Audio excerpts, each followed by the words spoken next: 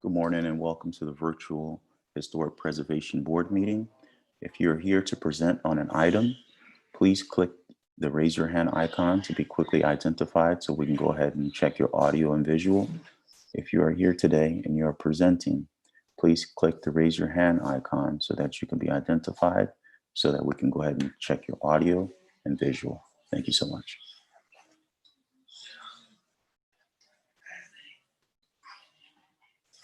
Good morning, Jacqueline. Good morning. Are you presenting today? Yes, I am. Awesome. Just give me 1 second here. Good morning, Greg. Are you presenting today? Yes, I'm presenting. Awesome. Just give me 1 second here. Good morning, Michael. Are you presenting today? Michael? Let me get to my Yes. control. Hello. All right. Yes. Yeah, I'm Okay. actually with a team that is, yes. No problem. Just give me 1 second. Was only supposed to be seeing your virtual historic preservation board meeting screen because I can't see anybody. Just give me 1 second, okay? Sure. No problem. Good morning, Michael. Good morning, Mickey. Are you presenting today? Mickey Moreno. Good morning, Donald. Are you presenting today? Yes. All right, okay. Good morning, Carly. Good morning, Carly. Are you presenting today? Yes, I am. Awesome. And Kobe. Good morning, Kobe. You presenting today? Kobe. Yes, I am. Thank you so much. Awesome. Just give me 1 second. I'm going to bring everybody over. Good morning, Carter. Good morning, Carter. All right. Okay. I'm just going to bring over my presenters. So just give me 1 second here. Let me bring everybody over so we can get everything tested.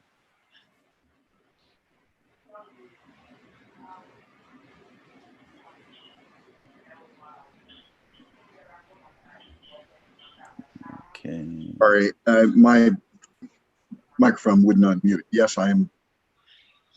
No problem. Just give me 1 second. I'm going to bring you to the other side of the board and then we can go ahead and check everything out for you. All right.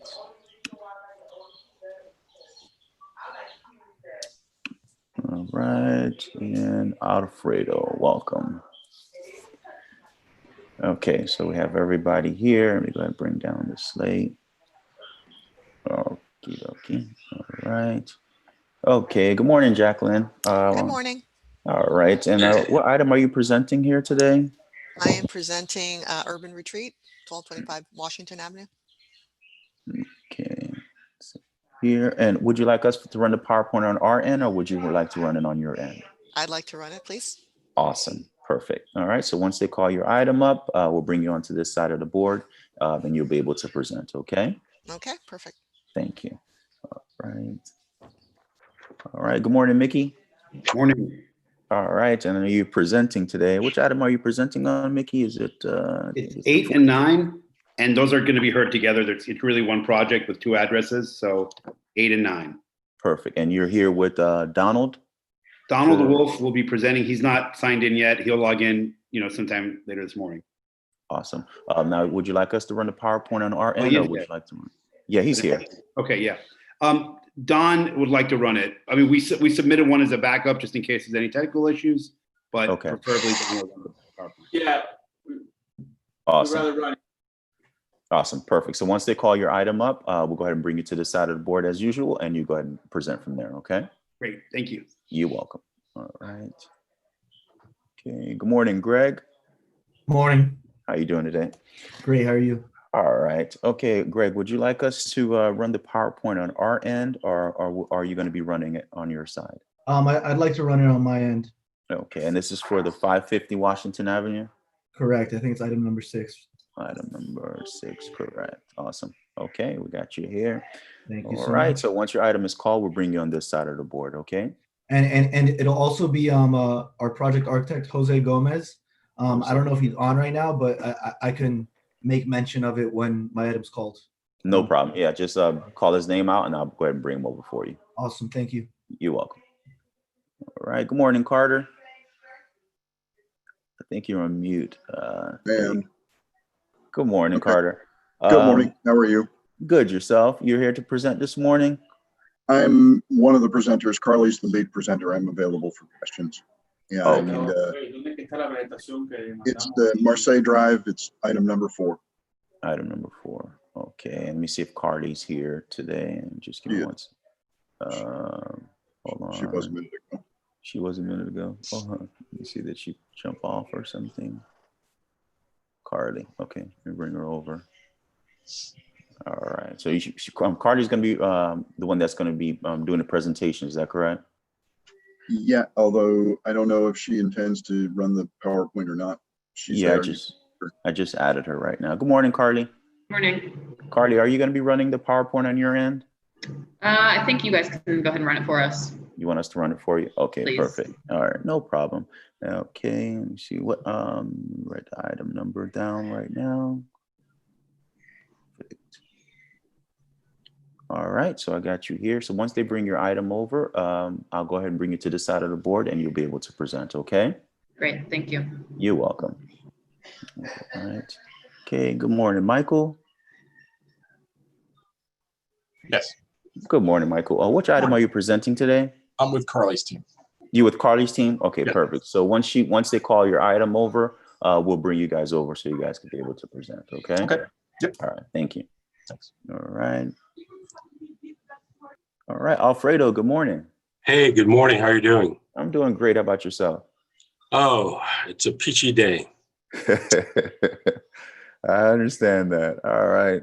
Alfredo, what item are you here We're today? for the quick, short and simple item 3. I think it's the first item, HPB 190341. Okay, and you're with Kobe.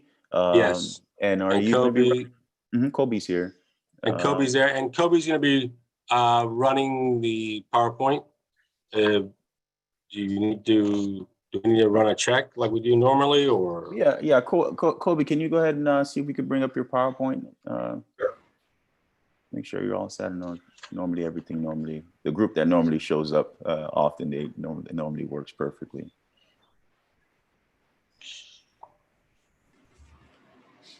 To go back to the days of hearings. Right. Hearings.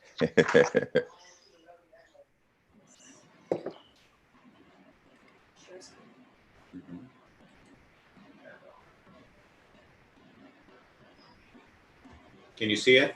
Yep, looks good. Looks good. That is good. Thank you. Thank you, Kobe. All Yes. right. All right. So once they call your item, we'll go ahead and bring you on this side of the board, and then you'll be able to Perfect. present. Okay. All right. See you guys. We're shortly. the first action items. I'll see. Thank you. No problem. Okay. I have 2 more attendees with their hands up. Let me go to the system. Gage. Good morning, Gage. Good morning. How are you? I'm good. Yourself? Are you presenting today? No, I'm just. I will be presenting, just talking over a few slides that for 1234 Washington. 1, 2, 3, 4, Washington. 1, 2, 3, 4, Washington. And you're going to be with Jacqueline? That's correct. All right. So once they call the item over, I'll go ahead and bring you and Jacqueline over so you guys can be able to present. Thank you. You're welcome. All right. Perfect.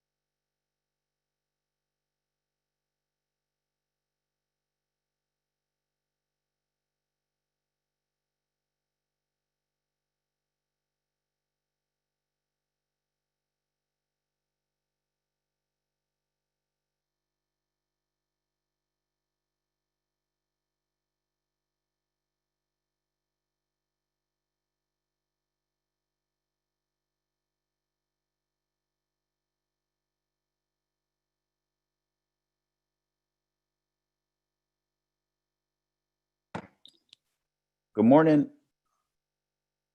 Hello, Morning. Yanni? Yes. Good morning. Are you presenting today? No, I'm not presenting. I'll just be available for item number 4 for any comments if needed. Okay, so once they call that item, then you'll hit the raise your hand icon to participate in that item. Okay, thank you.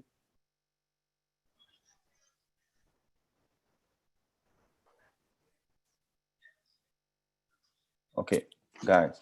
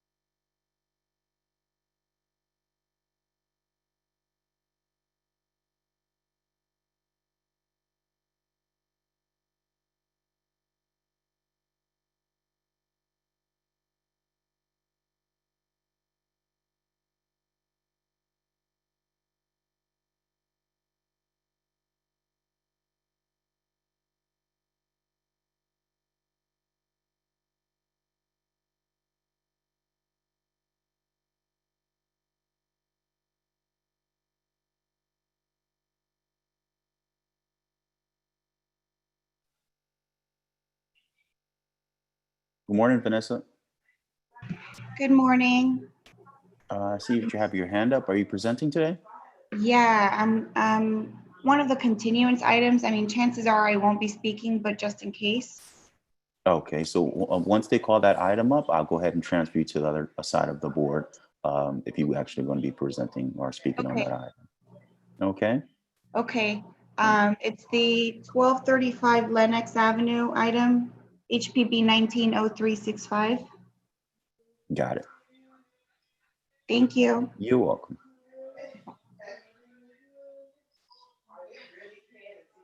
Good morning, Steve. Good morning. Are you presenting today? I will be presenting as part of the 1775 Collins. 1775 Collins.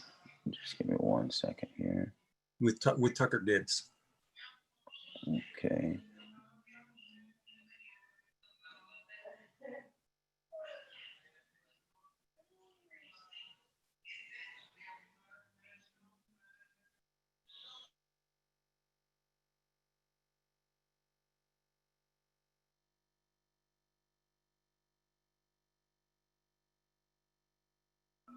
Steve, are you there?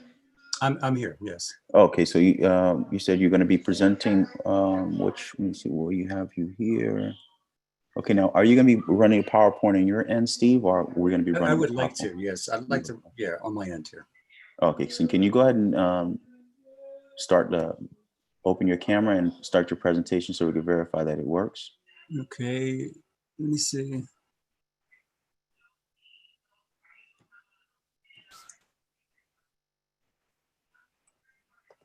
I did share the screen here. Yes.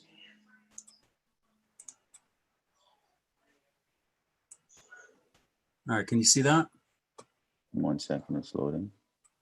Yes, so you would want to go on full screen mode once you're ready to present. So you'll run the slideshow. Correct. Let me, yeah, do this.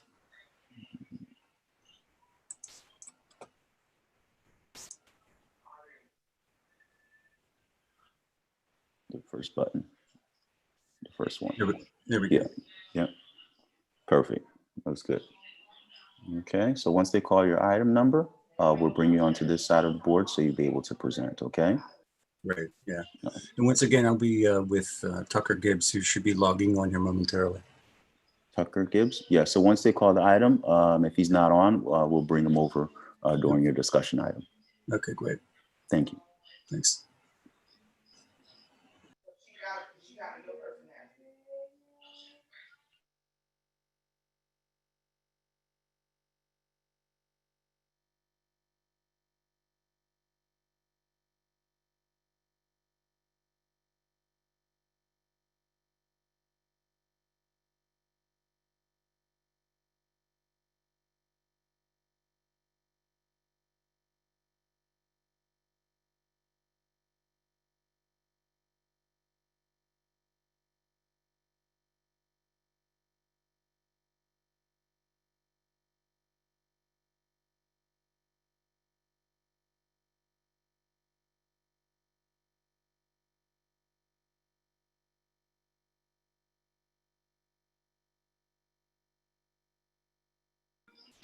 All right, we're about 3 minutes out from start time, so I would like to go ahead and do my audio and visual check on all my board members so that we're ready for airtime at 9 a.m.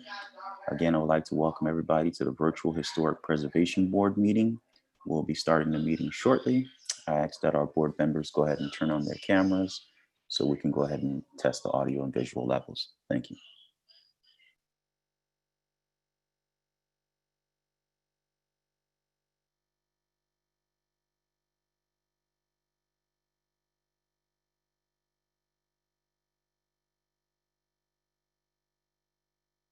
All right. Good morning, Max. Good morning, PJ. All right. Good morning, Ricardo. Good morning. Good morning, Debbie. Good morning. Good morning, Jack. Oh, well, I haven't seen your request to unmute you. I think you're muted, Jack. See if you can unmute yourself.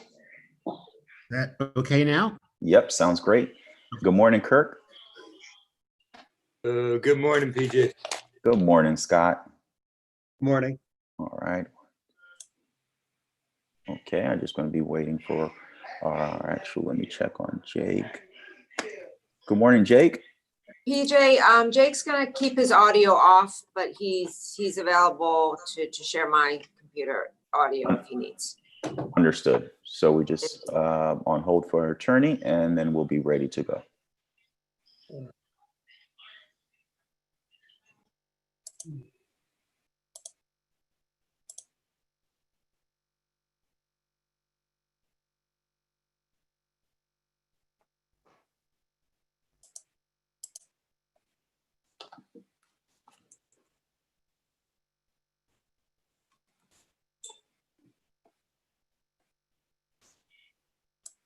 Good morning, Mr. Baluch. Hi, good morning, PJ. All right, great. And I think I have one more person I need to check up on as Barry. Good morning, Barry. Oops, can you hear me? Yes, I can hear you. Sounds Oh, good. now, okay, now the other buttons are there. Yes. All right. I think we're waiting on one more person. Is that correct?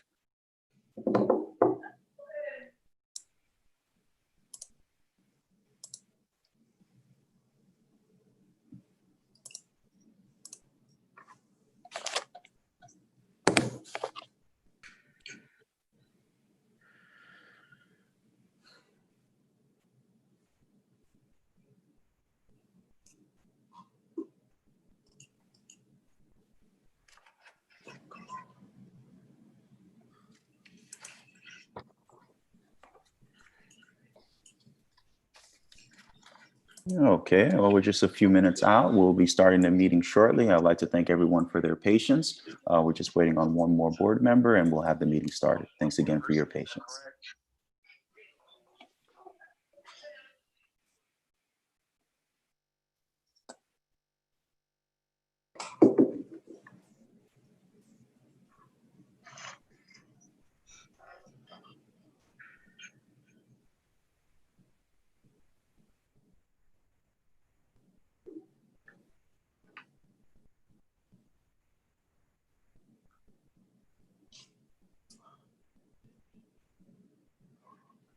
Morning, Mr. Baluch.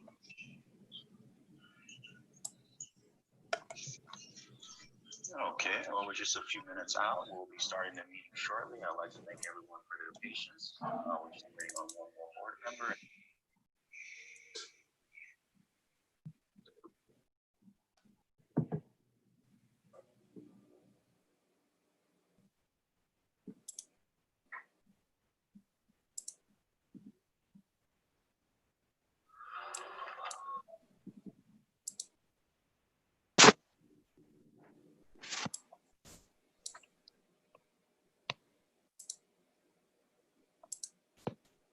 Good morning, Nancy. Nancy, if you once you have a chance, can you go ahead and turn your camera so we can make sure that your camera works, Nancy? I'm not sure where that is. I've never done it. All right, just give me 1 second. I'll help you out with that. One moment. I'm Christine.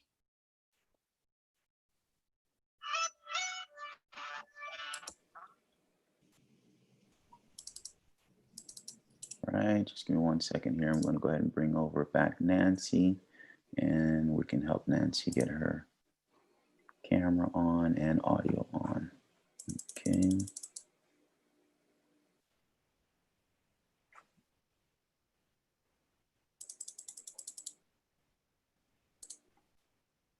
All right, Nancy, can you go ahead and try to start both your audio and your camera?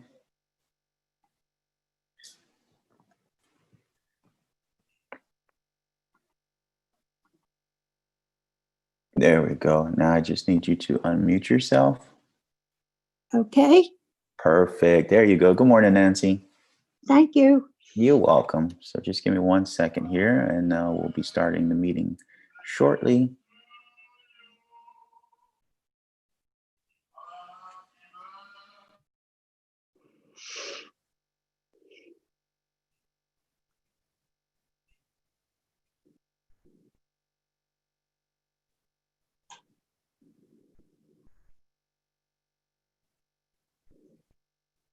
All right. Thank you so much for your patience. It seems like we have a quorum. Just go ahead and check audio levels on Nick. Good morning, Nick.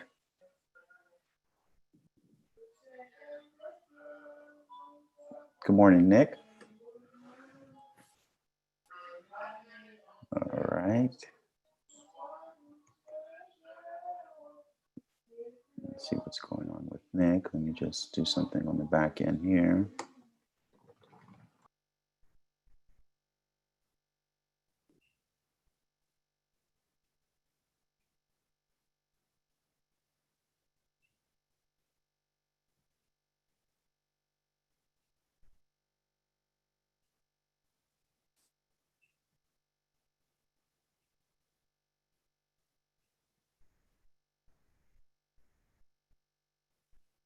Good morning, Nick.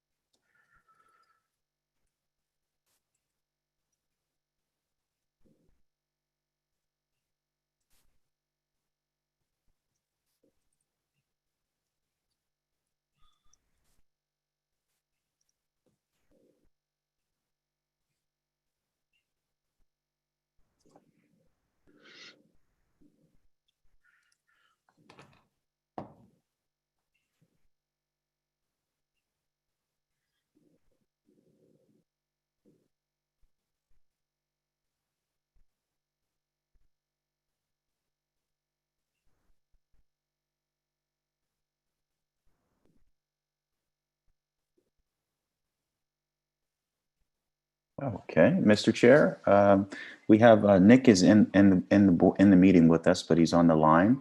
If you're ready, we can go ahead and start the meeting. Yes. All right. Stand by for air. Okay, I'm gonna count you down. It's going to be a 3-second countdown, and we're going to be live on all platforms. Okay. Stand by for air. And 3, 2, 1. Good morning, everyone. Welcome to the special August meeting of the Historic Preservation Board. We're happy that you all could join us and look forward to a very interesting and productive day. Welcome to all my fellow board members, Nancy, Kirk, Max, Barry, and Rick and Scott. We look forward to working together for the betterment of the city of Miami Beach today and hope that we do it in record time as well. Thank you very much, Debbie.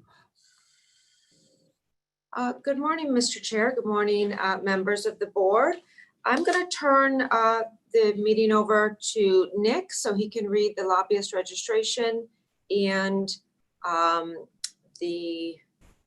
swear everyone in this morning, and then we can move on to the agenda.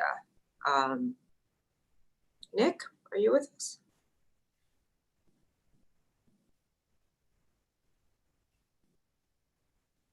While we're waiting for Nick, I guess we could look at the July 31st, 2020 meeting minutes.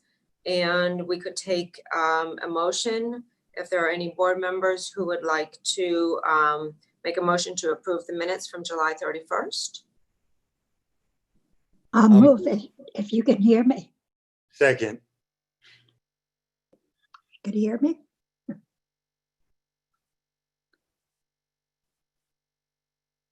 Yes, we can all- hear you, Nancy. So we have a motion. Kirk, was that a second? Yes, affirmative. Thank you. All those in favor? Aye. Aye. Aye. Aye. Okay, the motion passes. Thank you. Before we get started, we have one request for continuance this morning, which is 1225 Lenox Avenue. Before we get started, however, we do need the lobbyist registration to be read into the record.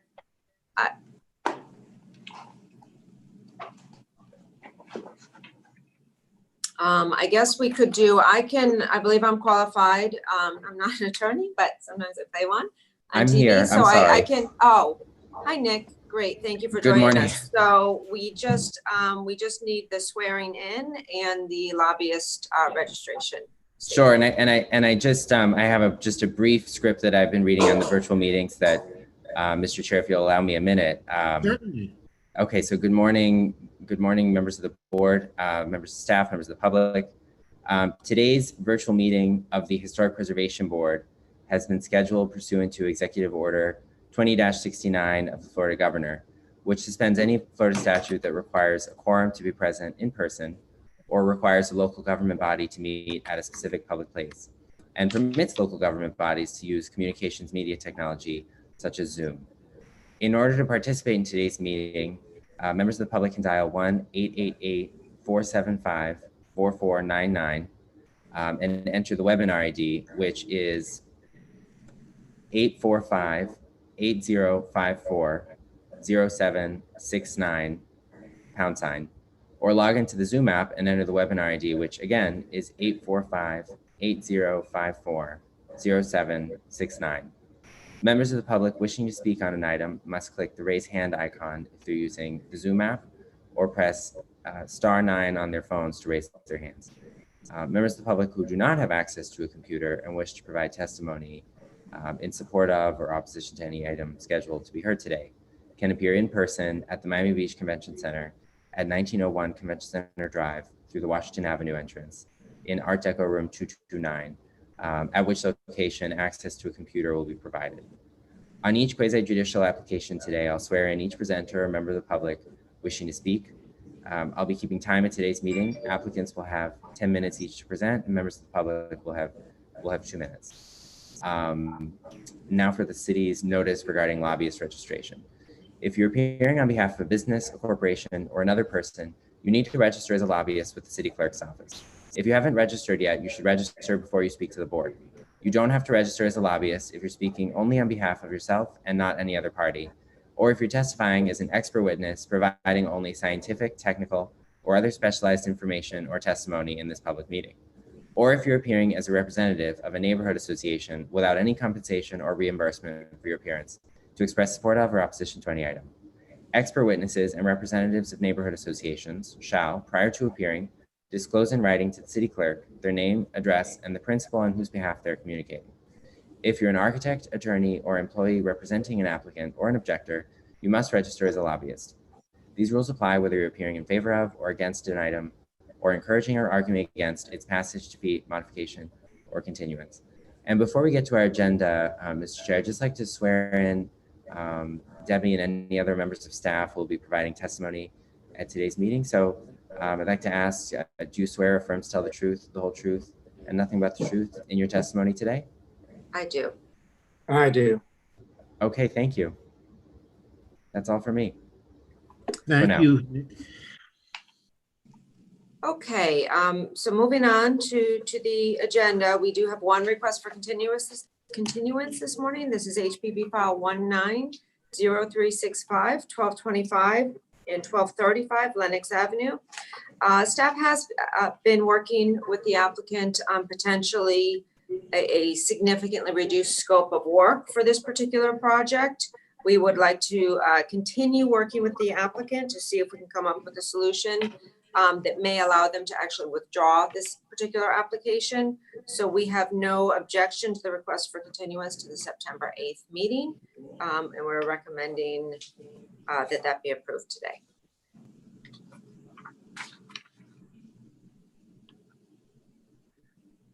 And that's all I have. The applicant is on the line for questions, but they have not prepared a presentation this morning. I'll make a motion to continue it to the September 8th meeting. Okay, we have a motion. Do we have a second? Second. Okay, second from Ms. Liebman. Prior to the vote, I just wanted to ask the board if you had any disclosures on this particular application. Excuse me, Debbie, which one are you on now? I lost you for a This second. is 1225 and 1235 Lenox Avenue. Okay, thank you.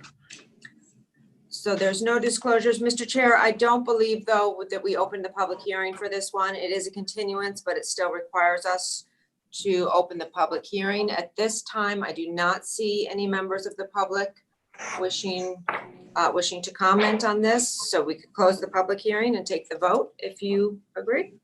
Certainly. Okay, I'm going to do the roll call this morning. Mr. Pascal? Yes. Mr. Needleman? Yes. Mr. Lopez? Yes. Ms. Liebman? Yes. Mr. Klein? Yes. Mr. Finglass? Yes. Thank you. Motion passes. Application is continued to the September 8th meeting. I didn't I'm vote, but I would have been a I'm yes. sorry, Mr. Litt, Max, I'm sorry. Can I have your vote? That's okay. Yes. Excellent. Thank you. That was unanimous. Moving on to the next application, HPB file 190341. This is 1751, 1757, and 1775 Collins Avenue. The applicant has filed for a certificate of appropriateness for the partial demolition and renovation, including the restoration of 3 contributing buildings on the site, the construction of a detached ground level tower addition at the southeast portion of the site, the construction of a detached ground level addition at the northeast portion of the site, and the construction of 2 attached additions, including 1 or more waivers and a variance to reduce the required subterranean rear setback. This particular application has been presented to the board 2 times prior to today's meeting. The initial presentation was a discussion only that was held at the May meeting. The application was then heard at the July meeting by the board. The board did take extensive public comment at that meeting and did issue several recommendations to the applicant. Since that time, the applicant has revised the plans, and I'm going to briefly summarize the changes from the last hearing. The first change, most of the changes are reflected in the new 18-story tower addition. So this is the residential tower component of the project. The outdoor terrace located on the 18th level has been reduced and shifted westward by approximately 16 feet 7 inches. The rooftop pool deck has also been reduced and shifted westward approximately 20 feet. And the rooftop mechanical screening, the architectural feature at the roof level, has also been reduced and shifted westwardly about 30 feet. In addition to modifications made to the new tower, the applicant has submitted some documents with regard to the existing buildings as well as the basement level. With regard to the basement level, the applicant has submitted a proposal from their resiliency expert to integrate certain resiliency aspects into that basement, including plans for future conversion of that space. So staff had met with the applicant at length. We had also discussed this with the planning director, and we believe that this is a positive step forward in the city's resiliency initiatives. And we are happy that this is really going to be the first project with this large subterranean area that has actually agreed to, what we believe is a reasonable resiliency component. So we would like to thank the applicant for working with that. Also, with regard to the basement, we have had several meetings with the applicant and their contractors in order to get more comfortable with the portions of the basement that are coming closer to the remaining contributing buildings. And that would be specifically the South Seas and the Richmond. The basement is actually encroaching into a very small portion of the existing building. After reviewing the documents submitted and after the applicant has agreed to take all necessary protection measures, not only for the South Seas and Richmond portions of the site, but also the Raleigh Hotel itself, the historic pool folly structure, as well as the contributing building, which is adjacent to the south, which is the Marseille building. Again, we want to thank the applicant for taking this very seriously and submitting these additional documents that staff is much more comfortable with at this point. We also have some conditions in our draft order that we believe are enforceable and will ensure to the greatest extent possible the protection of all of the contributing structures within the immediate area. Finally, the applicant has submitted a revised plan for the pool pavilion structure. So this is the structure, the new structure that is east of the existing pool folly building. That has actually been shifted further east, separating more from the historic folly structure, and that has also been reduced in size overall. The applicant is now also currently proposing to restore the ceilings in both the South Seas and Richmond original public lobby spaces. Staff is supportive of that. And we wanted to thank the applicant for listening to board members' concerns with regard to that.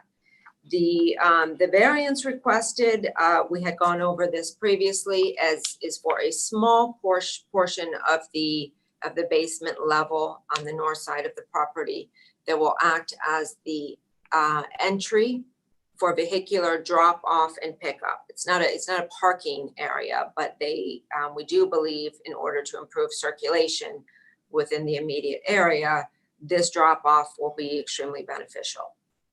So there is an approved basement located on this portion of the site that actually is partially constructed now. That was approved under a previous certificate of appropriateness. However, in order to get the drop off, they're looking at expanding that portion. Portion of that is projecting into the rear setback. And that is what they are requesting the variance for. Again, staff has no objection to this, as we believe this will improve circulation within the immediate area. They are asking for waivers in order not to provide the required loading spaces. They do not need a variance for this because they do have actually 4 contributing structures on the site. So we have no objection to that waiver. And then the last waiver they're asking for is for the non-conformances, any non-conforming setbacks or non-conforming parking credits for the existing contributing structures. In order to retain those, they do need a waiver. Overall, staff believes that the project has been improved over the past several months. And we are supportive of the project and are recommending approval subject to the conditions outlined in our draft order. Thank you. Thank you, Debbie, for an enlightening presentation. I believe the applicant has prepared a presentation if they are ready for that. Good morning. For the record, Alfredo Gonzalez, Officer 333 Avenue America. On behalf of the applicant, happy to be here today as we continue to have evolved this iconic project. And I think from everyone's, first I want to thank everyone for all the input, because it's helped make this the iconic project that the entire city can be proud of. And we've taken over 100 public meetings and discussions. Oh, Nick, do we need to? Yeah, do the why don't I swear in disclosures? your team? Yeah, so anyone who's going to be presenting on behalf of your team, can you state whether you swear or affirm to tell the truth, the whole truth, and nothing but the truth in your testimony? Kobe? I do. Unmute. I do. Okay, thank you. And Nick, do the board members, that's later when they disclose if they had any meetings? Later. Okay. We'll do that right before the public hearing. Thank you. So we really enjoy the opportunity that over 100 public meetings we've had to really bring back these three iconic L. Murray Dixon buildings, the South Seas, Richmond, and Raleigh. I want to say that since listening to all the boards and public comments, and having an applicant who champions finding value in restoring historic properties, bringing them back to their original glory, we are excited to present the project. Debbie has raised a lot of the issues that were outstanding, how we've addressed them. I just want to touch on a few of them really quick. There was concern about the beach walk and the beach. I want to let you know that Kobe will go into detail how we've cut 29 feet and pushed back 21 of the eastern side of the new tower, as well as the mechanical roof has been cut by 11 feet, scaled back 30 feet.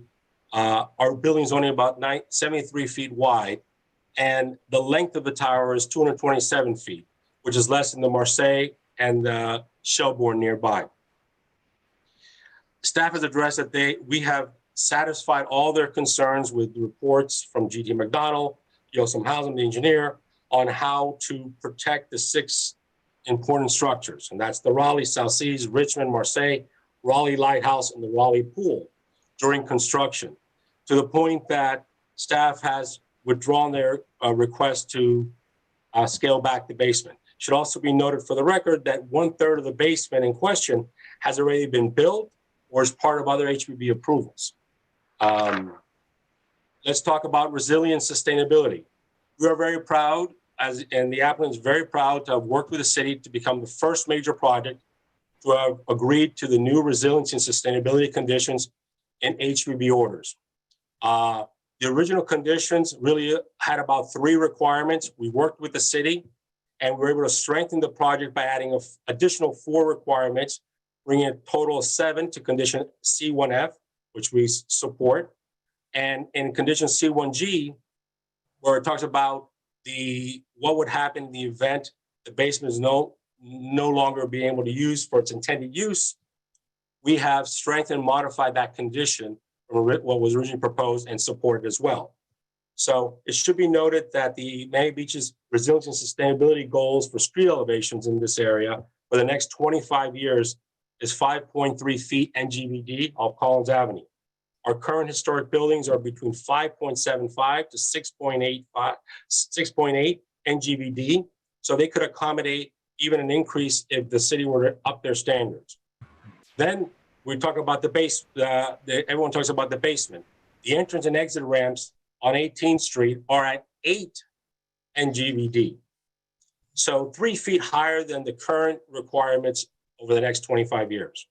So I think that with this and all the other documents provided to the city, we have embraced resilience and sustainability and are happy that this project is the first one to accept the conditions and even in a stronger level. There was concerns from staff and board members about the generator in the upper levels of the South Seas. We've agreed to the condition and reprogramming that upper space for residential uses. The board and the public made comments about the sun studies and the concern.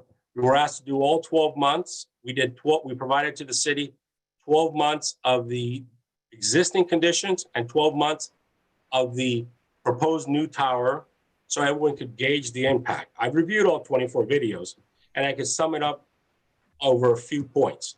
Number one, the beach walk has minimal shadows over the entire 12-month period, any given year. And the shadows doesn't start to about 3:30 to 4:30, depending on the month. When it comes to the beach, the hard sand starts getting a bit of a shadow about 4:30 to 5:30. So the impact of the public beach walk and the beach is minimal. It's no different than anywhere else along Miami Beach. Miami Beach is oceanfront. I mean, I personally enjoy a bit of a shade at the end of a sunny day on the beach, and you actually see the public sometimes seek out those small shaded areas to get relief from the sun if they've been out there all day. A secondary issue raised by the sun studies was a potential impact by the Shelbourne, which is also addressed.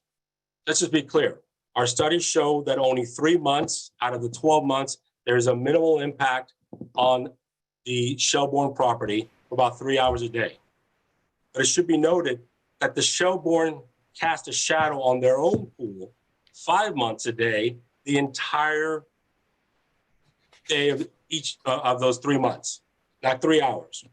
And it should be further noted that the Shelbourne additions, not the historic structures, the later additions, were built up against the northern property line, creating a shadow on the Nautilus Hotel pool for 5 months a year, impacting the entire day, not just 3 hours a day. So for the record, I also want to point out that our tower is over 175 feet away from the Shelbourne property line, 70 feet of right of way, and another 155 feet by the Raleigh. So if this wasn't enough to discount the unreasonable concerns by the Shelbourne, I point to Florida case law. A landowner has a legal right to the free flow of light and air across the adjoining land and of his neighbors. I cited in Fontainebleau Corp versus 4525 Inc. Also, Town of Indiana Atlantic versus Nancy, Mezek versus Cohen. Those 3 cases will be submitted for the record for your review.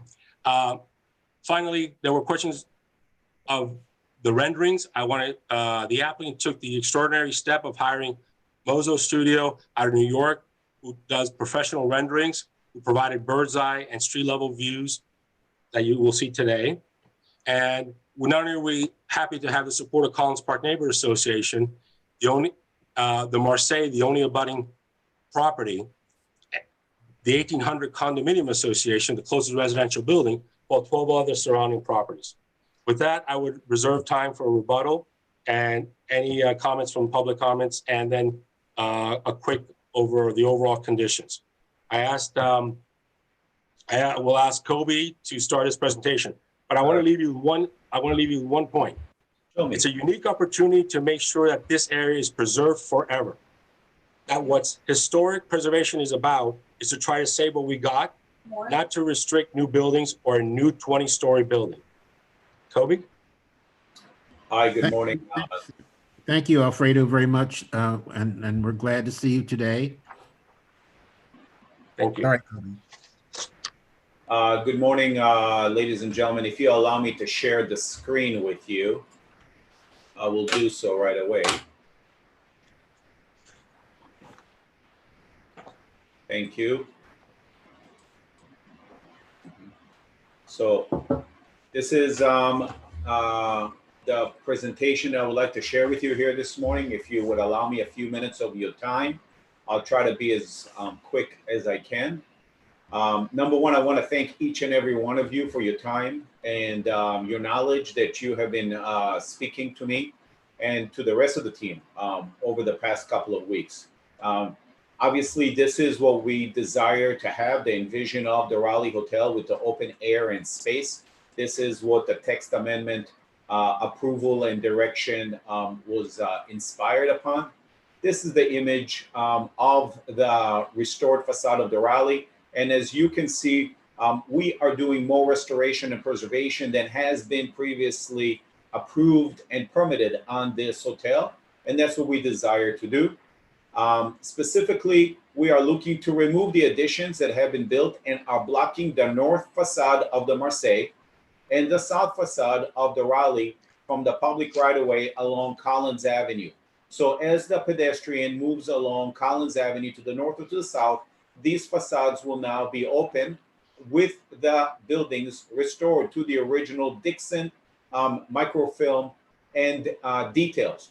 We have had the pleasure of working with Arthur Marcus, with your city staff, and also with Jean-Francois, who has written a wonderful book about these Dixon buildings and the value of these buildings, which Michael Chvaux has taken it upon himself to restore and bring these buildings to their original glory.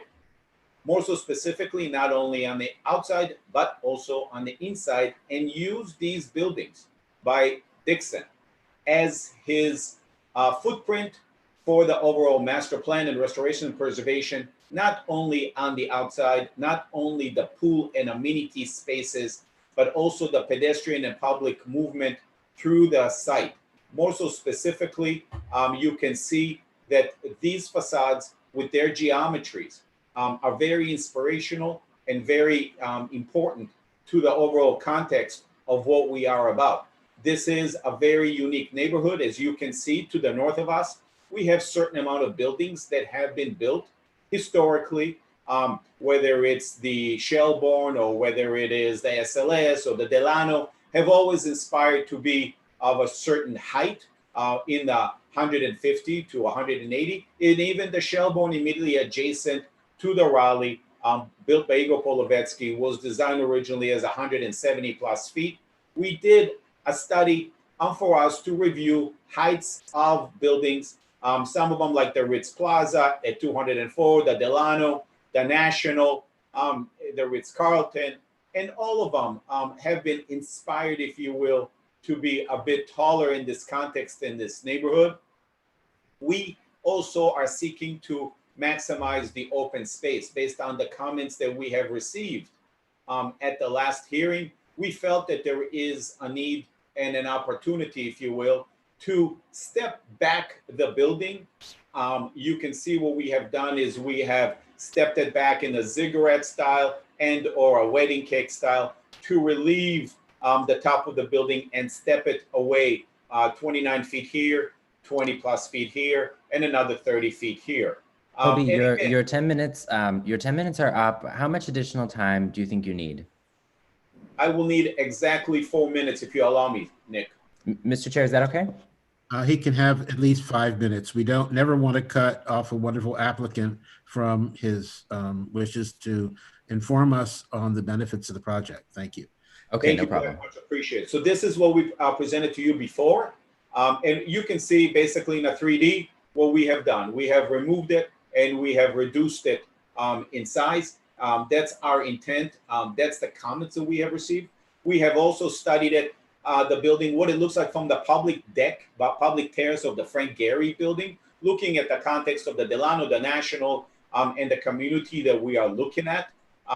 We also took the opportunity to see what the building looks like from an area that as the bird flies, right? That nobody would see, but the relationship to the Marseille, to the Dixon collage and collection of buildings and the new building and how it relates to the Shelbourne and or to the existing buildings that surround us.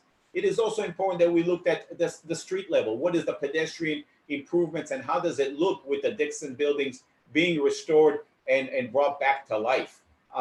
We had an opportunity to look at it also from a straight on facade. This is the building obviously in the background. And when we came in front of you with the text amendment, the building was a bit closer to Collins Avenue. This is what it looks like with the north facade of the Marseille now brought open and exposed to the public right away. This is the building that we are proposing right here in the back. And you can clearly see how we are proposing to restore and remove the additions and modifications that have been built on top of the Raleigh, above and beyond the previous permits and approval, where the finial of the Raleigh is brought back and celebrating its vertical design. We have also taken the time and opportunity, if you will, to look at what the context is from the waterway. This being right here is the Satai. This is our building. This is the Shelbourne. We looked at it also from a closer view, what it looks like in relationship to the Nautilus, the Shelbourne, the Shore Club, and obviously the SLS and the Delano to the south. We've also looked at it as what it looks like as a straight-on image from the water in relationship to other buildings.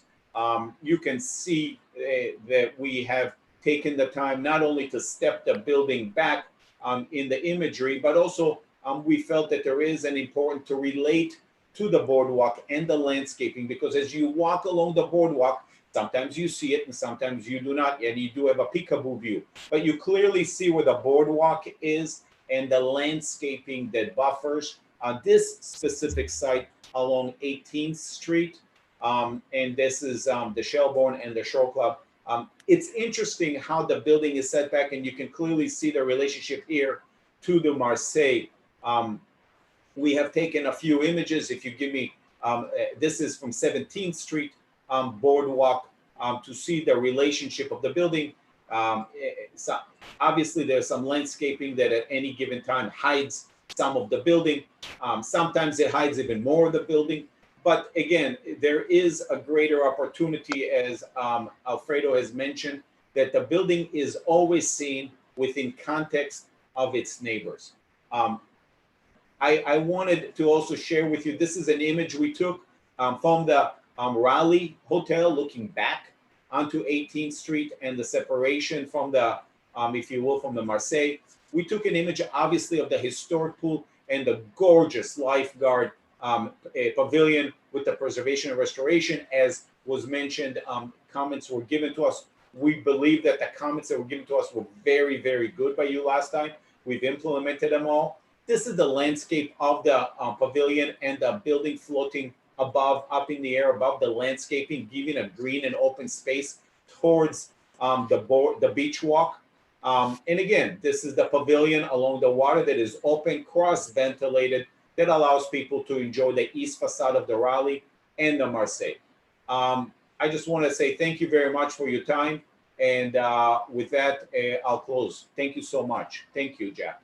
Thank you very much, Kobe, for a brilliant presentation. We appreciate it greatly. Debbie? I think we need to see if we have any board member disclosures at this point before we open up the public hearing. I do. Okay, Nancy, you go first. Yes, I do, but I've raised for this before. I have spoken to them. Okay, thank you, Nancy. I have all the disclosures from the last meetings, plus again, the Raleigh team, Clotilde Luce, Daniel Seraldo, Claire McCord, Jack Johnson, and all the emails I have received, I forwarded to Nick, so he has a record of anything that I've received. Thank you. I've also had communication with the applicant, emails constantly coming at me, phone calls. I have tried to keep staff abreast of that, and I do not recall any other conversations. And I can be impartial. I had a meeting with the applicant and project team on July 21st to discuss sustainability and resilience. I can remain impartial. Yes, and since the last time we spoke about this, I've spoken with the applicant and the team on a few occasions, and I can remain impartial. As I disclosed at the last meeting, I'd met with the project team at the location. And since the last meeting, I had a very brief conversation with the applicant's counsel, and I can remain fair and impartial. And I need to add, I can be fair and impartial as well. Thank you. I took a meeting last week with the applicant team, and I will remain fair and impartial. Thank you, Rick. Anybody else? No? Debbie, thank you. You're welcome. Thank you. We do have first public speaker is Daniel Seraldo. Daniel, are you with us? And Daniel, before you begin, can you state on the record whether you swear or affirm to tell the truth, the whole truth, and nothing but the truth in your testimony? Yes, I do. Thank you very much. My name is Daniel Seraldo on behalf of the Miami Design Preservation League. It's good to see all of you. Hopefully you're all staying safe and healthy. So we submitted our updated position after our advocacy committee met and reviewed the latest plans. So I'll try not to go in depth on it, but I think our main points, as you're all aware by now, is that we do think that preservation-wise, the project has improved significantly as far as the renovation, restoration of the existing lobbies in the two smaller buildings, keeping the ceiling plate and not making those lobbies double height as was originally proposed. We also appreciate the better window mullion designs for the Raleigh. And our main concern has always been and remains the restoration of the three original L. Murray Dixon structures. And we want to really make sure that there's discussion today and something definite as far as what is the timeline on the restoration of those structures and what are specific benchmarks. Can it start before the tower, for example? It's very important to us because of the neglect of other buildings that have just gone on for too long. And we do believe that the new ziggurat step back on the tower is an improvement. We have mentioned our overall concerns with the tower height, but taking everything together, we just wanted to share our positions on the overall project, and we look forward to your discussion. Thanks. Thank you, Daniel.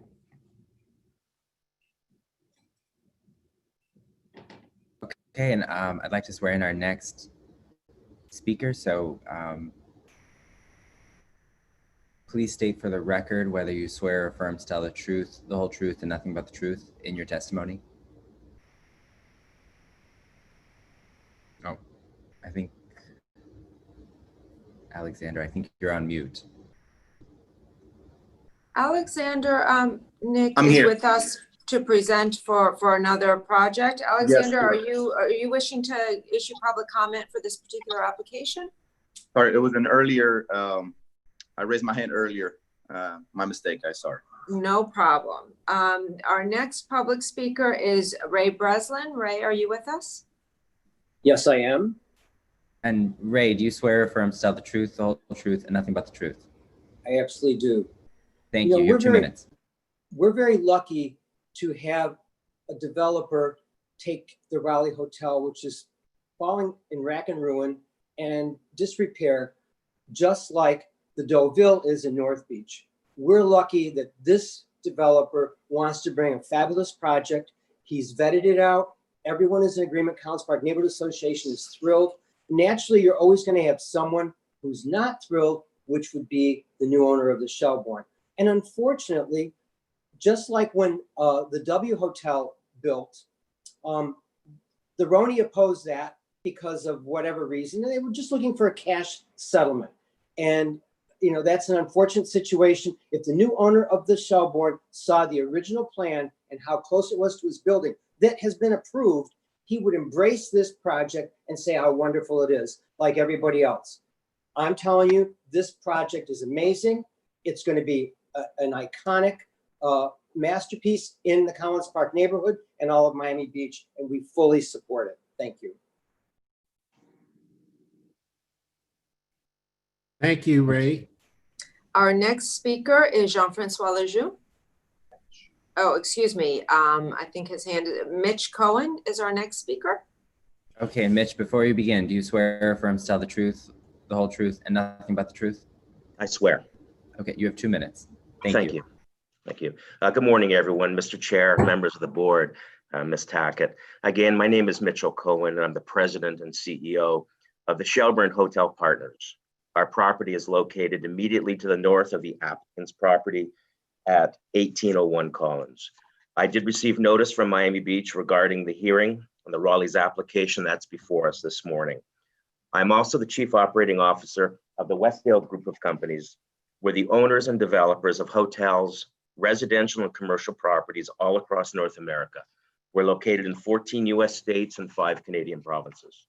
Our company has a very deep passion for heritage properties with a roster of over 14 historic properties in Dallas, Toronto, Ottawa, Montreal, and Halifax.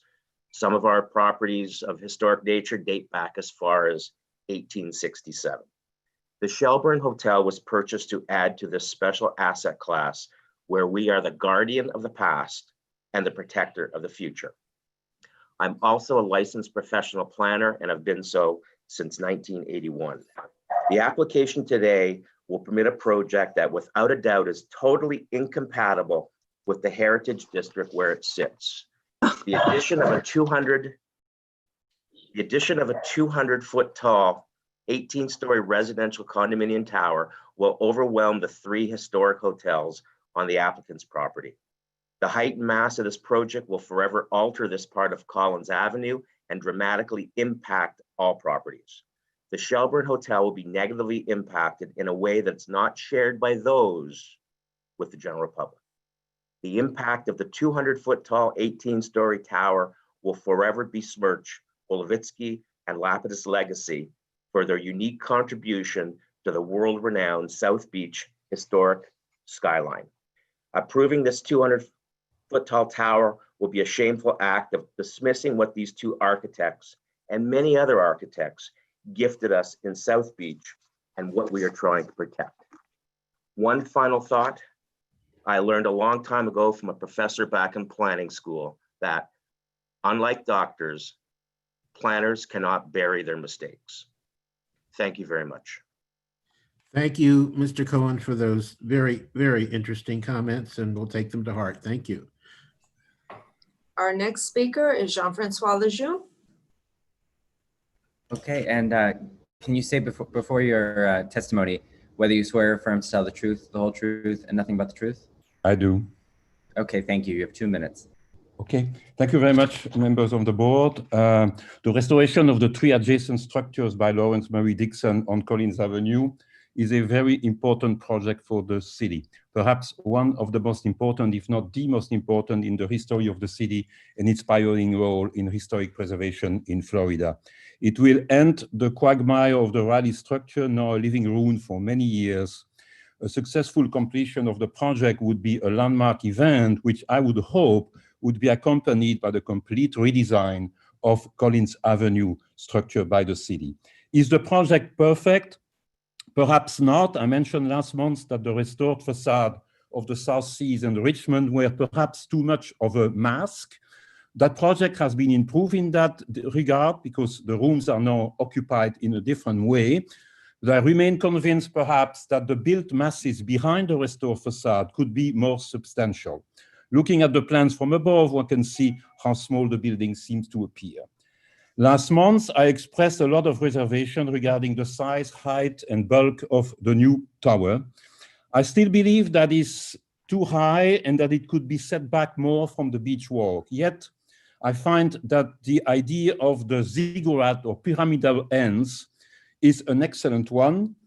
Perhaps it could be even increase, maybe starting 1 or 2 floors lower to even more, to reinforce the identity, because I believe that the design is now moving toward an aesthetic that would be quite unique in the history of the new additions in Miami Beach. Otherwise, I applaud the use of the high pilotis on the ground floor and would like to praise the design of the glazed sections of the facade, which are very different from the typical glazed towers that we see. I think it is a successful attempt at developing an aesthetic that refers to the history of the city, to the Deco district, and also to the 1950s heritage. Thank you. Thank you, Professor Lejeune. Nick? Our next speaker is Lloyd Mandel. And Mr. Mandel, before you testify, can you state whether you swear or affirm to tell the truth, the whole truth, and nothing but the truth? I do. Thank you. You have 2 minutes. Thank you very much. My name is Lloyd Mandel. I'm the proprietor of the Marseille Hotel. I've been in this operating in this neighborhood for over 50 years in the Collins Park district. The project as currently presented is a 1,000% improvement over the already approved plan that was in place. That plan would have completely blocked the historic Marseille Hotel, and it would have blocked the entire north facade of that hotel just 5 feet away. I wholeheartedly appreciate and support the adjustment made by the developer to now locate their tower to their east location rather than the earlier location proposed, which was further to the west. In addition, please note that the developer has cooperated with us to minimize the negative impact during construction on our business. They've made a sincere effort to be a good neighbor. Their tower, now located to the east in their proposal, is the best possible location for its visual impact on our neighborhood. Number one, it's far removed from the hotels and restaurants on the west side of Collins Avenue. Number two, it's away from the pedestrians on Collins Avenue. Number three, it's the least impactful on the Marseille Hotel and our boutique guest rooms. And number four, if it is moved more to the west, it will seriously damage us. Ladies and gentlemen, this coronavirus has taken a major toll on our otherwise thriving tourist economy. This Raleigh project, if done as proposed today, will be a major upgrade to South Beach and to my neighborhood of 50 years. Let the Raleigh raise the bar and reverse the sorrowful state that South Beach has now become. Thank you for listening to my heartfelt comments. Thank you, Mr. Mandel. Our next speaker is Robert. And Robert, do you swear or affirm to tell the truth, the whole truth, and nothing but the truth? I do. Thank you. You have 2 minutes. My name is Robert Balsbury. I'm the president of Chisholm Properties South Beach. I'm the owner of the Surfcomer Hotel for approximately 20 years. And I wanted to express that I have met with the applicant many times.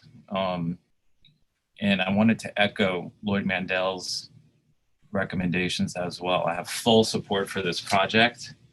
I think it's a very rare opportunity to have a developer propose what Michael Schvo is going to create at this amazing location. So really wanted to express how important it is to get this type of project really moving. Thank you very much for your comment. Our next speaker is Mike Ohanna. And Mike, before you begin, can you state whether you swear or affirm to tell the truth, the whole truth, and nothing but the truth? I do. Thank you. You have 2 minutes.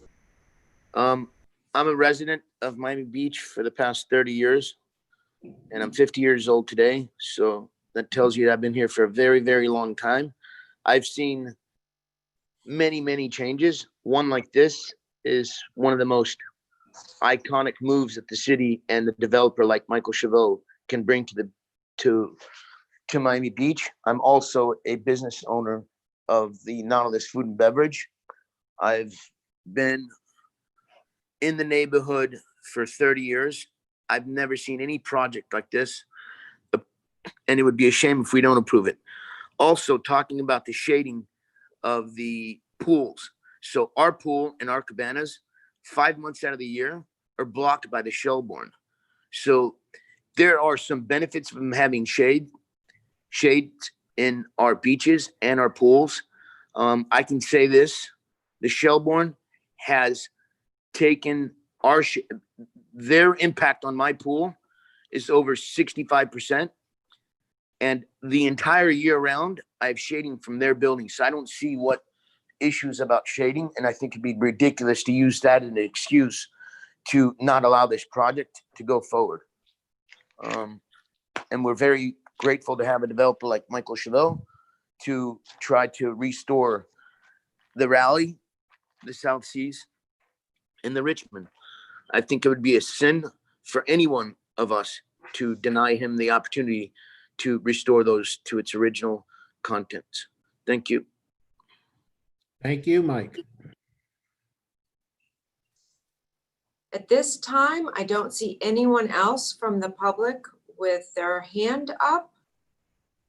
So I would ask that if there's anyone on the meeting that wishes to speak, to raise your hand if you would like to comment on the Raleigh Hotel.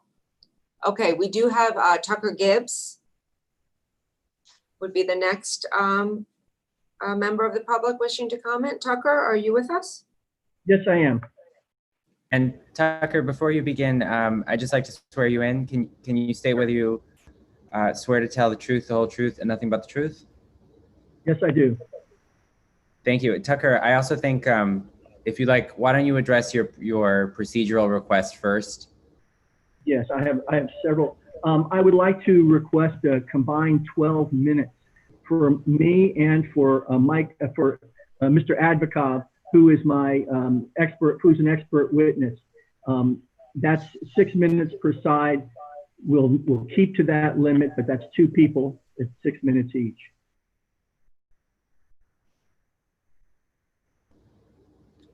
Mr. Chair? Normally people are given 2 minutes each. Nick? That's correct. Yes. Okay. If they would take 3 minutes each, I don't want to restrict them unduly, but 12 minutes is compared to 4 is a bit of a stretch. But let's start off and see how we do. Mr. Chairman, may I respond to that, please? Sure. Okay. My situation is that my client is here to make I'm here to make a presentation on a quasi-judicial matter. I want to be able to establish a record. I can't establish a full record with only 2 minutes or even 3 minutes. I've really cut this down. I've sent the board a letter which outlines in detail our position. If you all are going to accept that.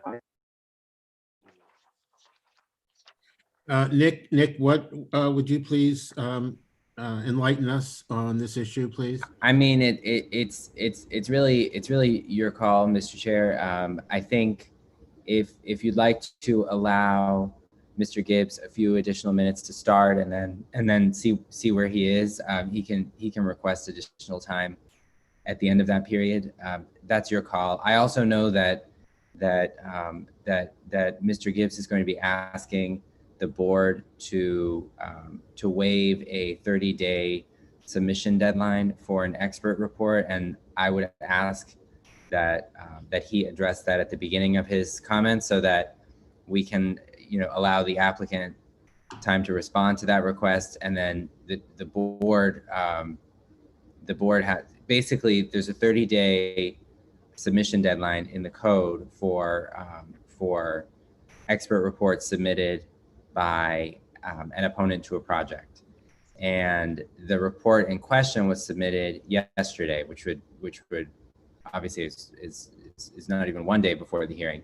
The Historic Preservation Board has the authority under 118-6 of the code to waive that requirement. It would require a 5/7 vote to do so. I just think that's a threshold issue that I'd like Mr. Gibbs to address before he gets into the rest of his comments.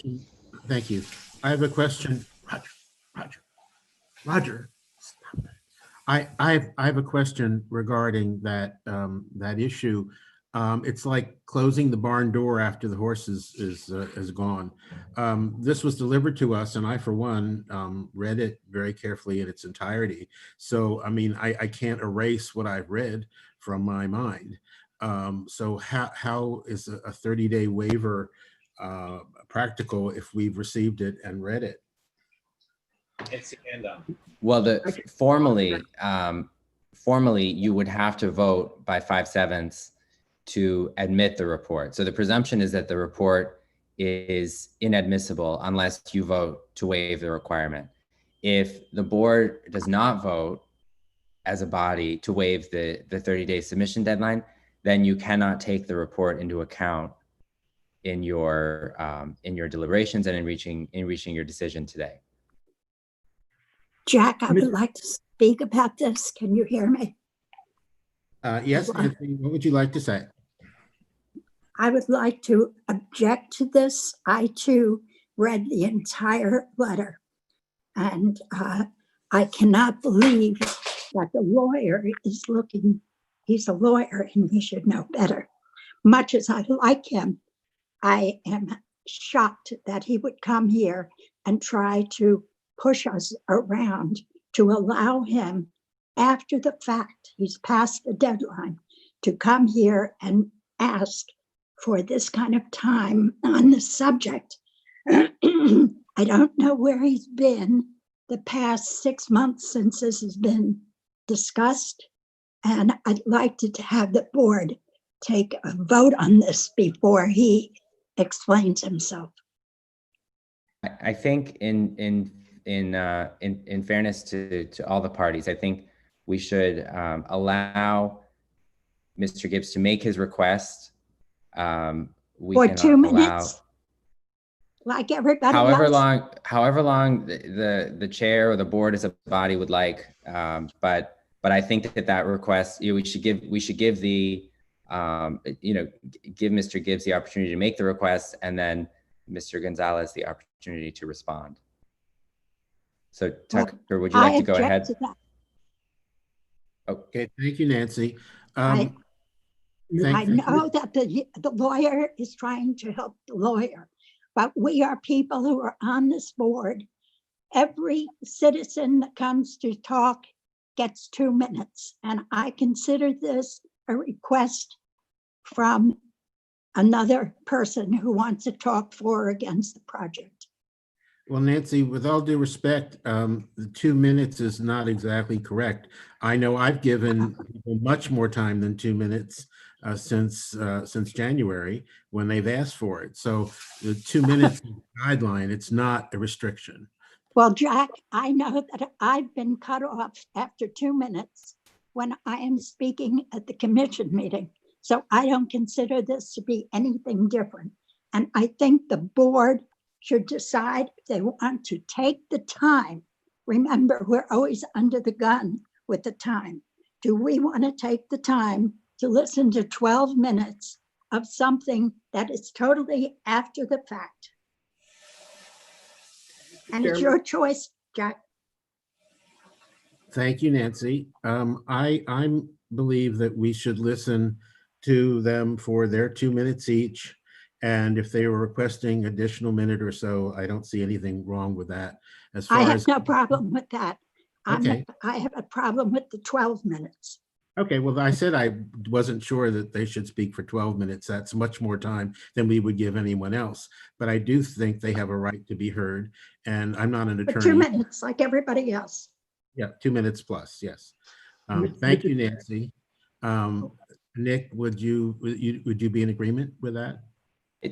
However much time you'd like to allow is fine with me. I'll set the timer at, if you'd like to limit Mr. Gibbs to 2 minutes, I'll set the timer at 2 minutes, and then we'll see how it goes. Let's start off with 2 minutes and see how far they get. But they have 4 minutes altogether, then 2 and 2. What about sorry, excuse me, but what about the reports? Are they being? Well, so the reason why I'd like Tucker to address the report first is because I don't, if the board does not want to entertain the request for the 30-day waiver, then I don't think the report should be discussed, because the presumption in the code is that the report is inadmissible because it was submitted late. So I think that's the threshold issue that Tucker should address, and then we'll have the board resolve it one way or the other, and then Tucker can continue with however much of his time remains, if that's okay with you, Mr. Chair. Well, since they're two separate issues, I don't see why they should be combined into one. If he wants to say why he has the right to speak on this, to include the report, that's one thing. His response his right to object to the proposal should be something else. Okay, so then I'll set the clock at 2 minutes, and Tucker, if you could address the your request for a waiver first, that would be great. Great. For 2 minutes. 2 minutes and no more, maybe shorter. I was retained on August 4th to prepare this presentation. Mr. Advikov was hired on August 5th and immediately prepared his technical historic report. I emailed Ms. Tackett, who referred me to Mr. Kalergis. I explained the situation, said I would send a letter report to the board with an explanation that I would seek the waiver. I'm just requesting that Mr. Advikov's report be accepted into the record, or in the alternative, to continue the matter if the applicant has problems with evaluating this document on such short notice. I'm only dealing with the timeline that I was given. I was not hired until the 7th, and 4th, and Mr. Advikov was not hired until the 5th. That is our problem with this. That's why we're trying to present it to you this way in writing, because of the time constraints you all are talking about. Thank you. Thank you. So Nick, now he can have 2 minutes, and Mr. Advikov. Could Mr. Chair, could I respond on behalf of the applicant to the suggestion to We would omit never the want to documents? restrict anyone's responses. Thank you, Mr. Chair. On behalf of the applicant, we would strongly object to inclusion of these documents on the past 11th hour. The code does require, and we're held to that same standard, that we have 30 days. We had to rush to get our submittals in. It should be known for the record that the Shelbourne, the owner, they may have chosen to hire Tucker at a late point, but they have been involved with this project since they met with my client back in December of 2019, and they were exploring acquiring the Shelbourne. So they have had more than the general public in time to address any concerns as we've gone by. We're now in August. And we're not even talking about a week, 2 weeks, it's 30 days, they got it in 2 weeks. We're talking almost 12 hours before the hearing. We're dropped with these over 60 pages of, almost approximately 60 pages of documents that they'd like to submit. I think, and then to suggest a continuance, it just plays on to these, I could just say, games that the Shelbourne continues to do. They spoke extensively at the last hearing. And for the record, Mitch Cohen, who is the owner and who Tucker represents, already spoke 2 minutes earlier in public comment. But I'm okay with the 4 minutes, but I strongly object to introduction of these documents because it's such a late point in time. Thank you. Thank you, Alfredo. Okay, Nick.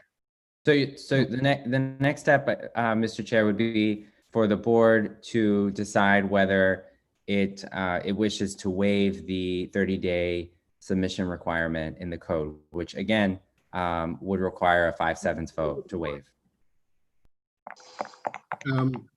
Nick? Yes. No. Has this been done before, and to your knowledge? I can't remember a time when the board's waived the 30-day requirement. Debbie, do you remember? I do remember a discussion at the board regarding this probably between 5 and 10 years ago. I don't remember the specifics, but I know this is something that has been requested of the board previously. I would have to do some more research to figure out a specific example of when it was approved by the board. But this type of thing does not come up often. I would say probably once every 10 years or so, we have a situation like this. Mr. Chair, I could answer that question if you like. Sure. Okay, Alfredo. Under the Shore Club application, we had a similar situation. And in that case, the waiver was requested because it was shy a few days. It wasn't 30 days, it was 20 some odd days. So the board felt there was ample time for everyone to review and respond if they needed. not 12 hours. So I've been practicing for about 20 years before this board. And outside that example, that's the one I could recall. And it is very much distinguishable with the last minute 12-hour submittal. Thank you. A last minute what? Last minute 12-hour Oh, submittal. okay, thank you. Nick, as far as I'm concerned, we can take a vote or any way you want to handle this, but I find it not, how would one put it? Fair is not the right word, but I find anytime someone wants to restrict knowledge on any subject, I find that a little objectionable, because in order to make an informed opinion, one should have all the information available. And I'm not familiar with this 30-day rule, but to me, that restricts people's ability to add their opinions or their facts or their information into the process. And we should be under sunshine, we should be available to listen to everyone equally and hear what they have to say in order to have an informed opinion. I'm not an attorney, so, and Nick, you are. So I don't know how you would want to handle this, but I don't see why 30 days or 50 days or 10 days or 3 hours should make a difference. Where at a public hearing, anybody should be able to come up and say whatever they want about the project. I don't see why there should be a number of days limit. If he wants to present something into the record, that's another issue. If he wants to present something into the so-called record, who's going to see this record after today? It may be there for if a lawyer wants to deal with it, but no one ever hears of this person's issues if it's just submitted into the record as a document. I don't think that's, to me, that's not appropriate. I'd like to hear everything that everyone has to say, because that's fair. I don't see why we should have time limits or exclude people. I'm not for excluding, I'm for inclusion. And so, Nick, if you want to have a vote, please do what is ever legal. I'm not a lawyer and I don't know, but I think fair is fair to everyone. So Mr. Chair, it's purely the board's call. Okay, so, I would like to make a motion as we are being told that we should take a vote. I'd like to take a motion. I guess it would be nice to listen for the 2 minutes that each one has to say. We all received in the mail today, this morning, a whole description of what they're trying to do and why they're trying to do it. And I thought to myself, this is a bit much. This will take longer than half of the projects that we've had, longer than this project has been on the board's agenda.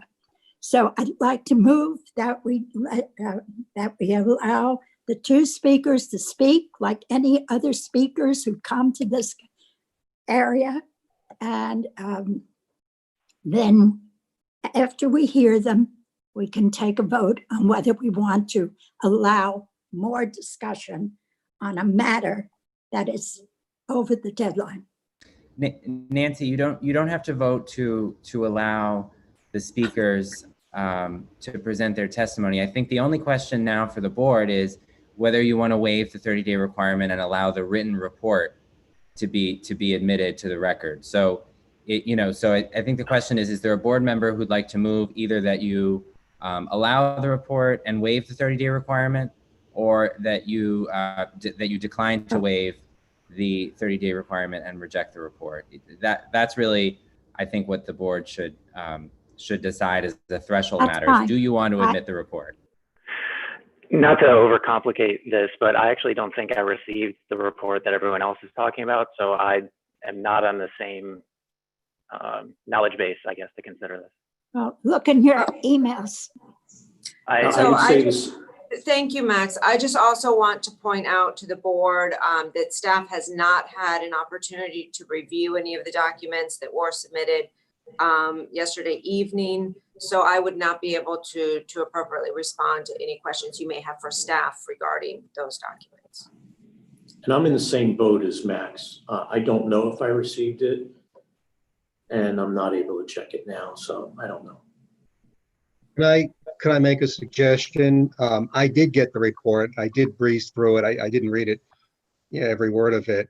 Honestly, it didn't really change my position on this. So seeing that some other members didn't get it, I would say, I wouldn't waive the that 30-day requirement, but I would give the applicant, I'm sorry, not the applicant, Tucker, more time to speak. Maybe not the 12 minutes, but I would give them quite a bit more time than the 2 minutes or the whatever combined time they need to speak.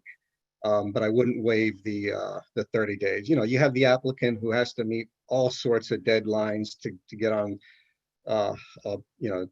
for his application to be heard. So, anyone in opposition needs to follow those same guidelines too.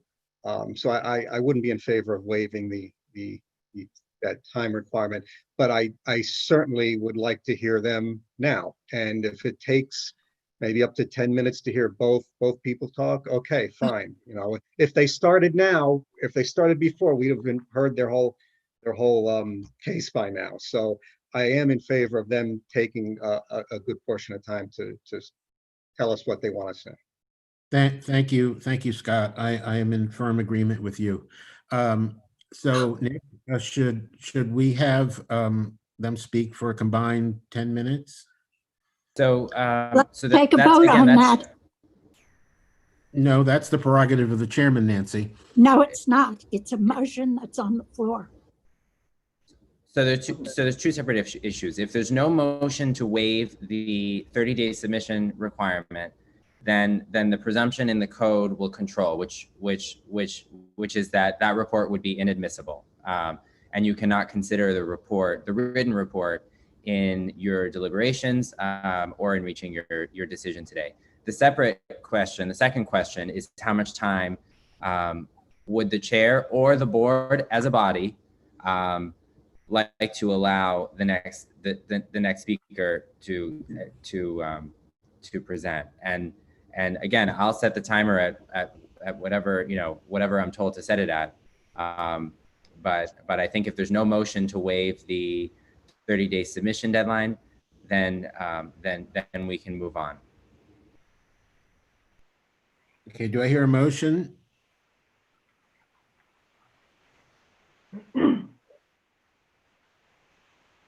Hello? Okay, hearing no motion, I propose that the two people in question be given 8 to 10 minutes for a combined presentation. Combined. Okay. Okay, I'll set the clock.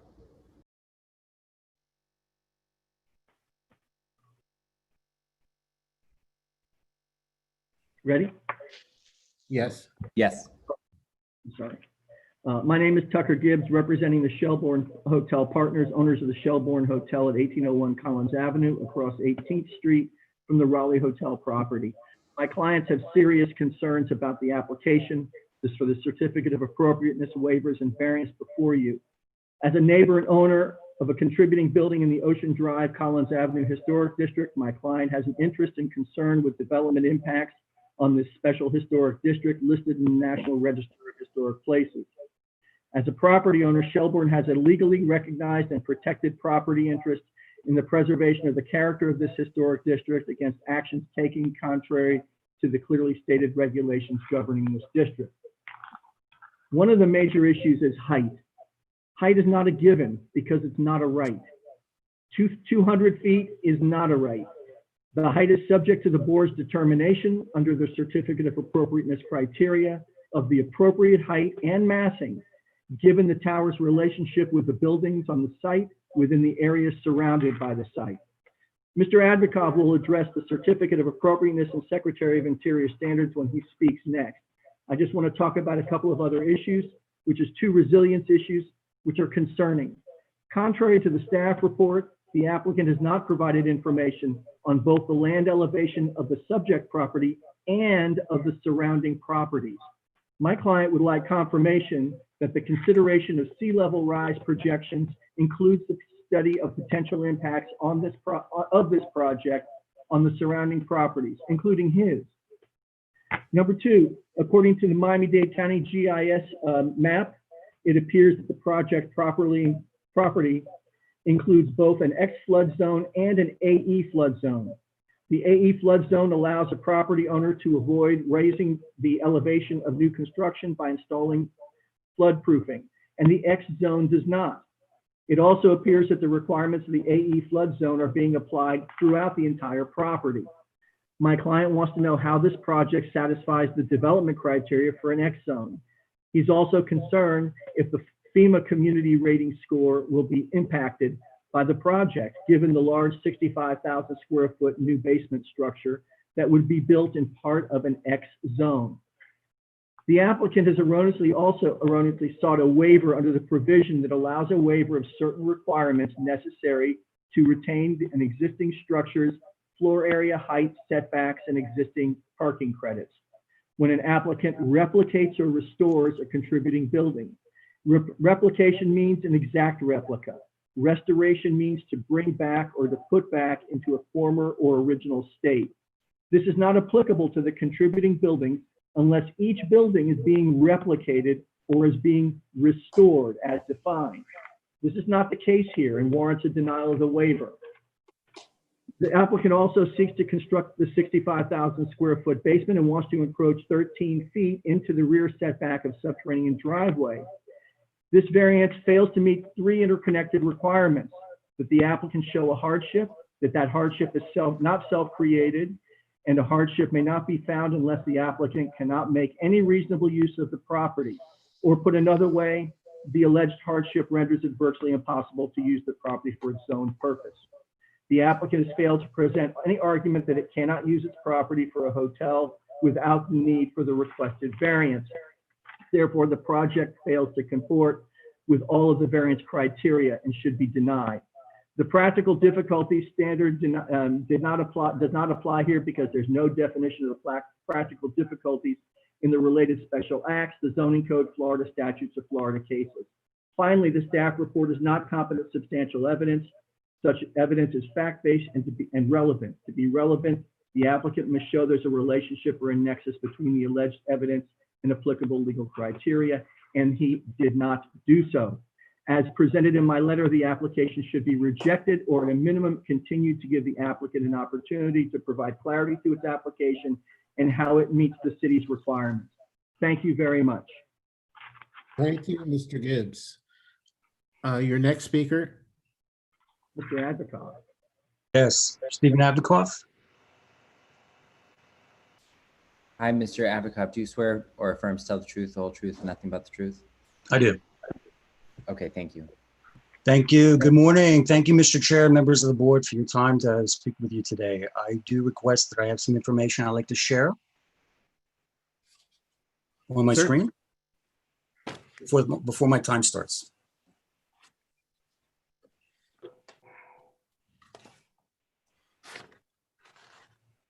I have any objections to sharing any screens? It's just a presentation that I'd like to briefly. That presentation hasn't been properly brought before the record. Members of the public are allowed to give verbal presentations for public comment or attend the in-person public comment meeting room at the city's convention center. But we are not allowing at this point, the city as a policy, members of the public wishing to comment to share their screen. May I ask a question? Certainly. If I was, if we were having this meeting in the chambers and I as a citizen came to speak for or against any project before any board, would I then be not allowed to raise up a piece of foam cord with some graphics on it and say, here's my analysis and I believe or I agree or disagree? I don't think that's not the issue here. No, that's not the issue here. I think the question is whether the presentation was submitted timely prior to the planning department's administrative deadline to submit visuals, and I don't know, I don't believe it was. Well, So the presentation I'm requesting to share is not directly part of that document. This is a separate item. No, I know that, but I think separately, you know, as the notices for this hearing provide, any visuals that an applicant or a member of the public would like to present do need to be submitted to staff prior to a certain date. And so I would defer to staff on whether the presentation was submitted timely. But if it was not, then I suggest you present verbally. Nick, this is, I just wanted to, I just heard one comment. You said it's part of his package. No, I said it was not part of my package. I said it was distinct from my package. And just for the record, staff has not, to my knowledge, received a visual format presentation from the speaker. Alfredo, please. Can we move on, please?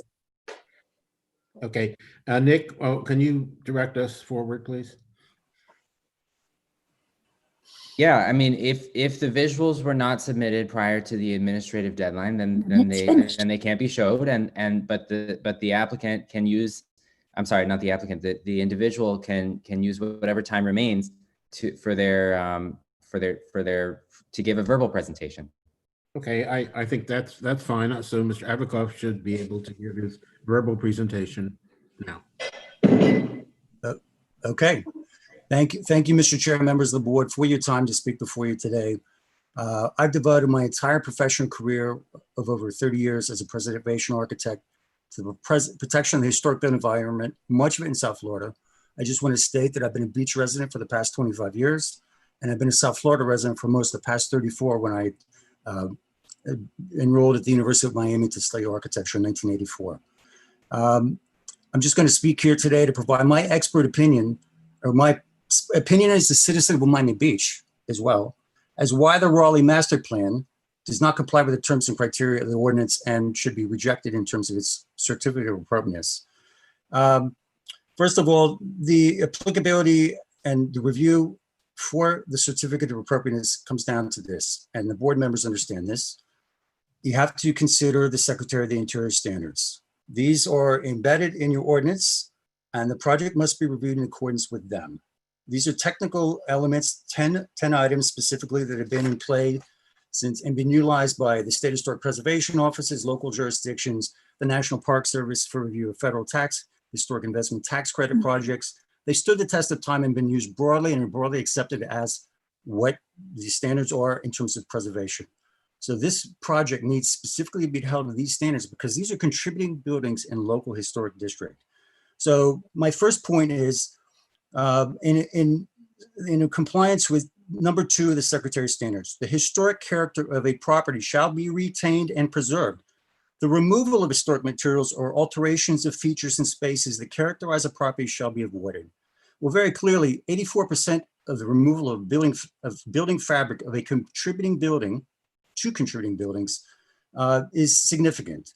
This is not preservation, this is demolition. Demolition of the work by Murray Dixon. His work is being demolished as part of this. And of course, demolition of the work by Melvin Grossman, whose work has been around for 66 years and was listed as a contributing resource at the time of designation. This is non-compliance with the Secretary's standards for that particular item. Number 3 of the Secretary's standards items points out, each property shall be recognized as a physical record of its time, place, and use. Changes that create a false sense of historical development, such as adding conjectural features or removing them, or architectural elements from other buildings, shall not be undertaken. Well, this demolition of the Richmond and the South Seas will generate 2 building footprints that have never existed, creating a false sense of history.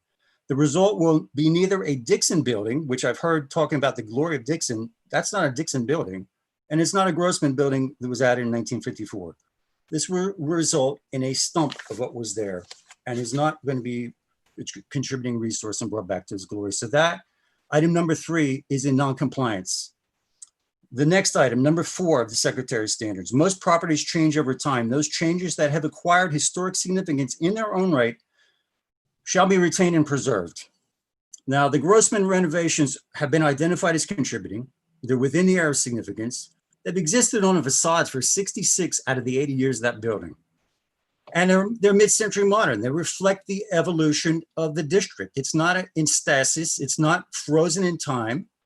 17% of the buildings in the district are classified as modern. And there's a whole genre of buildings that have become prominent. Their districts, MIMO is a recognized significant style in South Florida. And the Richmond and South Seas exhibit features of mid-century modern architecture. You know, this is really facadism, removing historic layers to create a facade on the face of a building that is no longer a Dixon building. This is the creation of Disney Deco. It's in non-compliance with number 4, the Secretary's standards. The next standard that's not in compliance is Secretary Standards number 9. New additions, exterior alterations, or related new construction shall not destroy historic materials that characterize the property. The new work shall be differentiated from the old and shall be compatible with the massing, size, scale, and architectural features to protect the historic integrity of the property and its environment. Well, the scale of this building, you know, I've seen diagrams of the scale of the building, but we haven't talked about the scale upon the site of these contributing buildings in the district. That building is over 5 times taller than the Richmond and South Seas, or approximately 5 times. And it's over 2 times taller than the Raleigh's main volume, excluding the tower element. So the adverse impact is also, it's upon the site, upon these contributing resources in the district, but it also affects the surrounding district in terms of its shade it will create for the buildings, and also the scale and the sight lines of the other buildings in the neighborhood. So it's in non-compliance with number 9. And then finally, number 10, which is significant. You need to think about this as a board member in Miami Beach, because we've all been down through this road with progress. You know, I remember in the early 80s when, you know, the lower part of South Beach was considered to be demolished in the name of progress. And now look at it, up. it's still successful. I'm requesting 1 more minute, a couple minutes. You know, one more minute and then you stop. Thank you. Jack, quit. 1 more minute. I think he's on mute. Good, he's using his time on mute. I'm sorry, I was muted here. 1 more minute only. Right. I just want to talk to number 10 of the Secretary's standards. Also needs to be under consideration here, that it speaks to the essence of reversibility. New additions and adjacent or related new construction shall be undertaken in such a manner that if they were removed in the future, the essential form and integrity of the historic property and environment will be unimpaired. While demolition of these buildings cannot be brought back, demolition is irreversible. You're not in compliance with Secretary of Standards item number 10. And all of these items need to be approved in order to be in accordance with the certificate of appropriateness. Therefore, these demolitions, the removal of historic layering, and scale of new construction are not in compliance with the Secretary of the Interior standards for rehabilitations number 2, 3, 4, and 9. Therefore, in accordance with the Miami Beach Historic Preservation Ordinance, the requested COA must be denied. Thank you.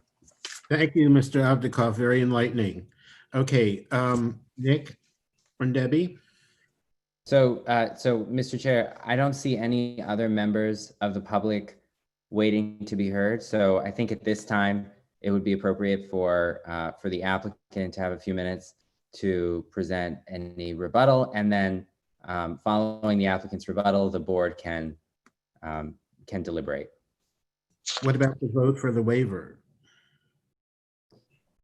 Well, you asked for a motion. You asked if there was a motion to waive the 30-day submission requirement, and there was not. All right. Okay. Alfredo, we're happy to hear your rebuttal. Thank you. Thank you, Nick. And I'll make it as quick as possible. I will ask some of my experts to respond because there were so many different topics touched upon by the comments we've heard in public. But most importantly, I want to restate that the basement is already 1/3 of that basement is approved and permitted by previous HPB boards, and that I want to introduce to the record the South Seas HPB 7353 order and staff report from May 14, 2013. They're still active approvals, which and the plans that go with it which actually have the South Seas front facade restored back to the El Murray-Dixon. They didn't go as far as removing the fourth floor on that, on the original El Murray-Dixon. But the previous boards have already not only approved basements in that area, but also seen the importance of El Murray-Dixon. I would also like to, for the record, at this time, just jump into Jean-Francois, if he could be recognized, and Arthur Marcus, who could speak and respond to the Secretary of Interior standards that were raised. They are raising their hands and they could be recognized for a quick rebuttal. I would appreciate it. Okay. Alfredo, are you stating that Mr. Lejeune and Arthur Marcus are now part of your team? Yes, they are part of it. Well, Arthur Marcus has been since the beginning, and Professor Lejeune is part of our team. And you see our submitted documents, it does include that. Was he brought on within the 30 days limit? Or you can bring in anybody into the last second? The 30-day requirement is for written expert reports. It's intended to give the board, the applicant, members of the public opportunity to study the written reports, and as to the applicant, it's intended to give an applicant the opportunity to rebut. But I don't believe Alfredo's looking to introduce a new written report. But it seems very strange to me that Professor Lejeune at our last meeting was speaking and apparently giving drawings opposing this project, and now he's on their team supporting it. I don't understand that. I could respond to that. Number one, what I'm introducing at this point is completely a rebuttal, and under the code, I'm allowed, the moment that Tucker and all the public comment that raised any objections to the project or raised any issues, the applicant is given the right to respond. And I'm not under a 30-day window. Had they not raised anything, I couldn't introduce it. I'm now responding in my rebuttal to what they have verbally introduced. So Jean-Francois is part of the team. Arthur Marcus provided the historic research reports that this entire board has had since back in May, has been part of the submittal. So I just wanted them to say a few quick minutes as part of the rebuttal, because they're my experts. Mr. Chair, a point of information. Yes, hi, yes. And because I was wondering about this when I was contacted by the applicant during this week, when they used that word team, that Mr. Lejeune was on their team, and it just made me wonder, and I actually have it written down in front of me, the first thing on my paper. Is Lejeune a paid lobbyist now? And is he registered? He's been hired as an expert in historic preservation, and he is responding to rebuttal, so he doesn't require to be registered. And Nick could elaborate. Nick, can you please clarify that? Because I thought at the beginning you said experts were, I'm not a lawyer, so can you elaborate?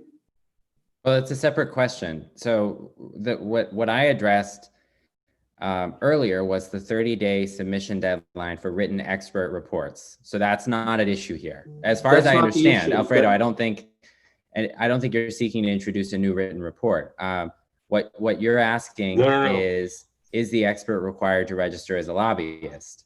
And he's a member of their team. As part of a rebuttal. They wouldn't have spoken if it wasn't for the public comments that opened that door.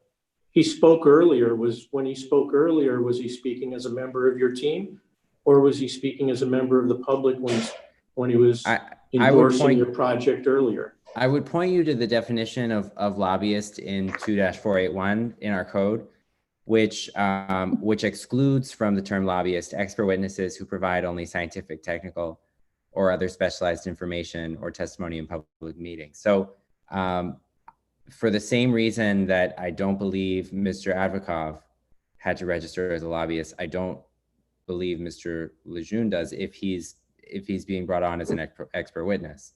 But I don't know what he's being brought on for. I'm giving an opinion in a little bit of a vacuum I will here. confirm that his testimony is limited as an expert in historic properties. He's written a book that many have cited throughout this public comments and dealing with L. Murray Dixon. So all I'm asking is for his rebuttal to be allowed to rebut and to comments regarding the Secretary of Interior standards, allegations of demolition of what's been demolished and within the property. So having said that, and Arthur Marcus has been on board for over a year. That's not a question. So, but nonetheless, he's limited to rebuttal evidence, and that's what he's doing. And he's an expert on historic. We can all agree. I mean, unless someone's disputing that is not an expert in historic preservation, who's co-authored books in the subject that impact these particular buildings, I don't see where the objection to My inquiry was not an objection, but rather just that, an inquiry. And it makes me wonder, on his previous testimony as part of your team earlier, was that as part of your team? Was that, it seemed he was lobbying now as part of your team. And that's why I wrote it down. That's why I'm asking. So I'm not, it's two parts. It's the rebuttal and what he said before. Was he supposed to register as a lobbyist? And that's all. I mean, we're talking about rules and splitting hairs, and so let's be fair. But yeah, I don't think it really, the issue of whether he's being brought in for the rebuttal or not is what determines whether he's required to register as a lobbyist. It's whether he's an expert witness providing only scientific, technical, or other specialized information or testimony. So again, the obligation and the responsibility to register is on the individual lobbyist. So I don't know what, I can't weigh in on what he's being brought in for, because I haven't, I don't have a crystal ball. So I would defer to Alfredo But you were here for his previous testimony. Yeah, of course I was, but I don't. How would I know that an individual who spoke during the public hearing at a prior meeting has now been retained by the applicant? I wouldn't know that. He wasn't part of our original presentation today. He spoke in the public comment as a public, I guess, as he did before. I am asking for him to be, for the limited scope, as an expert in historic preservation, to respond to the statements that were just presented by Mr. Gibbs, expert. Can we move forward here, Nick? Oh, sorry, Scott. I want to just jump in because I did see something and I didn't think much of it at the time, but now we're having this conversation and I just went back to it, and I'm looking at now, I pulled up an email that Alfredo sent. He sent it to everybody, meaning all the members and the staff. This was August, received this August 9th at 1:26 p.m. And it includes a low resolution file of, I guess, some of the changes he made. And if you download that and look at it, I'm looking at it now. And if you look at the cover page, the Raleigh master plan, where it lists all the owner, the architects and everything, Francois Lejeune is listed as an architect on the cover page of the packets, on the plans. So I'm wondering if does that mean that he is working for the applicant? I don't know. I don't know what that means. I mean, when I did see that when I opened this originally, and I didn't think much of it, but now we're having this conversation, and it's obviously there's some question here about what his responsibilities are as either an expert witness or a member of the team. I don't know legally what this means, but this is the email that Alfredo sent on August 9th. Again, I received it at 1:26 p.m. At least that's what it shows. And it shows I guess it's, anticipation of the HPB hearing on August 11th. I wanted to send you a copy of the presentation for the hearing. That's how it starts. And it's the new, whatchamacallit, the changes that were made. So again, this is a question for Nick. I don't know. I don't know what that means. I'll leave it to you to tell us. What is the question? The question, well, it's answer. Does it help you answer the question that Barry is asking? Is Professor Lejeune, does he need to register as a lobbyist, or is he now speaking as an expert witness? The only answer I can give is the one I've given, which is based in the code, which is to say that as a general rule, anybody retained, whether paid or not by a principal, is required to encourage the approval or defeat or modification of an application, is required to register as a lobbyist. That said, the term lobbyist specifically excludes expert witnesses who provide only scientific, technical, or other specialized information or testimony. So, it's the burden of the individual speaking. It's the burden on the lobbyist to determine whether or not the code requires them whether or not the code defines them as a lobbyist and requires them to register. But that's the distinction in the code, is if it's only expert testimony, scientific, technical, or other specialized information, then that testimony would be excluded from the definition of lobbying, and therefore the individual would not need to register. But I don't know what else to say. I mean, I'm reading the code requirement, and I think the board is asking a question of whether this individual has registered and whether they're required to register. My response is, if they're only providing expert testimony, only scientific, technical, or other specialized information in this meeting, then under the code, they would not be. If it's anything beyond that, then they would be. And just to add, Scott, if you notice that same presentation, which is the presentation we showed today, they're listed as architects. So is Arthur Marcus, because both Arthur Marcus and Professor Lejeune are registered architects, but they are on the team as part of historians and designers. Regarding the historic character, that sounds like a finer line, Alfredo. If they're on your team as architects, then I think they would be required to register. Their title, they're licensed architects, but they're hired specifically for the historic reports. For example, I understand that we have Kobe, who's registered because he's the architect who's designed the building.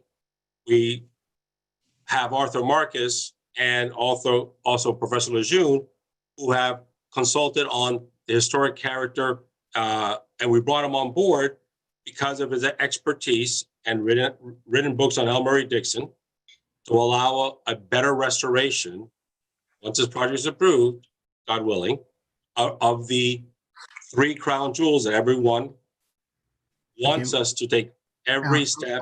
Alfredo, you're straying from the point. My question is, and I'll ask it again. At the last meeting, Professor Lejeune apparently opposed your project, and now if he's working for you, I would assume that he's in support of the project. I don't understand that. He pretty much stated support. I think Jack is very clear. He made some comments as a public last month. And from those comments, we felt that adding him to the team for the historic knowledge that he possesses on these L. Murray Dixon buildings, and we brought him on board. He agreed to consult on the historic character of the buildings. So there is no ambiguity. And in my documents that I've submitted to the record and to the board, by email and even the presentation today, has his name on it. So I'm not hiding any, I'm not trying to If he was one of the architects at Kobe, just like Kobe, we would have registered him. But he's only providing, and had this public comment not come out in the way it came out, attacking the historic integrity of our project, I would not be required to rebut and introduce the evidence. I mean, that's what's opening the door for me to even rebut. If there was no comment or allegations raised by another individual representing the Shelbourne, I would have nothing to rebut. And this board would say, you have nothing to say. There's no one on your team needs to talk. Okay, Barry, does that, in the interest of time, does that satisfy your question, Barry? No. I would have asked the question whether rebuttal or not, and I'm sorry to go on and on and on, but I see Mr. Lejeune as a member of your team and lobbying for the promotion of this project. And that is how I read his earlier testimony. And however the board goes, I'll take that into consideration for my vote. Yeah, let's move on. Yeah, I think we should move I on. agree. Scott? Regardless of, I think it's more of a legal issue. I mean, I'm still interested to hear what he has to say. But, I think this is more of a legal issue that either the city will take up or someone else. So, I mean, I think we should just move on. Okay, thank you, Scott. Professor Lejeune, would you please speak, if that's okay? If he's recognized, raise. And he is still under oath from the public Do you hear hearing. me? Yes. Oh, okay. It was particularly uncomfortable listening a conversation about me without being able to even intervene. I don't think this should be a practice of the board and of the city of Miami Beach. It's extremely. Professor Lejeune, this is First of Alfredo. all, I would like to Professor make. Lejeune, Yes. it's Alfredo. Do me a favor, let's limit this to a rebuttal at this point to the comments, which is what we're asking you to do as an expert and But historian. I still have to say, one, I'm not a licensed architect. Oh. I'm not a licensed architect. This is not what I submitted to the office when we discussed. And secondly, the presentation of 2 minutes that I did about half an hour ago was personal. I made it clear that I had some reservation about the project, and I even gave direction to what I would suggest the project evolve towards. So now I'm responding in relationship to the report introduced by Mr. Sakharov and Professor, let me stop you. Yeah. Professor. Yeah. Okay. The report was not introduced to the record. I'm only asking you to respond to the public comments that were just done in the public record. All right, but I mean, he restated, he might have restated things, but whatever was stated on the record, if you could quickly respond to those statements, and that is a limited point I need. Thank you. Let's say it's really very difficult to do this, but let's say that pretty much the point or the general argument of the Tucker letter and the report is that the Raleigh master plan is proposing to destroy 84% of the historic structure of the South Seas and Richmond. I think this is unsustainable. I mean, there is no question that the only real architectural significant portion of the Richmond and the South Seas are the facades on Collins Avenue, as well as the lobbies and the particular design of those. The transformation that took place later on in the 1950s by Grossman were done without, let's be honest, without much concern for the integrity of his predecessor work. These transformations were driven by the desire to increase square footage. The consultant has argued that these modifications are relevant as they were present at the time of the historic designation. This argument does not hold in light of the lower quality of their design and the fact that the Historic Preservation Board has over the years approved and often recommended that previous design be reinstalled in the process of the restoration. The consultant also misunderstood my comments. I never praised in my deposition a month ago, I never praised the redesign, the facade that Grossman had designed on Collins Avenue in place of Dixon. The only praise that I gave to Grossman was the facade facing the beach, which were definitely in the 1950s style, and about their demolition of which I have expressed concerns already even today. So the report misinterprets me in many, many ways, and this is extremely, extremely problematic. The long sections of the Murray-Dixon hotels, the long section about more than 200 feet, are essentially, I mean, let's be honest, Dixon has done a wonderful work on Collins Avenue, but these long sections, these long bar with corridor 200 feet long, with very little light and very little enjoyment, architectural enjoyment, do not stand as historic. They're speculative part of the project. This is not to the quality of what Dixon himself has done in the Flamingo district or on the Collins Ave, on the Ocean Drive in similar situation. He basically designed very simple wall with very simple facade. That's it. I cannot consider those parts historic. They were built historically at the same time, but they cannot be considered historic. They're really banal, and their demolition would not be a major problem. So these would be essentially what I would say. There are other things that can be said, but that would be regarding the design of the tower. I have already expressed my. Lejeune, Professor Lejeune. Yes. Let me just stop you. That's all the expert testimony that I needed Professor Lejeune for. Okay. So on the historic comments, and I have Arthur Marcus who will say a quick minute, and then the only other expert I need is Christy Brush, who is our expert speaking on the allegations about the sustainability that were raised in public comment. And Mr. Chair, just as a procedural point, the clock has been running for 5 minutes on the rebuttal. Would you like to allow additional time? Absolutely. We want to hear what they have to say. Okay.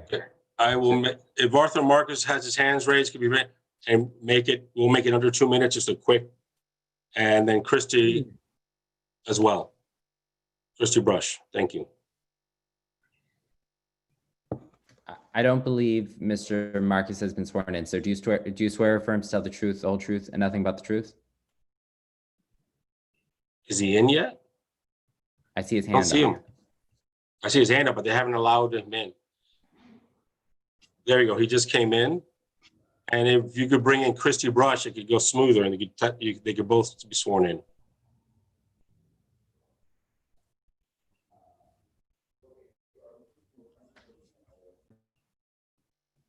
Okay, we have both Christy Brush and Arthur Marcus. So Nick, if you want to go ahead and swear them in. Yes, so can you both state on the record whether you swear or affirm to tell the truth, the whole truth, and nothing but the truth? Yes, I do. Thank you.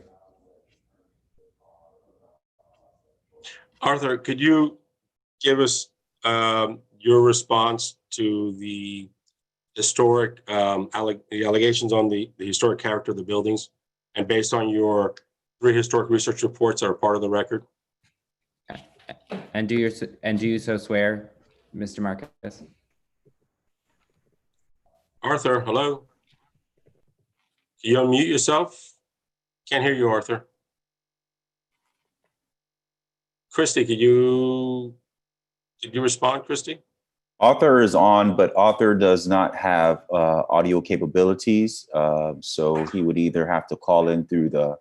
Does Christy have the audio capabilities? I'll skip over to Christy, and if Arthur get it resolved, I don't want to delay this hearing too much.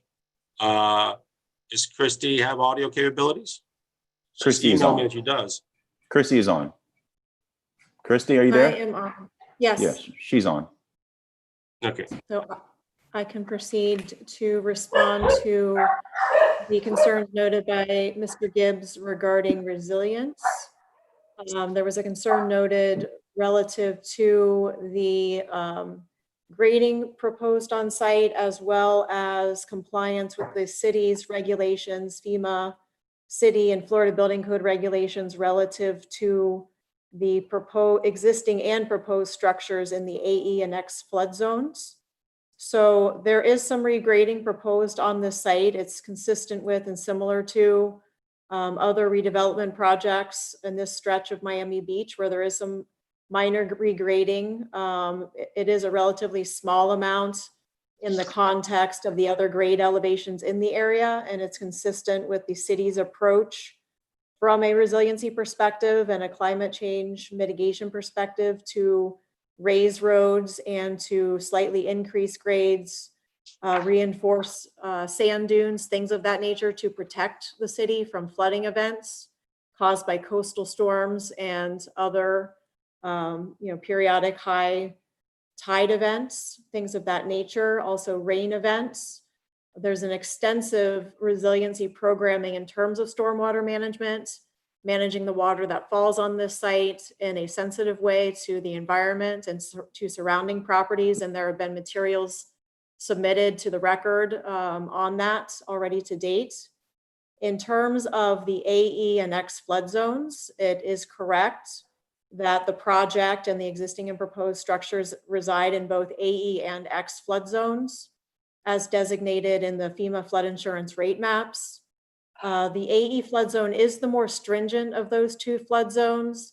However, the city generally requires in X flood zones that if you're doing something like a basement or any construction below the base flood elevation that's adjacent to an X zone, they do require that you essentially apply the base flood elevation of the adjacent AE flood zone, which in this case is plus 8 feet, NGVD to the X zone. So essentially the whole existing and proposed structure, the envelope of that structure will be dry flood proofed to 1 foot above the base flood elevation or to plus 9 feet NGVD as is required under the city's code and under the Florida Building Code.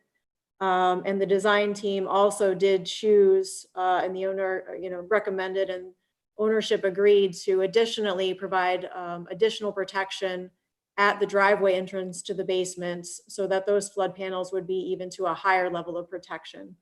So, in my expert opinion, I do believe that the project has met or exceeded the city's codes and demonstrated that there has been sensitivity to the neighborhood and to the adjacent properties.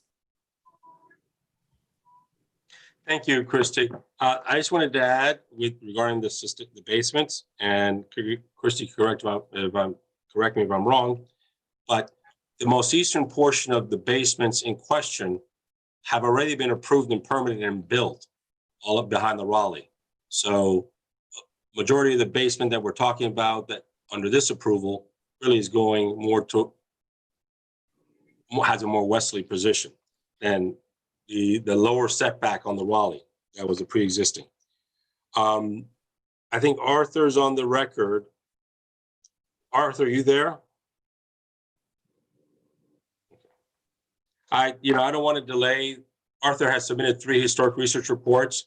We stand by the records of his reports. I just wanted to add that on the sustainability components, we've also submitted numerous expert reports, timely submitted them over the period of this application. And I fall back on those on the record, and that we do have competent substantial evidence to provide an approval for this project. And the staff report is also considered competent substantial evidence in reviewing the entire application. With those points, the only thing I have left is to really talk about the staff conditions. That'll be really quick, Mr. Chair. I can tell you that after working diligently with staff, and we had issues with several conditions in the past, we are 100% in support of staff's currently proposed conditions as presented in the staff report, and are requesting no changes or deletions. So we do support unequivocally the proposed order. Thank you. Thank you very much, Alfredo. Debbie or Nick? I believe, does that conclude the applicant's rebuttal? Yes.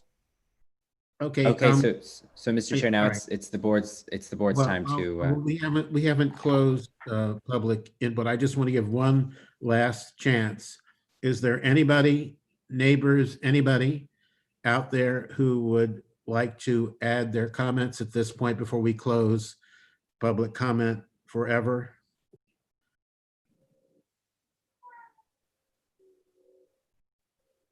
Last chance. Oh, come on, Jack. Excuse The me. only Nancy? the only thing I'm saying, come on. the only thing I'd like to say, Mr. Chair, is if you do reopen the public hearing, you run the risk that Okay. issues I reopen thought we and then. had not closed. I thought we had not closed it. Sorry. Oh, no, Okay. no problem. No problem. Okay, moving right along.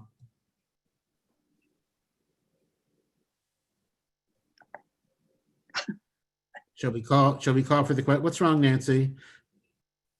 Shall we? I am waiting for you to call the board to discuss this. Yeah. Okay, we're calling for the board to discuss this now. Thank you. Thank you. First, Nancy. No, I don't have to be first. I've expressed myself plenty. Okay. So do you Bring want to me come back or you're after silent? the others speak. Okay. Scott? Yeah. I mean, obviously, we all know pretty much quite a bit about this project. I'm going to try to be brief. My concern with this project, my only concern with this project from the beginning was how close the new tower is proposed to be to the beach. I don't have an issue with any of the renovation work that's being proposed. I don't have any issue with the demolition work that's being proposed. I don't have an issue with the height that's being proposed. My concern is strictly the closeness of the new tower to the beach and the boardwalk. You know, when you're walking on the boardwalk, I've walked on that boardwalk there, and I imagined a 17 or 18-story tower being built there.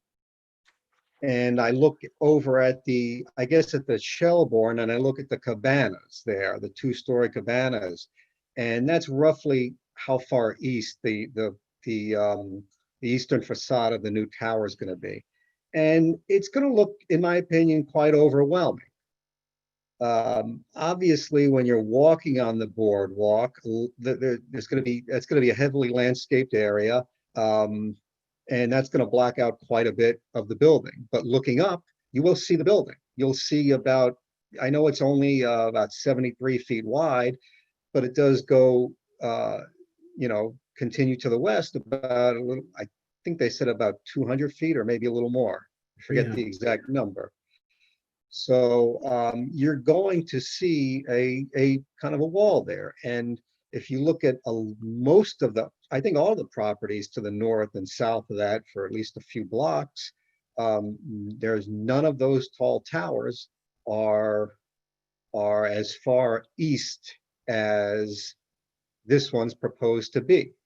So that's always been my concern. I initially thought from the beach it would be a little overwhelming, but you know, I walked on the beach there and I'm imagining the building, and I don't have that concern anymore. My concern is mainly from the boardwalk and, you know, possibly walking through the dunes and where the hard pack is. So that's my main concern. You know, I've had, as we all, I mean, I've spoken with the applicant a number of times, and you know, I've made some suggestions. I know one of my suggestions is not very popular, which is pushing the building back a little bit. You know, like I said, I don't know how the rest of the board feels about it, but I could live with the building as it is, but pushed more to the west. I suggested too, taking the upper half of that building or the upper 7-8 floors and stepping them back quite a little bit. Because like I said, the landscaping that's on on that portion of the property there will block out the first, I don't know, 8, 10 floors maybe of the building. You know, it's hard to envision exactly what it's going to look like, so I'm sort of just estimating. But you know, with landscaping there, maybe the top, you know, each floor above 9th or 10th is step back a little bit. That may go a long way. Look, I understand as the applicant, they want to keep as much square footage as they can get, and you know, that's fine. I don't have an issue with that.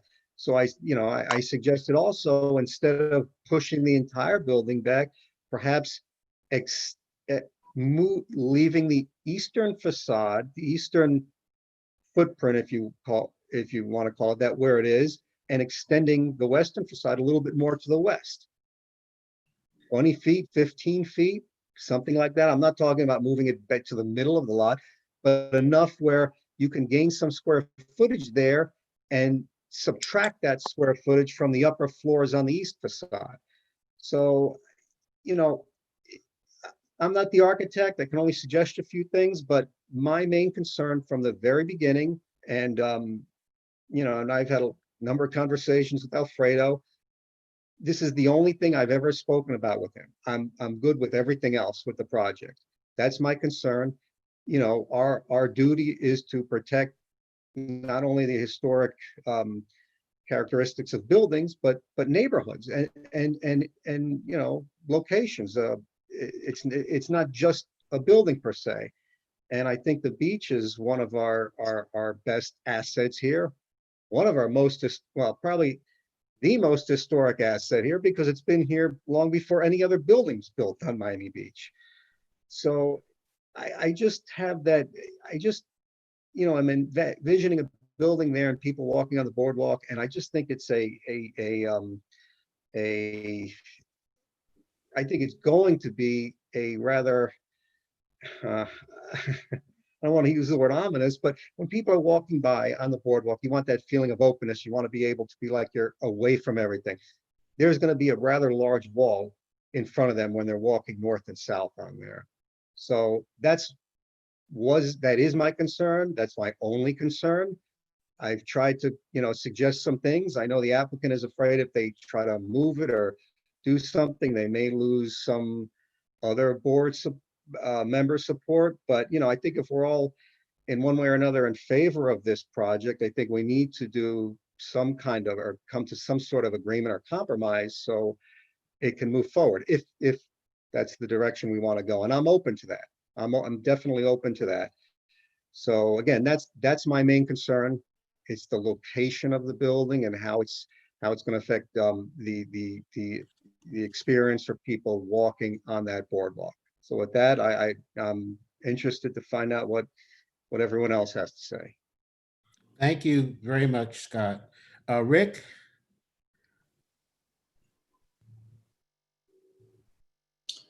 Hi, good morning. I think this project, you know, it's a lot about the balance between preservation and development. I'm very excited about having these historic buildings be preserved and be, you know, accessible to the public, the rally in particular. Understand that, you know, in order to achieve that kind of high level restoration, there needs to be funding for it, and that comes from the development of these properties. If it were up to me, you know, I wouldn't, as a planner, I wouldn't allow towers on the beach, but the fact is that Miami Beach does allow them, and they're acting within their rights. And I think that they have been, you know, really outright in their effort to meet the demands of everybody on this board and everybody else leading up to this board. I appreciate the modifications that were made since our last meeting. I appreciate Jean-Francois's input, and I think what he mentioned today about, you know, further developing that stepping down towards the ocean would only benefit the identity of the building, and also further peel away from the beach, which I think is only good. You know, I was looking forward to seeing some of these shadow studies. We know that, you know, this is a big building and there's going to be shadows.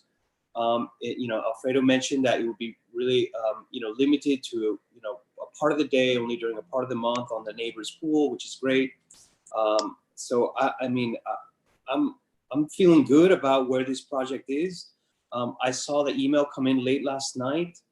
I glanced at it. I'm not gonna read through this thing, like for a 9 o'clock meeting. I don't think it's fair to everybody else who submits their information on time.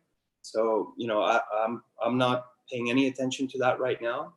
The concerns that were voiced, from the public today, I think are important and should be taken into consideration. But where it stands now, I think it's come a long way, and I'm glad to see that they have the team that they have, and I trust that the staff analysis is good and right and just, and that their involvement will continue to improve this project as it moves forward. Thank you very much, Rick. Barry? Yes. I think the project's come a long way. The tower still, and I've said to the architects and the owner from the very beginning and said here, I find it imposing. And I understand what Rick just said, that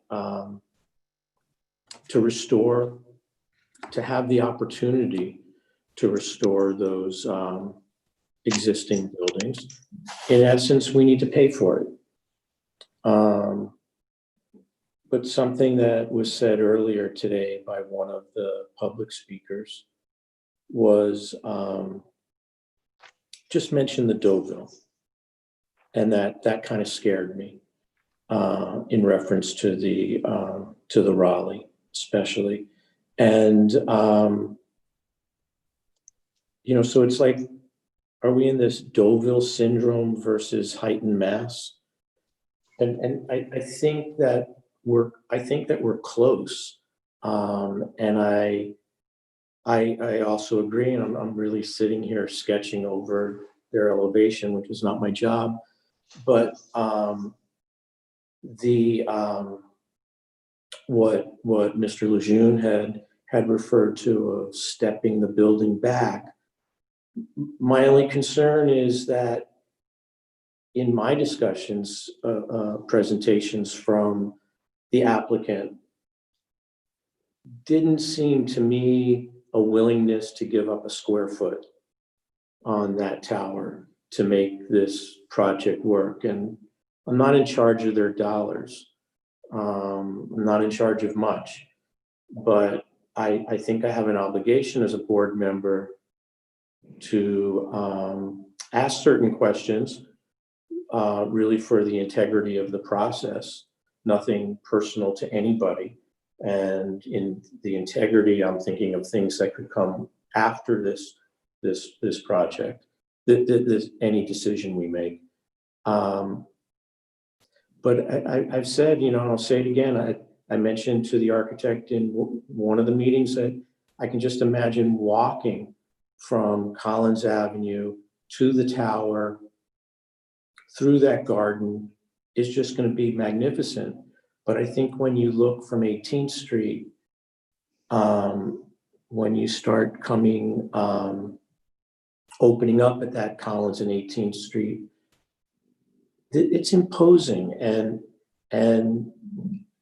something that's happened before doesn't make it necessarily right to keep making those mistakes. That when the aerials images were shown from the ocean, yeah, this is not as imposing as some others, but it's still pretty imposing.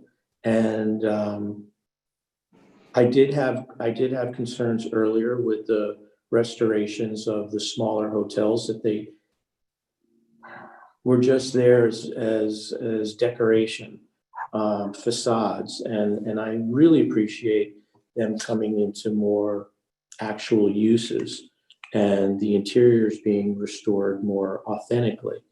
But I would hope that there could be some give and take on the massing and the height, and those are my real concerns. And I do appreciate the information from Mr. Lucian. I just felt from other boards that I've been on and other situations that those questions need to be asked and answered correctly. And quite frankly, I don't think they were answered, but I appreciate his information, and I think his information was very valid and accurate. And I appreciate it, but that's all I have to say right now. Thank you, Barry. That's very insightful. Max? Thank you. I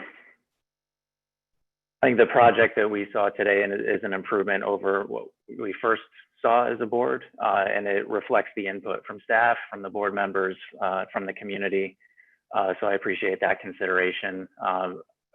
What is there to say now that hasn't already been said? I would echo a lot of Rick's comments. I feel like that was a more articulate way of putting what I had in my mind. I think if the board is going to be making design recommendations, though, for what we would need to see for approval, I think it would help to be specific with what those are. I'm ready to support the project. I'd like to see it go forward. And another thought, though, perhaps to plant something for future board member discussion, it might be helpful if we can spend some time thinking about buildings that have changed over time, what that means for our expectations of it from a historic preservation point of view, sort of which time periods would be controlling, or if this is really a case-by-case thing that we consider, but that's more of an ancillary point. Thank you. Thank you, Max. Kirk? Hi there. So just a couple of comments. First off, I want to get this part out of the way, and I've sat for over 2 hours and have said nothing. In terms of the public comment and Professor Lejeune, I appreciate all of his testimony at the last meeting. I appreciate everything he had to say today. What really made me uncomfortable after the fact was for a paid vendor to be speaking during public comment and to be put during the same time frame, on an equal level with public input, without my knowledge as a board member, and I felt like that was misleading. I'm not sure if that is acceptable in terms of the process, but I think if a paid vendor is speaking during public testimony, it should at least be disclosed so we know, what we're hearing and who we're hearing from. As opposed to any member of the public who just comes to speak. But that said, I'm interested to know, are paid vendors allowed to come up and speak during public comment, or should Kirk, they be during the presentation? You raise a really interesting point, because honestly, I didn't know either, and I think the board would typically expect a member of the applicant's team to appear at the beginning during the applicant's presentation. Now, is there a code requirement that says that that a member of the applicant's team cannot appear during the public hearing? Probably not, but I think as a matter of form, the applicants should put on their entire team during their initial presentation. Yeah, thanks. It just felt misleading to me. But going into my comments, and again, the history of this presentation has not been ideal, and I think COVID has a lot to do with that, being presented as a discussion item first, then as a very hurried item on the agenda. We're all doing the best we can. I want to say that from the very beginning, going all the way back to the text amendment, I was very uncomfortable with the height. I think, to use Clotilde's words, the ensemble between 17th and 18th Street is intact. Between 18th and 19th, it is not, because of the Shore Club.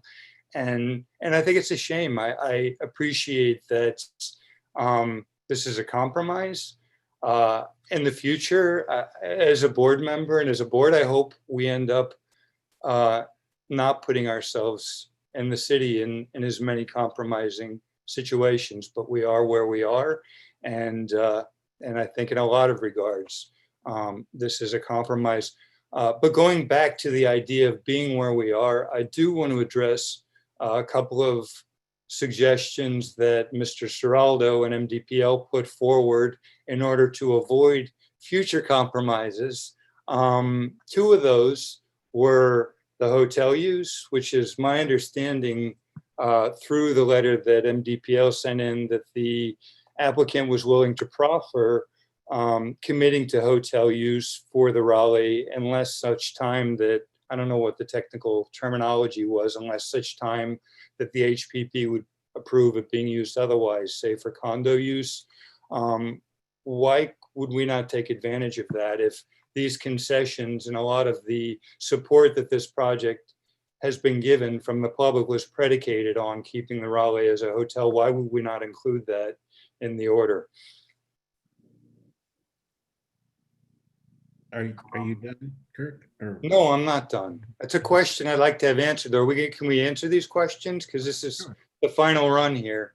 I guess that would be to the legal team or to staff. Is there not a reason we would lock in hotel use? So, the Raleigh, I can respond to that, and I did speak with Nick Kalergis on this issue.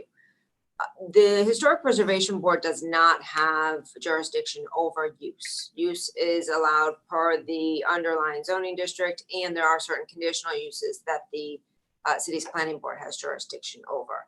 Therefore, if there were to be a change of use in the future, a requirement to go back to the board for a change of use would not be a proper application, for example.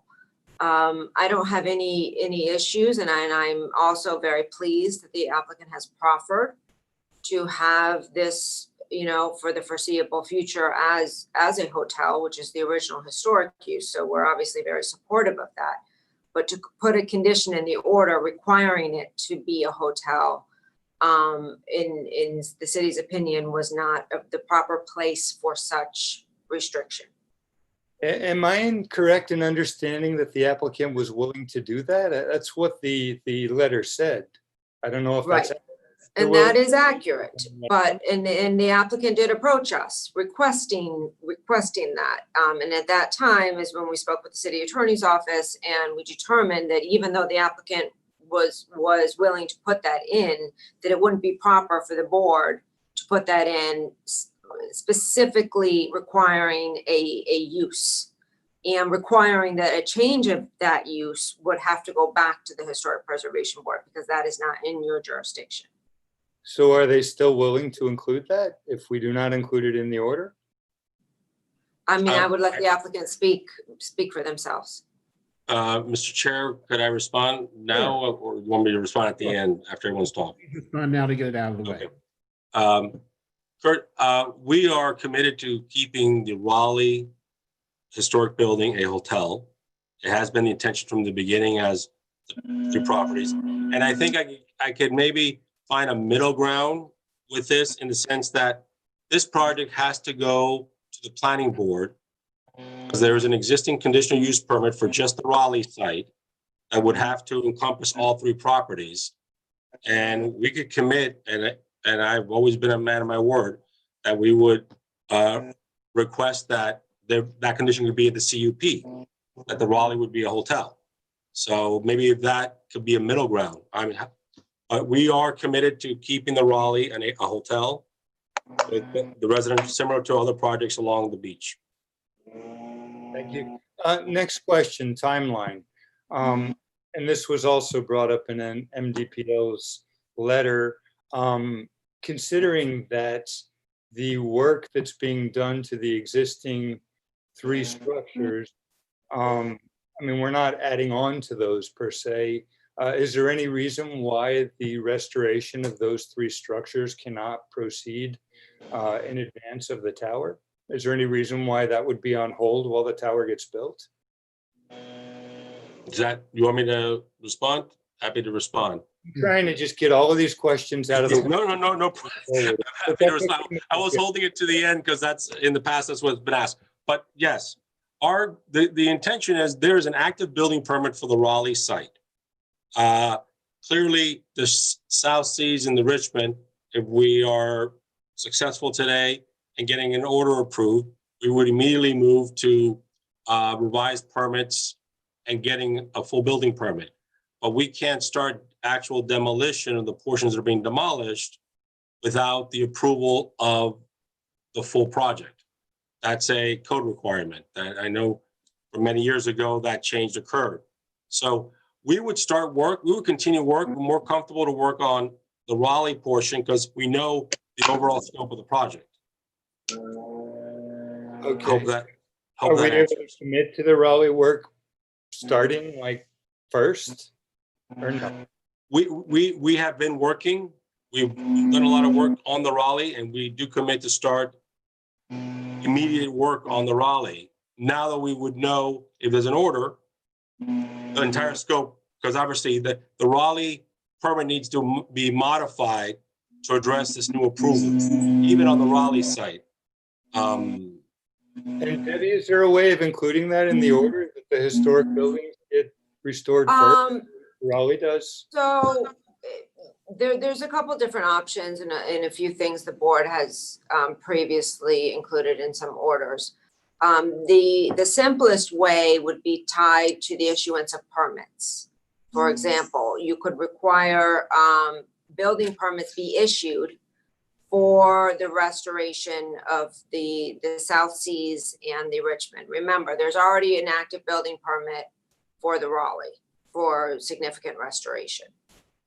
The tricky part is with regard to some of the demolition, because the South Seas and the Raleigh, or in the Richmond, excuse me, are, you know, there's a significant component of demolition involved with that. But in order for it to be enforceable by the planning department, it should be tied to building permits. So for example, if you wanted to hold the building permit for their new tower until there's a certain benchmark completed with the South Seas and the Richmond, you could do that. And the Raleigh as well, or no? We couldn't tie it to the Raleigh permit. Well, the Raleigh, we have an active permit, so we're working today and obviously waiting on an approval to see which direction we take, but there is an active building permit I today. understand, but can the building permit for the tower be predicated on completing or at least getting to a benchmark? I think that's fair with the Raleigh. Can they be tied? Yes, Kirk, to answer your question, you could, and that might require a little more discussion, but we could put a condition in that holds the approval of the 18-story tower to certain benchmarks completed with the 3 historic or the 4 historic structures. Okay, so for the board, I'm requesting if when we go to make a motion, if we could please just talk about that for a minute as a possibility. Wanted to mention, you know, again, through this COVID situation and all of us not meeting in person, I think staff did a lot of great, amazing work on this project, and so did the applicant. I mean, this is a huge project. It's come a really long way. You know, the one thing, and I just want to say this for the record, I know it can't be fixed, but in terms of the exposing the finial properly, right, on the Raleigh Hotel, the only thing that really strikes me, and we didn't really have a chance to talk about it because we didn't go into too great a detail about the historic preservation of the properties, but in fact, the 7th floor on the north side of the Raleigh covers the base of the finial, and it bothers me. I wish, you know, I think if this had gone through the normal process, that possibly could have been addressed, but the entire 18th Street facade, there's an entire floor added on there. And, you know, during this discussion of, I am assuming a lot of the parts of the Richmond and the South Seas that were removed were to open up FAR. And yet that one extra floor on the north side of the Raleigh, unfortunately from that entire corner and north view, actually obscures the building from being what it historically was. And you know, I take some accountability for that because the way this was presented in pieces and discussions, I felt like that could have been addressed, but it wasn't. And here we are. Next topic, details and finishes. I've discussed all of these before, but I want to make sure they're for sure addressed in the final order between staff and the applicant, because we talked about the details, the finish work, the colors, the vitrolite. I don't want to see, for instance, where you have pink-filled keystone. I don't want it to be beige. I want it to be authentic, and we're not getting into those details.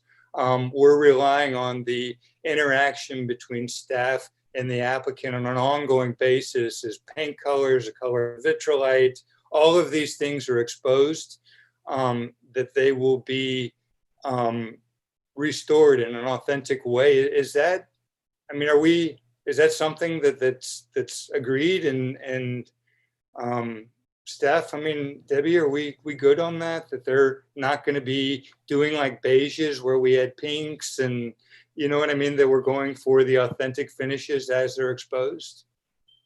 That is correct. That is my understanding. I'm more than happy to include a specific condition just so it's crystal clear. I would like to point out, I don't believe that the cladding material on that vertical feature of the Raleigh was vitrolite. So just for example, we've looked into that very carefully. But yes, I think a specific condition regarding, you know, as close as consistent material, exterior materials as consistent as possible with historic documentation in terms of physical material, finish, and color, I think is appropriate to include. And interior public spaces, yeah? Yes. Yes. Perfect, thank you. And Kurt, I just wanted to respond to that. We actually are, that's our intent. So we would support if that condition was proposed by Debbie, applicant would support it wholeheartedly. I just want to include it's all in the order since this is last year. So Perfect. I'm sorry for taking a little bit of time, but No. I think this is an important project. Same with the lighting features, right, Debbie? The historic lighting features, the within the, right? Correct. And we actually have the condition regarding the exterior lighting fixtures. Okay. You know, if you look at, and I know there's a lot of recommendations in our draft order. We do have some conditions regarding the Richmond because we know that was a pink keystone.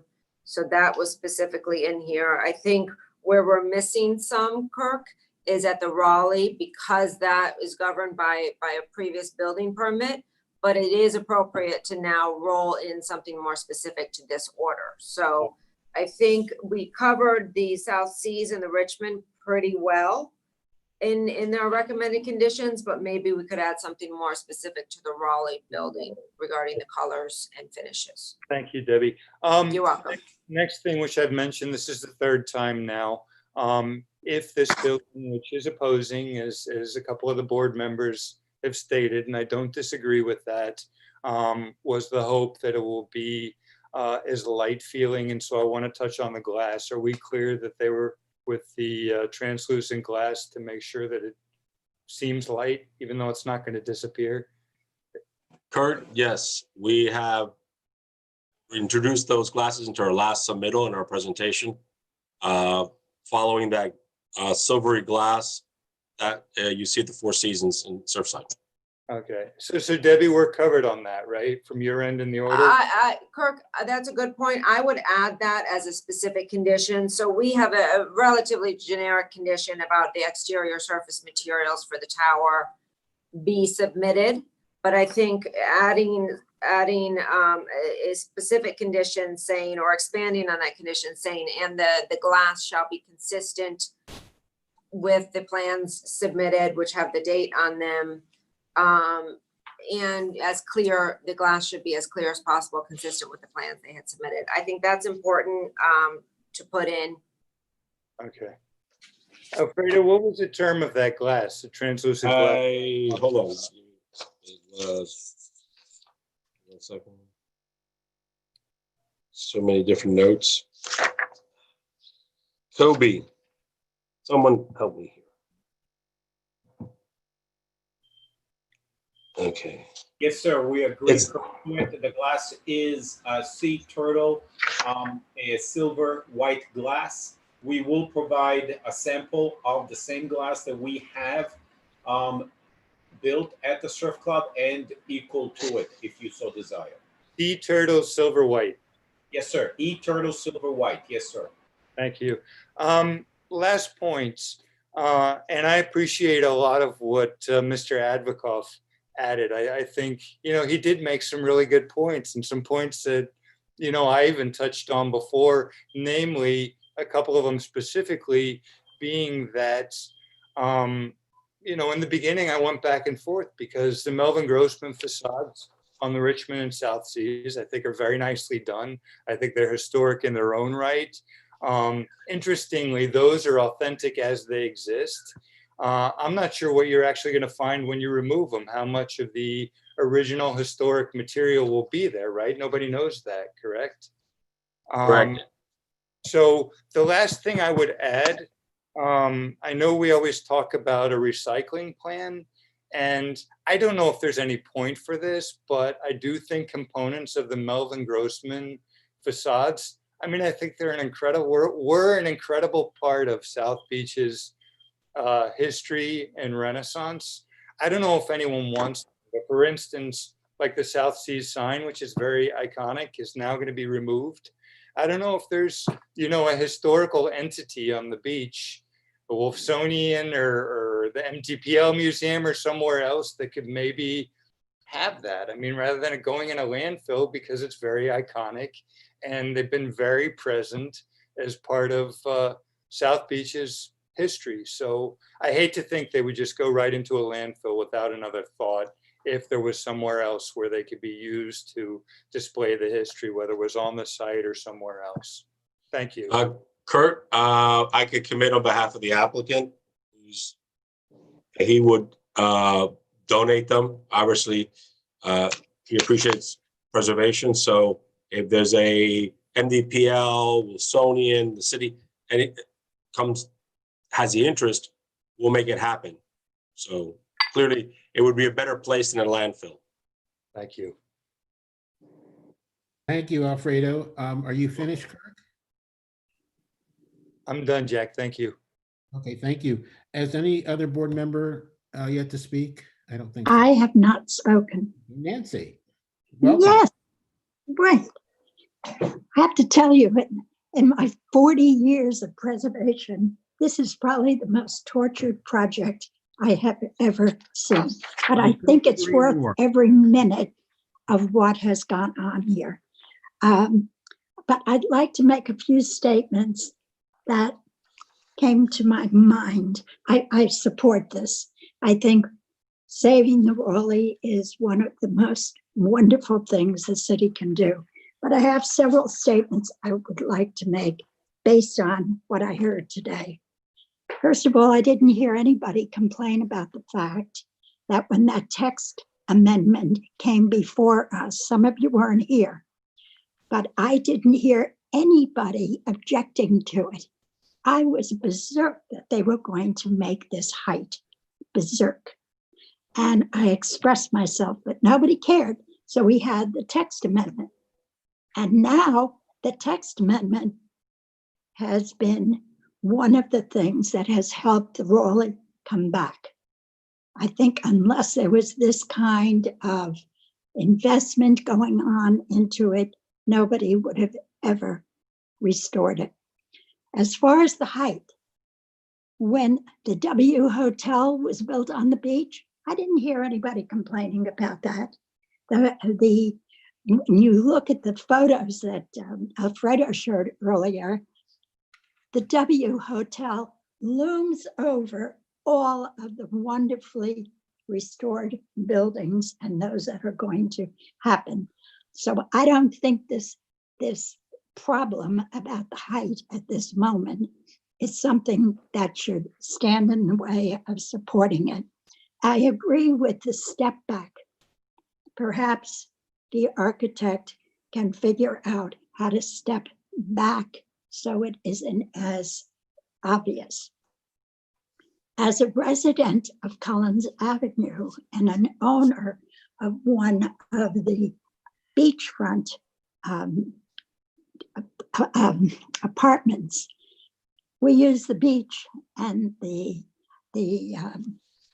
hotel all the time. We have never, ever had a problem with the shadows. The shadows were something that we enjoyed because after a day up there with that heat, I could never do it, but I don't know how anybody could. The shadows are a blessing and certainly not what the owner of the Shelbourne is trying to express. I have a question about the owner of the Shelbourne. I don't know if he wants to answer it or not, but word has had it that he was trying to buy the Raleigh or all of them. I don't know. I'd like to know if this is true, because it certainly lends a little a little insight over why the hotel owner is so against this project. There are projects just like this up and down the beach. Everybody gets a shadow. Nobody comes to try to step on anybody else's project. The last thing I'd like to ask, what are the historic features of the Melvin Gross, the rear parts of the hotels? What are the historic elements that are making this hotel seem to be something that we can't lose? We always approve, when asked, additions that go on hotels, take away some of the project to make room for something else.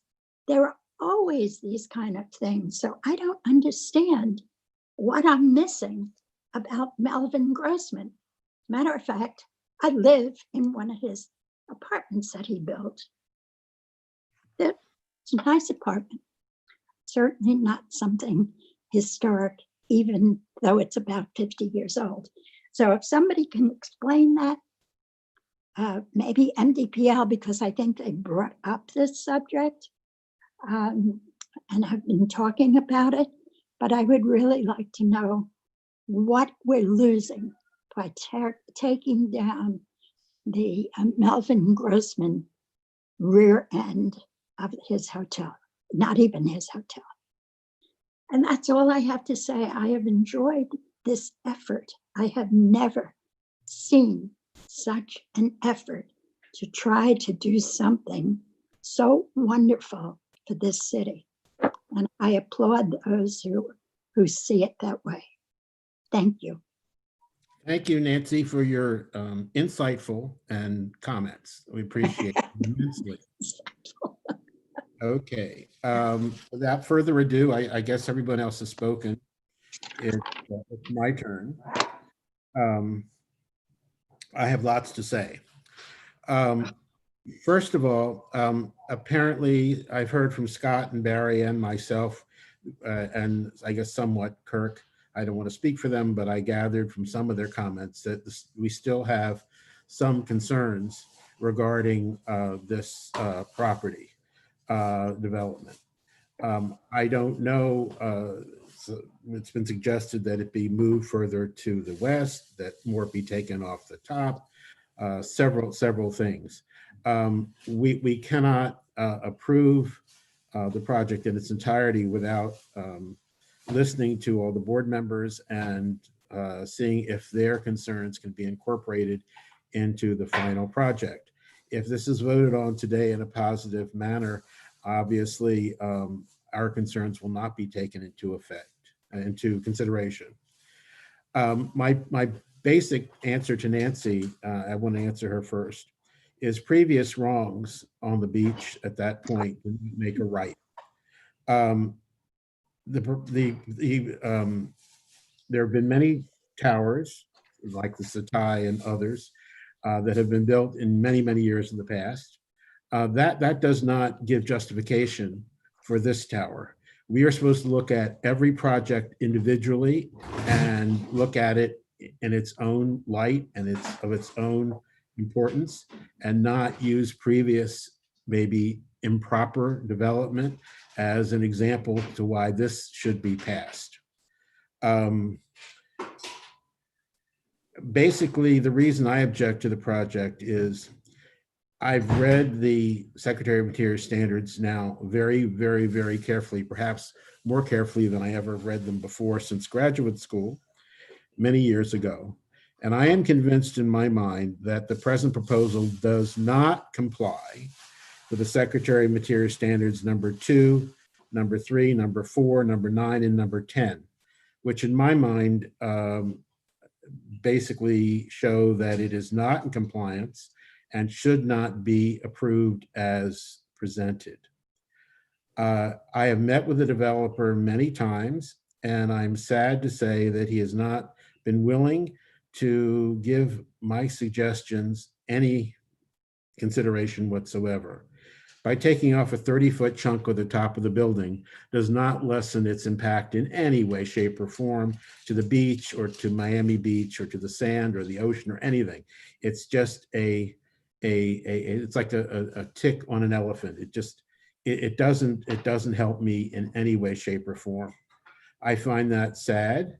I suggested that the building be made smaller, considerably smaller, or if that wouldn't work, that consider a townhouse development there, which he could recoup his financial interest and have a low-rise, magnificent development on that same site that would not impact the historic buildings. He has not come back in any way, shape, or form with a comment on that other than to ignore these suggestions. In my opinion, this 300-foot long whale will block off the beach permanently and will be one more step in our march to have Miami Beach become another Sunny Isle. And that I am firmly opposed to. That runs counter to the ideas of historic preservation and will destroy the whole character of Miami Beach as it exists today. I can't go along with that. This is a major change to the beach in this particular area, which is basically open, airy, light, and uncluttered. We would be voting for an irreparable change to the historic landscape. And once that's done, it's gone forever. And I think we need to seriously consider that. This is just a totally improper infringement upon the historic character of that stretch of beach. And once it's there, it is never going to go away and will only encourage additional people, developers to come and ask for similar treatment of their sand. And that will continue to erode the beauty and historicity of Miami Beach. There have been a whole list of people who are opposed to this plan. Many of the neighbors, the Shelburne Hotel people, Professor Lejeune in the past, Clotilde Luce, Tucker Gibbs. He doesn't live here. Preservation, excuse me, Nancy, I'm talking. The Miami I hear Design you. Preservation League in part, Beth Dunlop, the esteemed historic architecture critic of the Miami Herald, is opposed to this, as is the Heritage Architectural Association. These people have vast experience in historic preservation and historic architecture, and I think that these people should be listened to. I plead with you to please vote not to accept this proposal as it is presented. This would be a blight on Miami Beach permanently, and with a little give from the developer, if he could make it shorter or do a townhouse development or anything not to have a 200-foot tower on that beach, I would be for it. I'm perfectly for the preservation and restoration of the historic buildings, but this tower is unacceptable, and it has been offered over months that we've asked him to lower the height or make it smaller. He has refused. So therefore, I cannot accept his knocking off a chip from the corner of the building. That's not acceptable. I'm not for this and I wish he would reconsider, because I want to be for it. I think a new building there would be exquisite and be a contributing factor to the historic district if it were done to the specifications of Professor Lejeune, who has commented on a ziggurat or a step back idea. There's nothing wrong with making it smaller. It appears to be money is the important thing here, not historic preservation. And I think we're here to try to make sure that historic preservation is considered. And in this case, other than preserving the facades of 3 or 4 buildings, and that's it, that is not historic preservation, that's facadomy. And I don't think that should be acceptable to this board. Sorry to take so long, but those are my feelings, and I thank you for your attention. Mr. Chair, now that everyone's spoken, I've been taking notes on the different board members who had questions. Other than a few comments I responded to Rick, I still have, I'd like the opportunity to respond to the questions to the applicant. We would never restrict anybody from voicing an opinion or giving their expert advice to us in any way, shape, or form. I always try to make that perfectly clear. We're open to all suggestions or information. That's what we're here for. Thank you. Thank you, Mr. Chair. I'm going to go in order. I think it's the easiest way. The first comments that came out, Scott referenced the potential to move the tower, step it back. I know that his concern was the views from the beach walk. I walked the beach walk this past weekend, and you get that peekaboo where even at times the Satai building disappears as you're walking the beach walk because of the vegetation. But regardless, we would accept a condition if that would satisfy Scott, maybe some of the other board members, that the tower setback that is currently at 100 feet from the east property line would be scaled back to 105, 107. If that's something that the board is interested in, we'd move the tower setback. So you're getting that pushback that you like. So that's my first comment. Then just let me go down. I know that I think I responded to most of Kurt's comments on his different conditions, and we were supportive on the planning board, hotel use, the lighting fixtures, the additional conditions of the Raleigh, the specific on the light glass, on the recycling plan. The only one that I had a little concern was that if you have to do all the 3 buildings first and then get a permit for the tower, that would create a problem, because part of what, and especially the Marseille, the most abutting neighbor, their concern is that everything's done as quickly as possible. So we could commit to working as fast as we can, but we should be able to get a permit for everything at the same time. I mean, ideally, during COVID, and I know the code doesn't allow you this power, we would have accepted starting the early demolition, getting the site ready, to then as you're getting a full building permit. But I know that's, and you can ask Debbie and Nick, that's not an option. But so I say that. As far as the other comments, and let's see here, Jack, all due respect, I do not agree with your representations, but as chair, I respect you as a board member, and everyone is entitled to their personal opinion. I will clarify that our tower is not over 300 feet wide. It's actually, as been stated various times on the record, 227, less width than the Marseille is today or the Shelbourne. But I didn't want to get into, and I respected your comments. I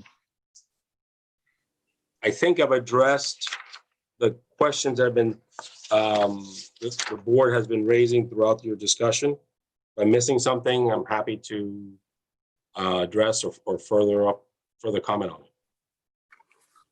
I have a question, yes, or a comment.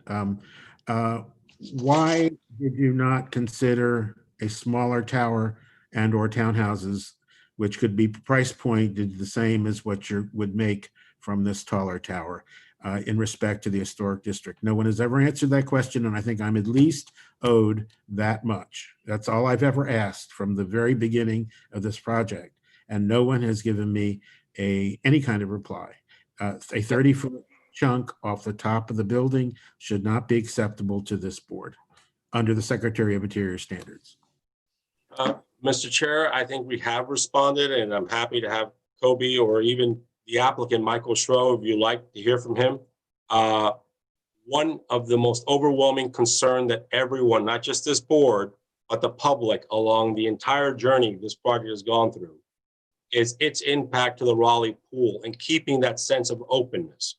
The unique characteristic that all three projects developed as one provide is you are, while independently you had approvals by different architects, great projects, you really had a massing of buildings that really created that closure. You have under permit today at the Raleigh, 2 cabanas on the east of the pool, wrapped by the existing buildings to the south and the Raleigh. So the Raleigh pool, with our proposed project, the Raleigh pool will achieve greater light and air than it has since the 50s additions were added to those buildings at the setback. But I see Kobe. I don't know if Kobe wanted to add anything. Yeah, and thank you. I just want to take a brief, and I think that the comments that were provided obviously can be, by Kirk and staff, can be implemented. But Jack, to answer you specifically, when I went up for the text amendment, you said certain terminology. I don't remember what it was exactly, but the preservation and restoration of these specific buildings, what we are proposing to do, it is really justifiable for the 200-foot building that we were getting the text amendment for back then. And actually, as you mentioned, the building was basically closer, if you will, to Collins Avenue. We have met with you. We have worked at pushing it back. I think that the notching back of the building, the 30 feet in and stepping it back on the top of the building are strong steps. I think also most important is that we value the ground level and the historic pool area. And we are essentially lifting the building up so that there is no, if you will, townhomes or 2-story lofts at the ground level, blocking the views or the experience to the beach walk. I think that we all agree that the open and the relief space at the ground level of the floating building is an important statement. You've been there with me when we did the Raleigh Gardens and we walked that area. And what we're doing is we're pulling that green carpet, if you will, of the Raleigh Gardens through the backyards. And I think that we all agree that the 85-foot structures that have been built there, some of them by Les Bellinson, some of them by other architects, they really are encumbering the site as was originally designed and envisioned by not only Dixon, but also by Igor Polovetsky. And you can see the image behind my back and how you can see the clouds and the light in the air. Now, in your terminology, when I went for the text amendment, I thought that you were supportive of the 200-foot building. And further to our discussions, we pushed it back. And further to our discussions, I stepped it down since last. And like you said back then to Michael Schvo at the meeting, that he deserves a medal, if you will, for his restoration for the historic buildings, specifically bringing back not only the Dixon public spaces and the terrazzos interior and exterior, but also bringing back the original finial and stepping down of the Raleigh, including the comments by Kirk, which I found to be quite correct in this presentation here. So I very much would have loved to have your support. I very much respect your thoughts and ideas, Jack. I've spoken to you multiple times, and I deeply respect your text approval. When you gave the text approval, I listened to the public hearing multiple times, and I deeply respect your opinion as an individual, as a neighbor of mine, as an architect. Thank you very much, sir. Thank you, Kobe. Thank you for your kind comments. May I? What? Oh, sorry. Go ahead, Nancy. Nancy? All right. I think somebody just said, I think it's an interesting thought. Why don't we invite the owner, Michael Chabot, up to discuss some of this? We have heard from the lawyer and we've heard from the architect, and I think it would be fair to hear his position, since he's the one who really has the burden of doing all this. He paid them to represent him. What? He paid them to represent his issues Yes, here. but so you're saying he shouldn't be able to talk? I think if he wanted to, he would have earlier when he had an Well, opportunity. I'm only asking. I just thought everything's being talked about, but he's the one who has to be the one in charge. He might be able to have some answers to some of the questions. I leave it at the discretion of the board. We had the ability to have two applicants. I mean, I did have a question with Mr. Needleman.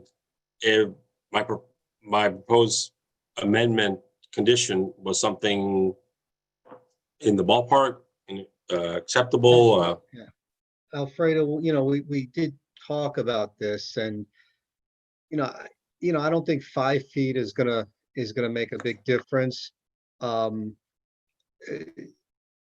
You know, I mentioned, I think 20 feet that may go, but again, I don't know how the other board members would feel about that. But it could be some measure in between, with more of the upper floors being set back on the eastern side of the building. You know, like I said, maybe start from halfway up the building. You know, set a floor back 10 feet or 15 feet. The next one set back a little bit more. Maybe that in conjunction with moving the building back. You know, again, it's hard to envision that, but that's something I'm more than open to. Also, the length of your building, you said, is 227 feet. And again, I don't know how the rest of the board would feel, but I'm open. If instead of 227, make it 240. And that, you know, I know I said it before, you guys want to keep your square footage, fine. I'm trying to give you a way to keep it and still at least satisfy my concerns.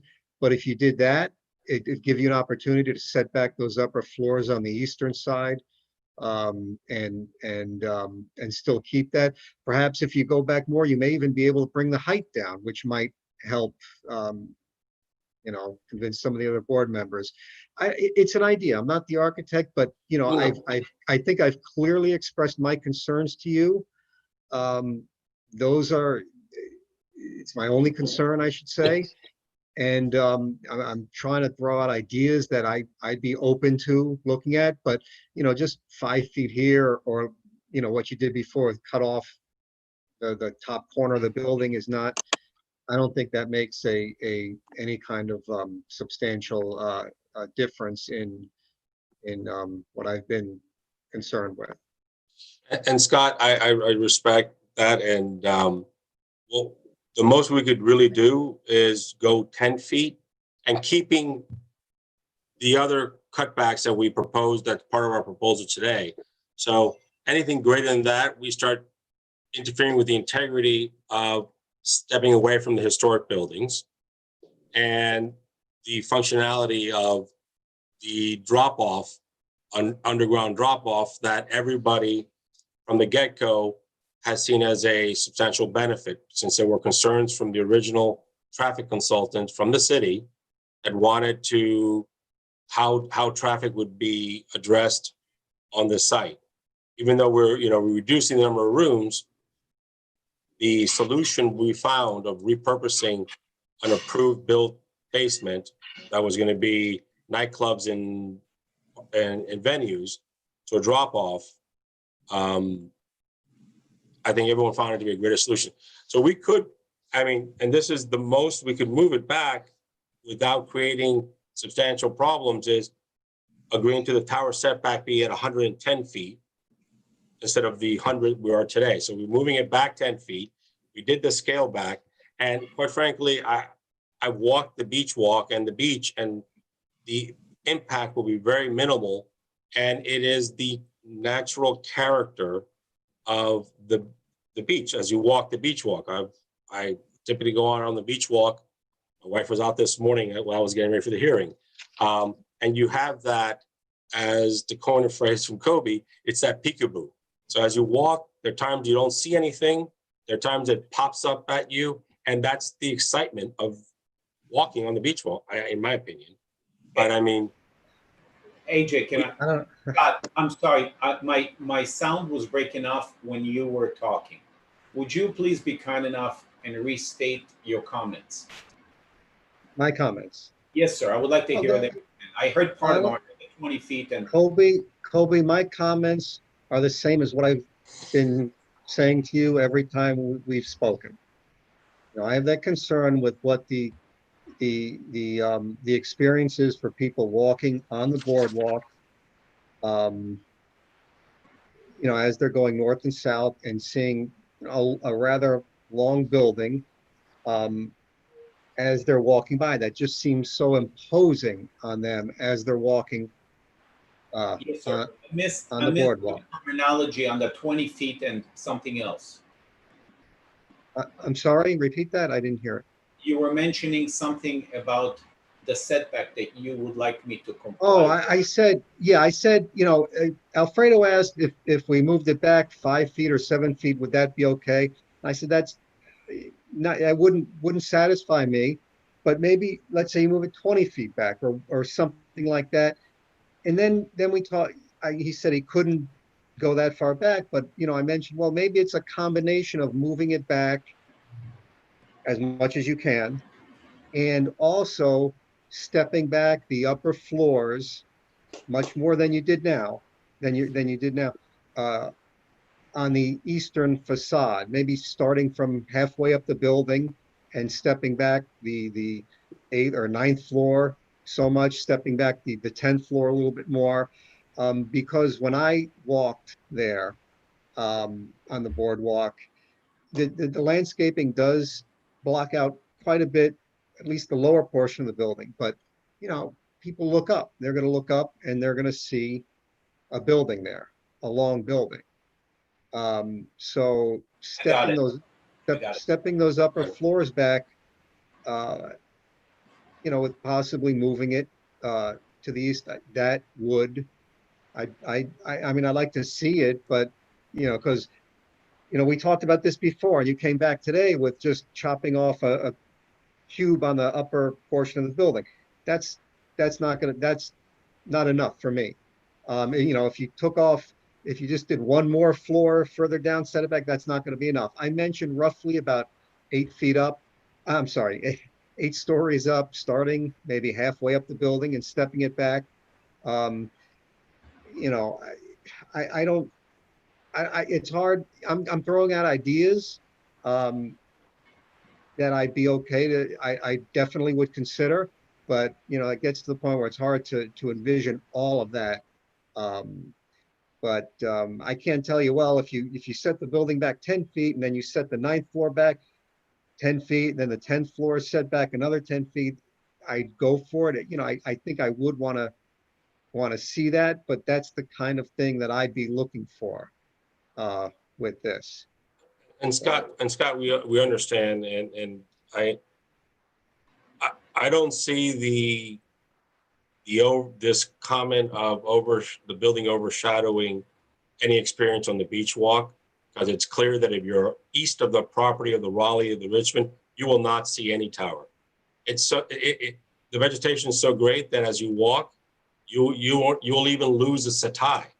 Now, when our images have shown that when you're a block or so away, then you see it at a distance, and that is accurate. The renderings, we had a professional render do the renderings. Actually, you see more of the setai if you stand on the beach walk just east of the property. Even though it's back, it's all restaurants and pools, so there is no buffer, and you are really seeing a large tower. But even then, it's part of that experience if you walk up and down the beach walk anywhere.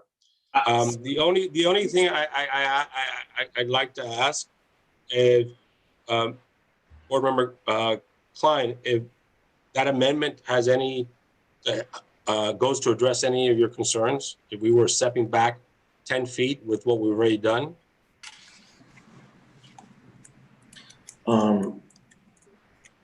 10 feet's a gesture. I think it also, like Scott had said, would involve additional step backs in the building, in the massing. And those step backs, some of those step backs, give and takes, cuts maybe on both sides. I don't think that it'd take a lot for me to agree with what Scott had kind of alluded to. Maybe you step it back and you fatten it up. That didn't sit well with me when he said that. But I think the building needs some more articulation in this stepping, in this removing sections of the building.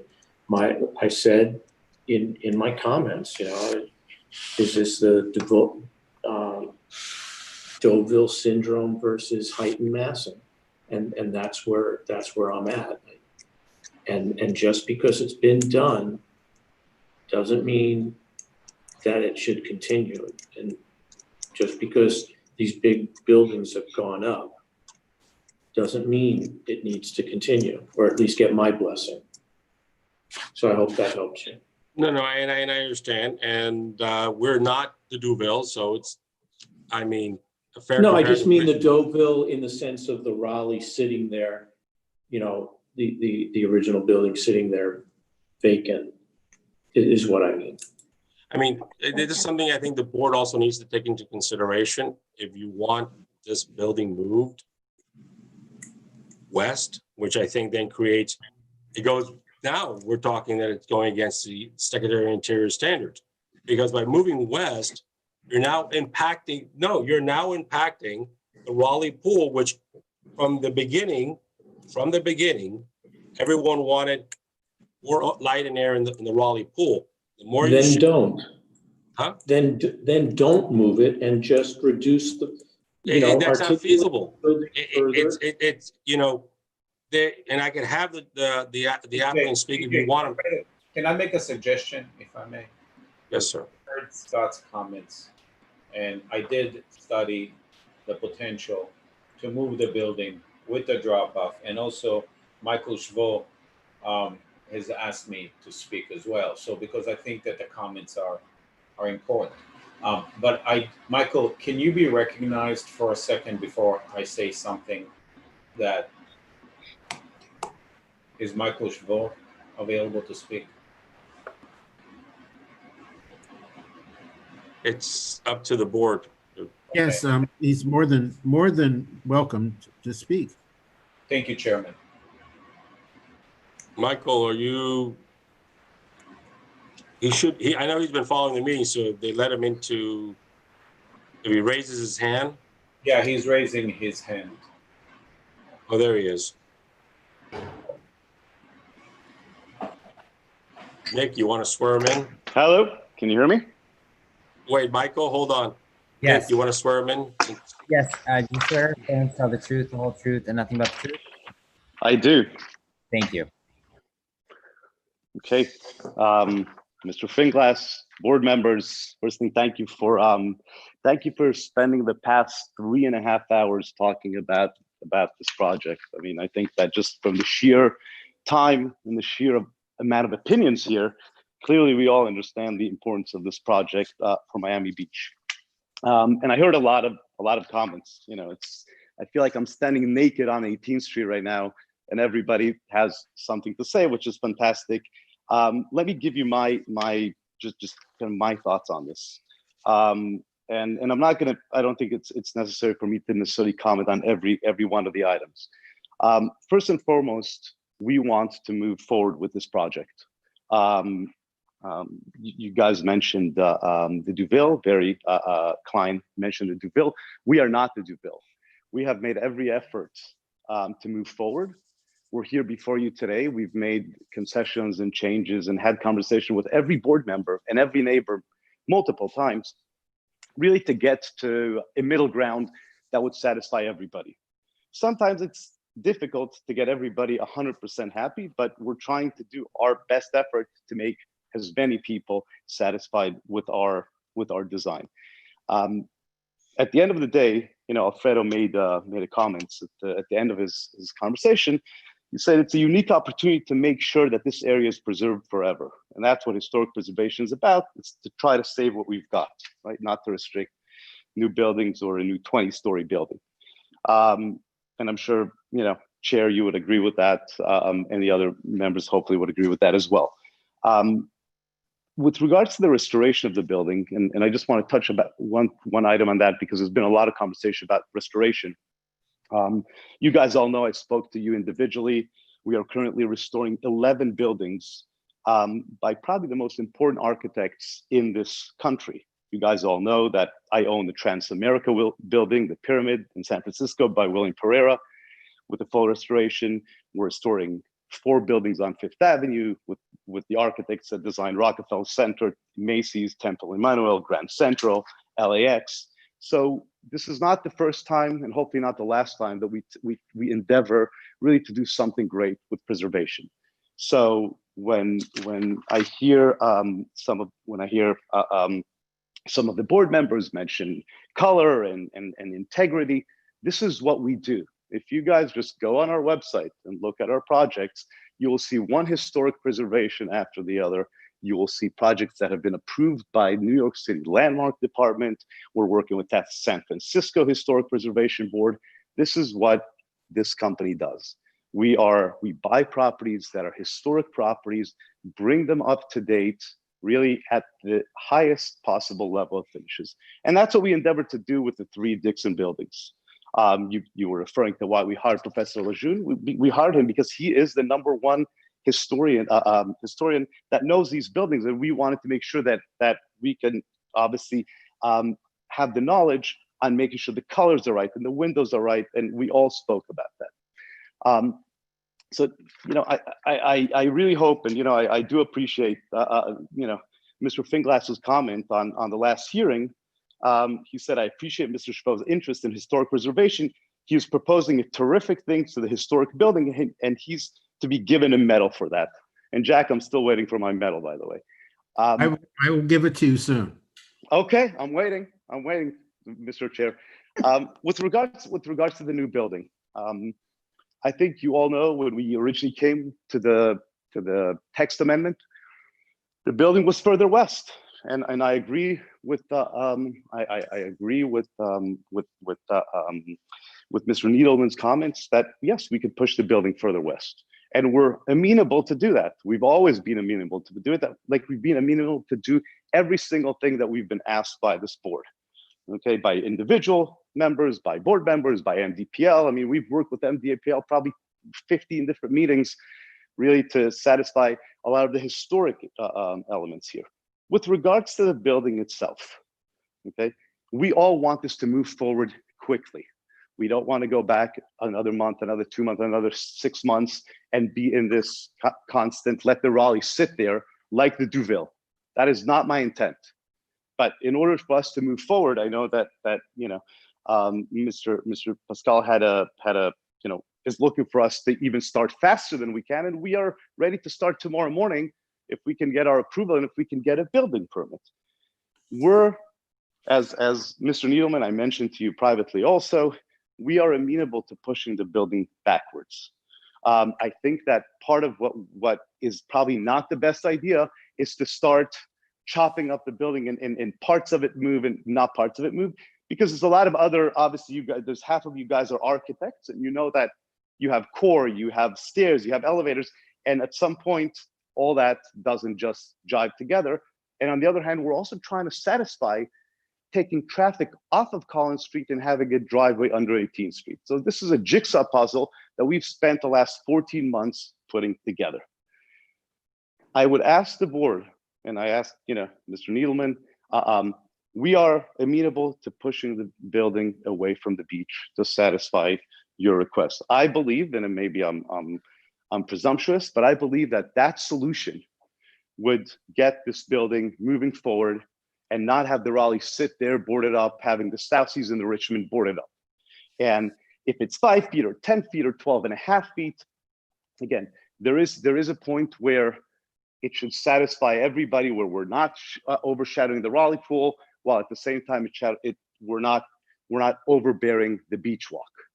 But at the end of the day, the big picture here is that we are here to preserve what we've got, and we're looking to do this, and we're looking to do this now. And I'm asking, like I said, Mr. Needleman, I'm asking you, as the one that I think is proposing this pushback of the building away from the beach. Let's find a middle ground and ask the other board members if they are amenable to support that, so we could come to middle ground. And I know it's complicated because we're on Zoom, but we do want to bring this home, and I think even Mr. Finglas, who unfortunately does not support our building, would still like to see this project move forward. Not we might not be able to.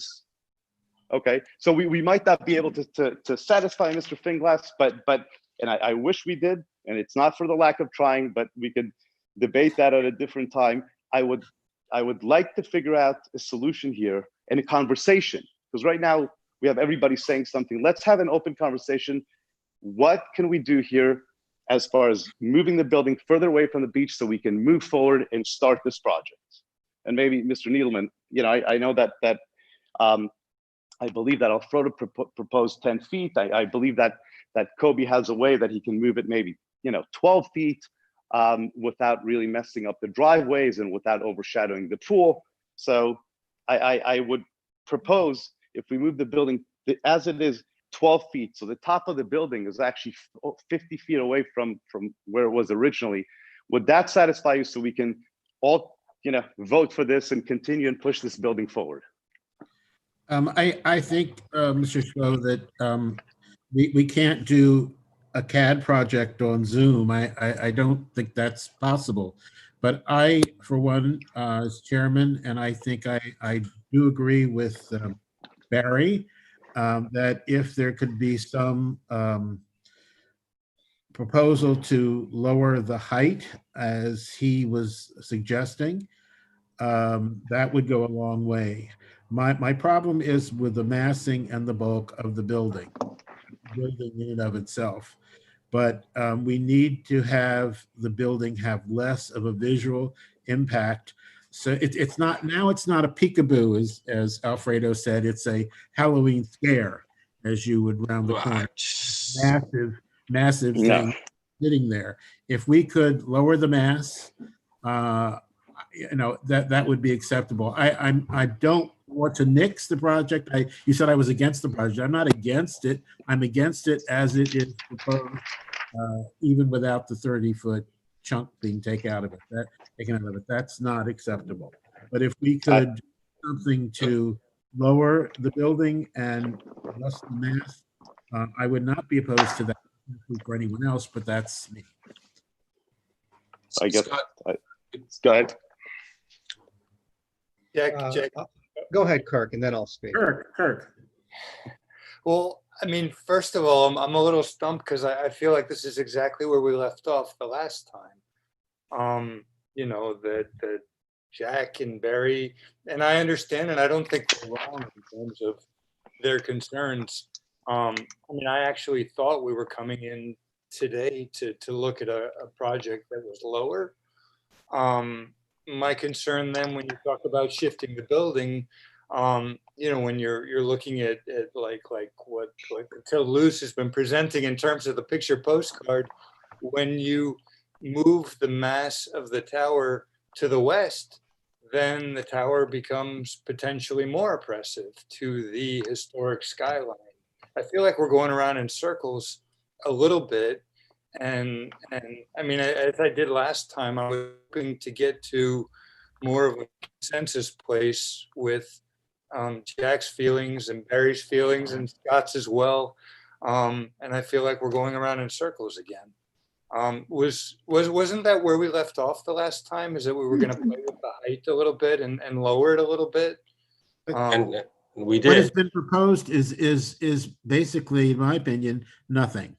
But That- what, No what change. we're at now is we're articulating where the edge of the building, the way it's designed on the west, but the building is not really lowered at all, correct? Correct. And No. Yes, it occurred. It was lowered, and Kobe could show you where it's been cut and lowered on the eastern portion. right, but not the height of the tower itself, which I think was, am I wrong? Wasn't that the concern to begin with, Jack? Yes. Barry? Yes. The building, yeah, Kirk, overall, what we lowered in height were the mechanical areas, yet we did not lower the overall height of the roof. What we did is we stepped it back the 30 and the 20 feet. Having said that, I think to go with Scott Needleman's comments, what we can do is we can push it back to accommodate him, and at the same time,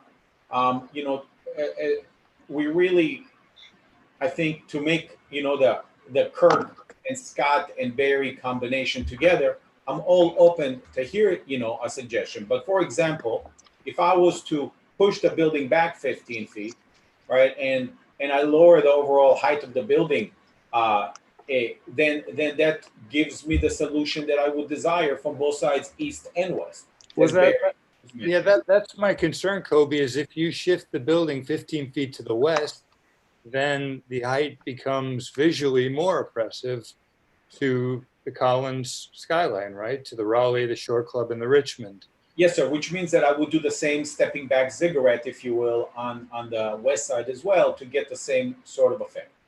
And what about just lowering the height? I don't know where the threshold is for Jack and for Barry, but I mean, if there was a middle ground where the height could be lowered and please everyone, that'd be wonderful. Is that a possibility or no? I think if you say, Kobe, bring it back 15 feet and lower it down 10 feet, and we'll make a motion to support you today, I think that I'll turn around to Mr. Jvo and I say, please support it, Michael, so we can move it forward. Because I think it's very detrimental at this point for this project to move forward, whether it's the Zoom or the COVIDs or whatever we want to call it. I think we have a very important project here on the table. I think we all acknowledge it. And I'm here really to find a way to make the board members happy. That's really my job. Thank you. That's true. Is there an achievable middle? Could we hear from Scott? Yeah, I'm I'll sorry. jump in.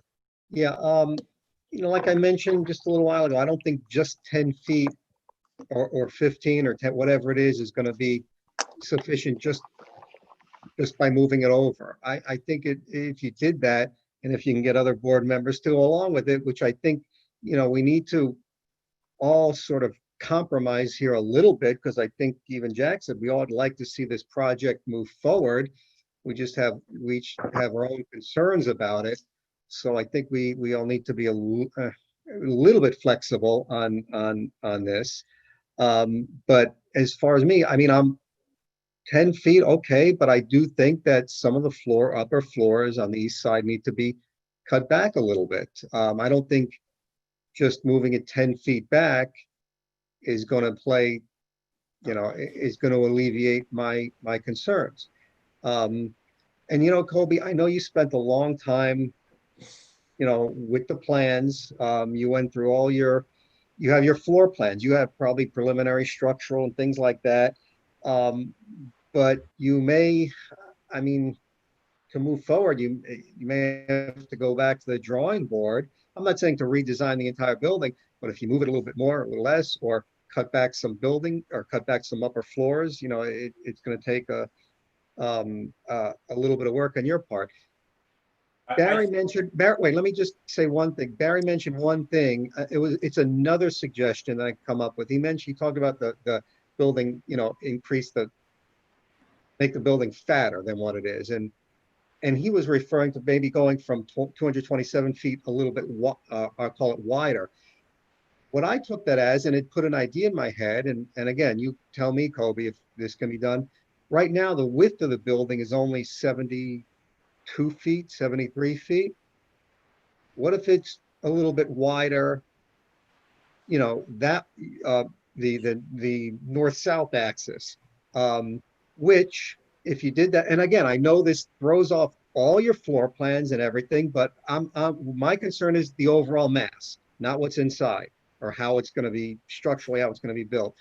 But if you did that, it gives you, and I know you guys, again, you want to keep the maximum square footage that you're entitled to build, which is fine. Make it fatter, maybe move it back your 10 feet that you suggest. By making it fatter, gives you an opportunity to cut back those upper floors. I'm open to that. I'm open to that as well, Barry and Scott. Sure. Because I think, let me just say, because I think if you do that, it doesn't, by I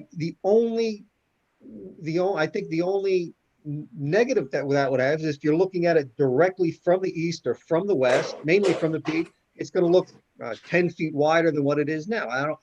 It's not going to change the perception just by making it wider. Is not going to change your perception going north and south, but doing the other things might, like I said, cutting back the floors.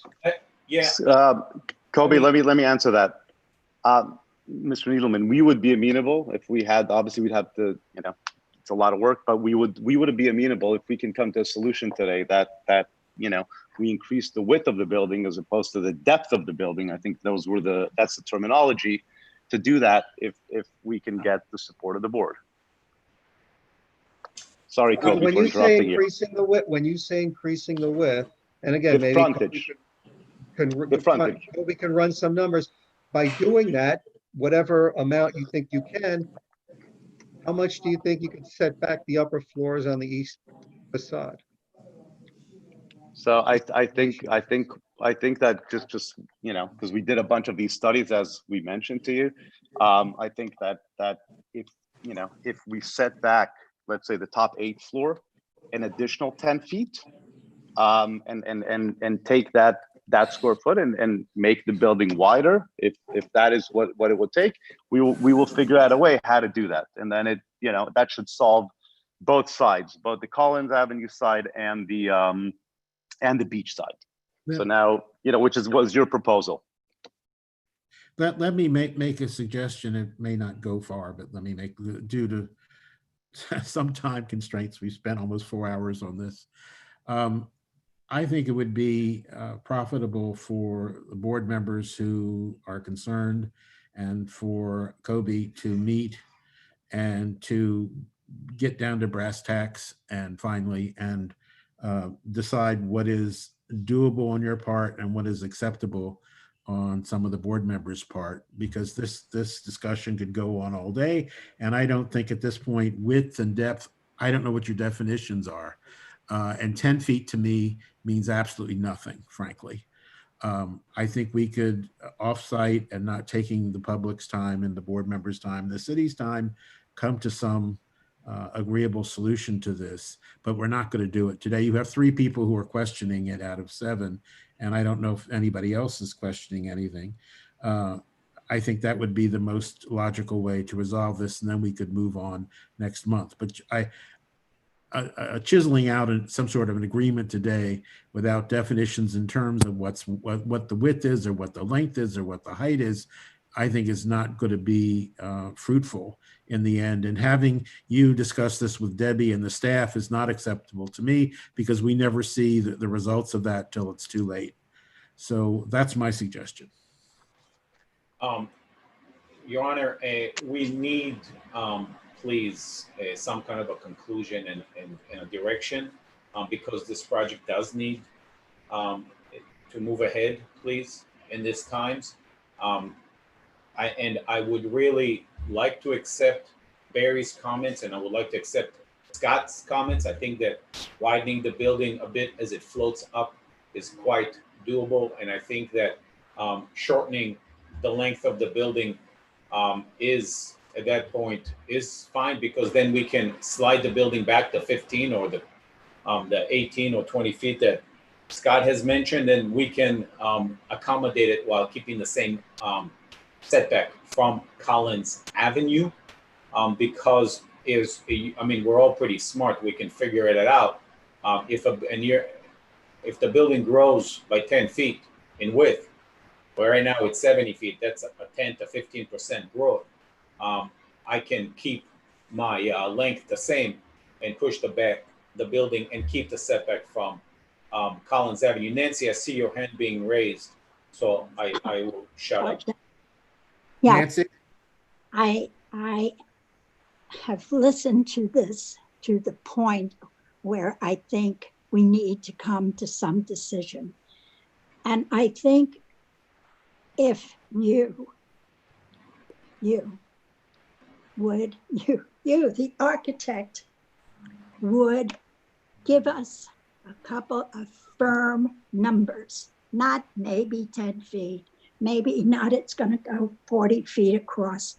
Give us what you can live with today, and I think that you will be able to end this today. Otherwise, we're going to come back here in September. It'll be another 4 hours talking about the same things, because I've heard the same things over 52 times today.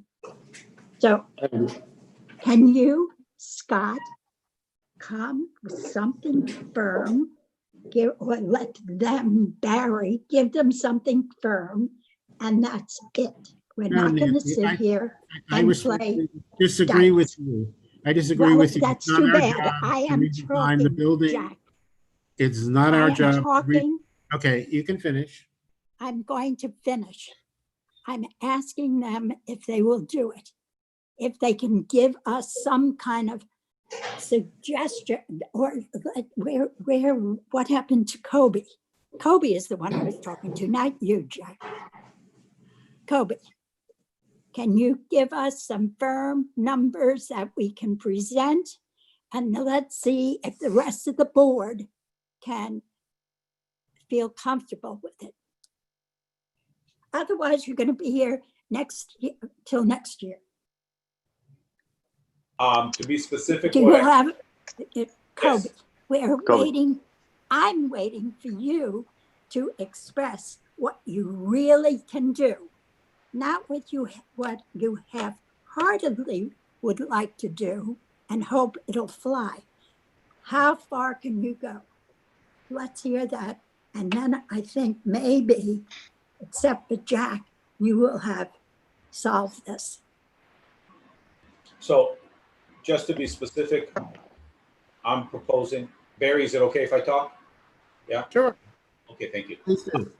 I'm proposing, based on the comments, I would put the building to the west, 15 feet. I would widen the building as shown by 10 feet, and I would keep the west setback the same as shown. And I would implement Kirk's comments. I would keep the building floating so I have my view corridor that I so desire. And that's what I'm proposing, if that works for, yes, sir. Yes, Mr. Needleman, I see your hand raised. If I understood you correctly, you're widening the building, you're moving the east facade back 15 feet. Yes, sir, that is a true statement, sir. Plus, I'm keeping the setbacks that we have discussed. I would still, again, it's hard, I'm trying to envision it, but I still think you should try to, and I know you can't tell me right now if you can, but try to set back some of those upper floors. Oh, yes, sir. Yes, sir, we agree to that. Okay, you didn't I'm mention sorry. that. And when I Yes. say set, I mean, not, not just, I will set them back 5 feet all the way. I mean, Give him a number. 15. We said 15. No, We no, set he it said, back no, 15. no, okay, let me just clarify. He said the building is gonna be wider by about 10 feet. Mhm. He said the entire eastern facade, eastern elevation facade is gonna be moved back 15 feet. Yes, Cope? Yes. And what I'm saying is, and you, I think you agreed to it, is the upper floors, maybe from the 8th floor up, maybe set it back, the first floor 10 feet, maybe 2 floors up, another 10 feet or 20 feet, whatever, but sort of a maybe step back. As the higher you go, the more it's set back. Yes, sir, that is a true statement. Okay. That's something that I would be more than willing to look at. And I think if I'm envisioning it correctly in my head, I think I could probably go along with that. And again, you need to, check with everybody else too. I would just like to say that I think we're on, and as much as I appreciate, and I want to end this personally, and I appreciate everybody's work and frustration, but I think we are in a dangerous position where we start at this level of a discussion, telling an architect about, building of this scope and magnitude.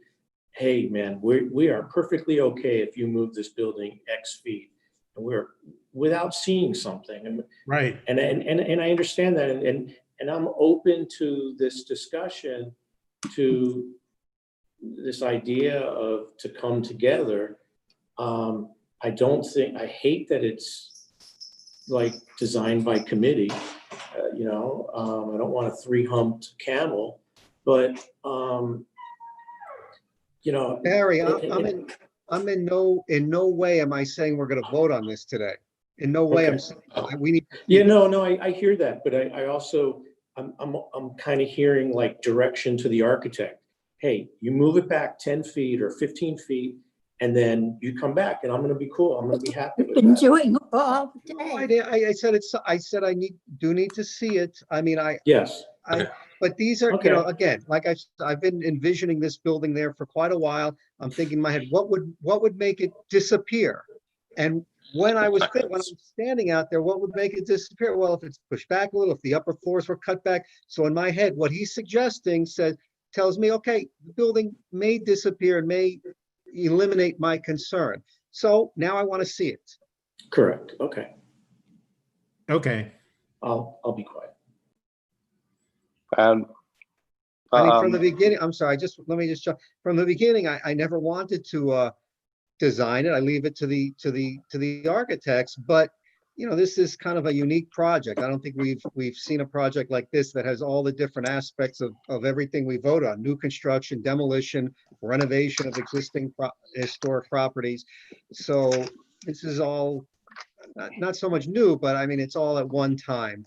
And, we pretty much came to a standstill, and like, I think most of us, I'd like to see something happen here.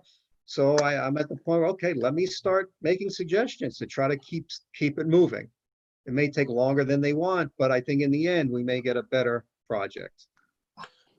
Thank you. Thank you, Scott. Mr. Chair, I really would request that that there be a consideration to approve something today. This board has done that many times where we approve and we go back and address the comments, and we could address the comments. The detriment of continuing to continue this creates a challenge. And we Architects work best when they're challenged. We do. Yes, Mr. Faber. Sorry. We do when we work with clear direction, and you and I had many conversations about this, Mr. Chair, and clear direction. I think you perceived it. We'd like to see drawings next month that show the building reduced in height and step back, as Barry and Scott suggested and I've suggested. And what's the minimum height and width and mass you will accept? That's the question. We thought we were going to get, excuse me, Nancy, I'm speaking. We thought we were going to get that this week, and we didn't. We got a 30-foot chunk taken out, and you knew from last time that would not be acceptable because we told you that. Not true. We haven't heard, we haven't gotten back anything. So please. Sorry, so just Mr. Finglass, on that note, if you recall, when we spoke, you said that you would like to cut the building into half. If we cut into building into half, the building will be 450 foot long, and it will just be a continuation of the existing historic building. We've all, I think that I appreciate everybody's time, and we've all intimately know this project. Magic cannot be made here, and Kobe is a great architect, but at some point, if he pulls to the right, you might not be happy. If he pulls to the left, somebody else is not happy. I believe that, and we agreed with Mr. Needleman. If it's pushing the entire building or part of the building, I think that there might be a framework that would satisfy Mr. Needleman, and I believe that if we could get to that on the parameter of how far the building is from the beach or things of that nature, we can get this vote and move forward with the project. As you guys said, we don't want to end up like the Duville. Right now, you have half a city block that's boarded up, and it will continue boarded up, as Nancy said, for another year. Even if you approve the project today, the construction can't start until we get a building permit, which is next year, which is the middle of next year. So right now, we're going to go through another hurricane season, which we're trying to prevent. I mean, we have the job here is to preserve the buildings that we have, not let them deteriorate because we're arguing about 5 feet east or west. And we're willing to accommodate the board, but we do need resolution. And I'm sorry that I'm being so blunt about it. We've gone back and forth, and we'd like to get some type of resolution so we could get the building approved with whatever Mr. Needleman feels would satisfy him, and hopefully Mr. Klein as well. But at least that we could get the 5 votes so we can move forward. Because we don't want to see you guys next Christmas. I mean, I agree. I agree with that, but someone needs to see a finished set of drawings to the standards you've presented up to this point, so we can approve them. Or if you want to give it to the staff in a month, that's fine. But to say I'm cutting off 10 feet here and lowering it to 20 feet and doing that is a total nebulous situation where we don't know what we're seeing. And to push for an approval, this building will be there for 100 years or more, and the historic buildings need to be restored. That's a given. But just to approve what you've given us today will not do that for me. I want to see the project finished, but I want to see the height reduced, and I will not give up on that point. And Mr. Klein has suggested a good suggestion of stepping the building back, and I think Scott might go along with that. But you have 3 of us who are concerned, and I don't see there's a way to give you a motion to let you do what you want to do today. I don't see it. So let's move on. Well, I guess our question to Mr. Klein is, I'm not sorry to Mr. Needleman is what would be if we push the building back a certain distance, if he would be amenable to support the building as it is pushed back so we could move forward. So, and remember that setback is the maximum setback. If it's 10 feet to 5 feet, 20 feet, 50 feet, whatever it is, so we don't have to go through this another, Look, months of this. Michael, Alfredo, there's nothing that we can vote on today. We've given direction, or at least I think we've given direction. He said he's going to widen the building approximately 10 feet. He's going to push back the eastern elevation about 15 feet, or he said 15 feet. And he's going to step back the upper floors. And I took that to mean roughly from about the 8th floor up. Obviously, you need to, do some studies and calculations to find out exactly what it is. But if what you bring us, what I said is what you bring us, next time you're here, that's something that I can't say, yeah, I'm definitely going to vote for it. We need to see it. But that's something that I most likely will go along with. But to me to say, okay, it sounds good right now and I'll vote for it, you work with staff on it. No, it's just not going to happen that way. We've there've been many projects that we've asked for the applicant to come back because we want to see it. This project, if there's any project that we need to see, I think it's this one. We can't give direction to staff because I don't think staff would go along with that. There's no way staff is going to say, leave it to me. I'll figure out what's best, 10 feet, 15 feet, what floors to step back. They're not, I know Debbie doesn't want to do that. So it's something we need to see. Thank you, Scott. And I don't think, and again, as far as, this is just me. I don't know if it's the other board members.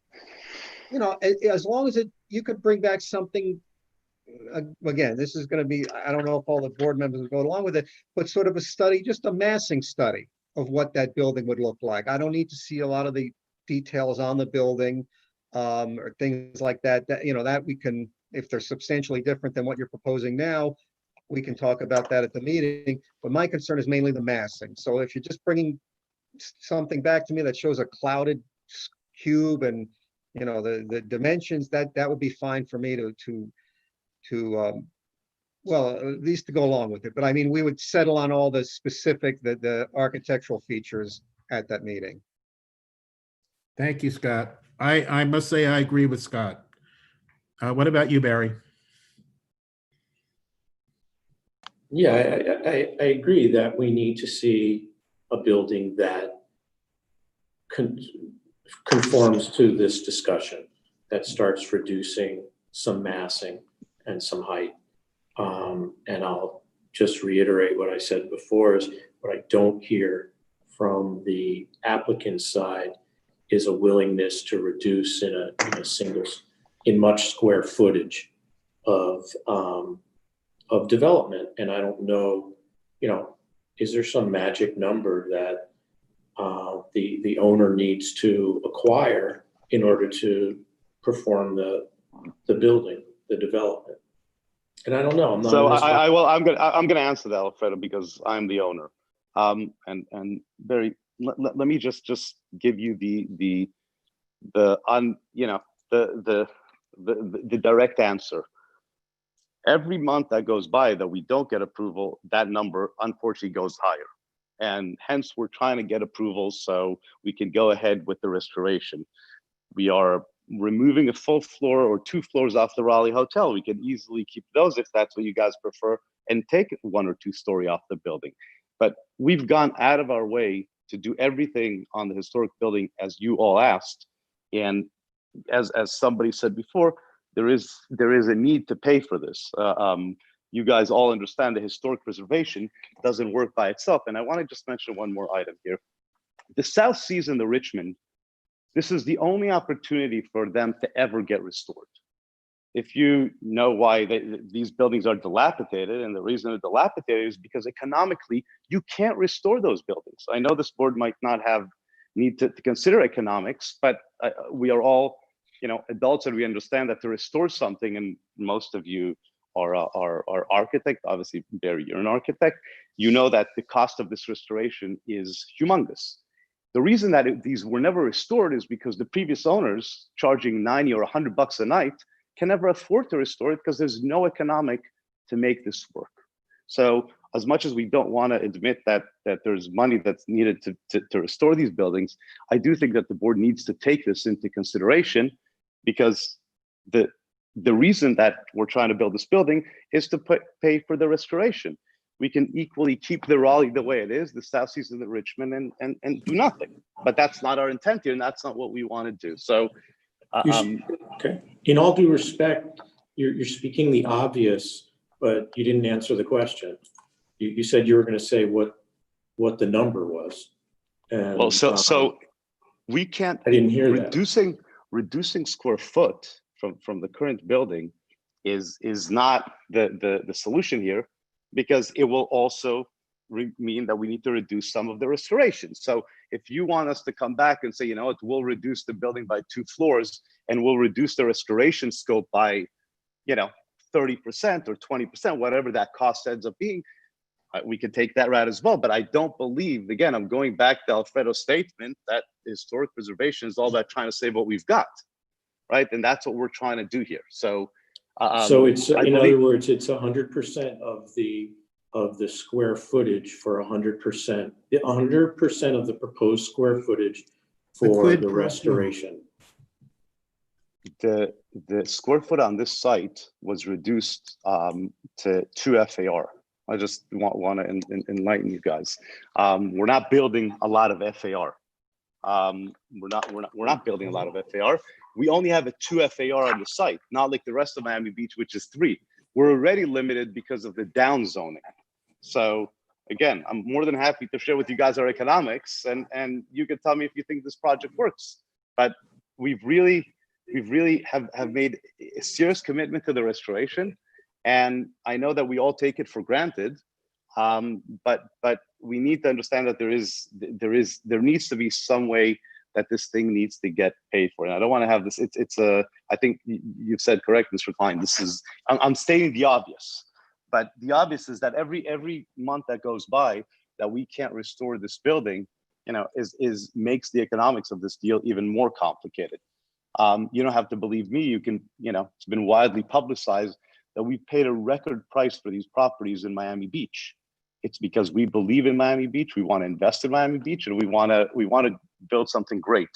But if we continue sitting here and not being able to do anything, at some point it just doesn't make sense to do it. And trust me, there's nobody more than me that wants to get this project going. We're sitting on 3 boarded sites into hurricane season, and our concern is if we don't get approved today with something that we can all live with, we're going to be into the next hurricane season, which we know each hurricane season where you have buildings that are boarded up, the buildings deteriorate. I mean, you guys can all appreciate this. I mean, you see what's happening with the DuVille, that's almost falling apart. We don't want to get there. So I really, this is why I believe that Kobe and Alfredo and myself are really pushing to get something approved that you guys could live with, that then we can work with staff to make sure that that is great. And again, if you just look at the architects that we've worked with and what we do, you have to give some credence to what we've done previously to see what our commitment to Miami Beach is. Thank you. Thank you very much. Mr. Chair, I would ask the board to wrap up this discussion. It seems like at this point you're looking at making a motion for a continuance from my observations. So if there is a board member that would like to make that motion, I would just note to Boardman Needleman's comments, the shifting of the building from the east, if it was going to be shifted slightly west, would be something that would be, a relatively simple endeavor in terms of showing revised plans. However, fattening the building is going to require a full set of new plans. That's not something that we can translate easily into an approval if it was just a massing study. So we will require from the applicant a full set of plans dimensioned, not just a massing study, for the next hearing. And that the earliest, in my opinion, that could even potentially be possible, unfortunately, it would be the October meeting. Again, the renderings will change. It's likely that they would have much more limited renderings compared to what you're seeing now, because those are extremely time-consuming images to create. So I would ask that this be continued to October so that we can work with the applicant and have them, have the best opportunity to produce basically a full set of new drawings, which is what will almost be required. Every sheet pretty much, especially with regard to the new tower, will require, a revision. All due respect, on behalf of the applicant, we would not want to delay this to October. We could provide the drawings that Debbie will need by her timelines, and it will be what we're asking. If you are going to continue, and I understand, I could count the tea leaves as well, that it would be the September meeting. So we have an opportunity in September to achieve approval and move on with this project. I think most people want to see done. Yes, I agree with you, Alfredo. September is the goal, and this is the most important project that I could see coming before us. So we would want to settle this as quickly as humanly possible with the revisions that Scott and Barry, and I agreeing with Barry, have suggested. If that's okay, accepted, that's up to the board. I would need all revised plans no later than Monday, August 17th. And that is a lot of work to do, because you will, most of the plans that you've submitted, the renderings, will require updating. I just, I don't want to continue this any longer either. And we can give the applicant the opportunity to submit plans for the September meeting, but they're due August 17th. They have to be available for public view prior to the hearing. We do have certain requirements for that. So if we have a motion to continue to the September 8th meeting, I would appreciate hearing that now so we can move on to the next application. I'll move. I will make the motion. Okay, Ms. Liebman made the motion, and Kirk, was that a second? Yeah. If that's the applicant's good with September 8th. September 8th is the earliest they could possibly come back. And if they're not ready, we could request a continuance and revisit that at the time, but we can give them the opportunity for September 8th. Mr. Needleman. Yes.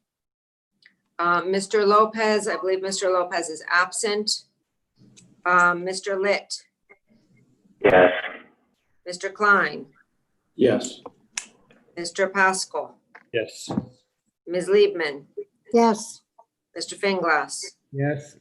Okay, the application has been continued to the September 8th meeting. Thank you. Thank you, Debbie. Thank you very much. Thank you, Thank you. Alfred. Mr. Thank you. Schro. Thank you. And Kobe. If we could move right along to the next application, this is HPB file 190349. This is 910 Marseille Drive and 7116 Bay Drive. An application has been filed requesting the certificate of appropriateness for the construction of a new multifamily residential building on the vacant portion of the site. So this particular project was reviewed by the board on July 14th. The board continued the application to today's meeting. A very brief summary, the particular property is comprised of two parcels. The parcel at 7116 Bay Drive does contain a contributing building. That building has already been substantially restored by the property owner. They are currently requesting a new 4-story residential structure on the property, the adjoining property, which will be combined as part of a new residential development. Since the July meeting, the applicant has submitted revised plans. Those plans, in staff's opinion, contain modifications that do address the concerns that were expressed at the July meeting.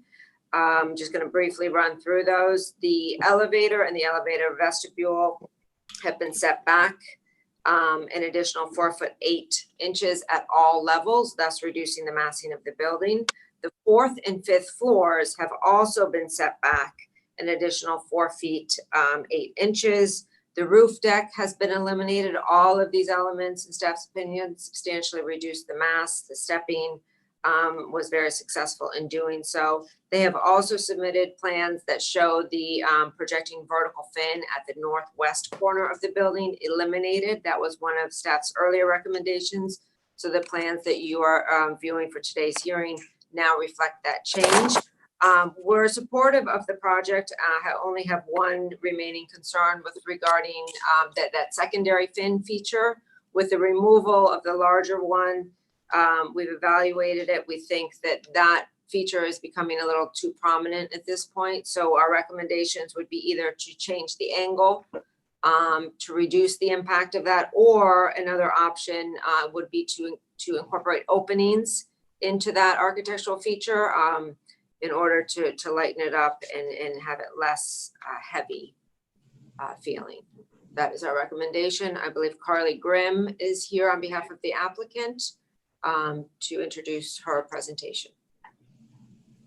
Thank you, Debbie. Before we hear from the applicant, I'd like to swear in any members of the team who will be providing testimony. So please state on the record whether you swear or affirm to tell the truth, the whole truth, and nothing but the truth. I do. Alex, you're Thank you. muted. I do. Thank you. Thank you all. You have 10 minutes for your presentation.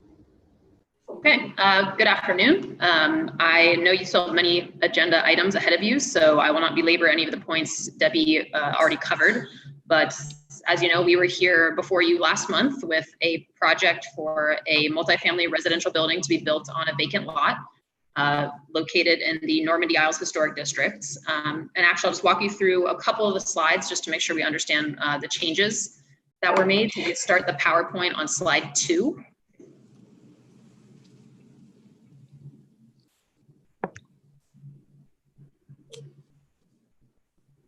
So this is again to remind everyone where we're located and have a visual of those two parcels. Again, the proposed building is going to go on the vacant portion of the site. The parking area for the project will be located on the second parcel, which is the lot that has the existing contributing building. Again, there are no alterations or demolition proposed. During last month's meeting, as Debbie mentioned, the board expressed some concerns with the project design, namely the massing of the building. So we can go to the next slide to refresh its memory. The next slide shows the project that was presented last month. That does show both of the large architectural fins. And the next slide, you will see the rooftop that was part of the original design. As Michael Bluch correctly pointed out at the last meeting, there was some discussion of additional setbacks of those two upper floors.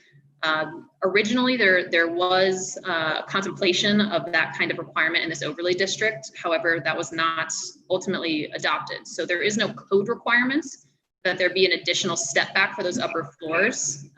Regardless of any code requirement, we did listen very carefully to the board's concerns and took those comments seriously. The architects worked very hard within a short time frame to rework the building design, and we're presenting you today with a revised design that we feel addresses the board's concerns. If you move to the next slide, you'll be able to see that we have removed the large architectural fin in the northwest corner. As further recommended by staff, Debbie just mentioned it, they also recommended that we incorporate a cutout or otherwise reduce the look of the massing of the remaining architectural fin. That recommendation was made after the deadlines to submit the revised drawings, so it's not in your set, but we wanted to provide you a visual. So on the right-hand side, you can see the cutout in that remaining fin. If you move to the next slide, we have eliminated the roof deck.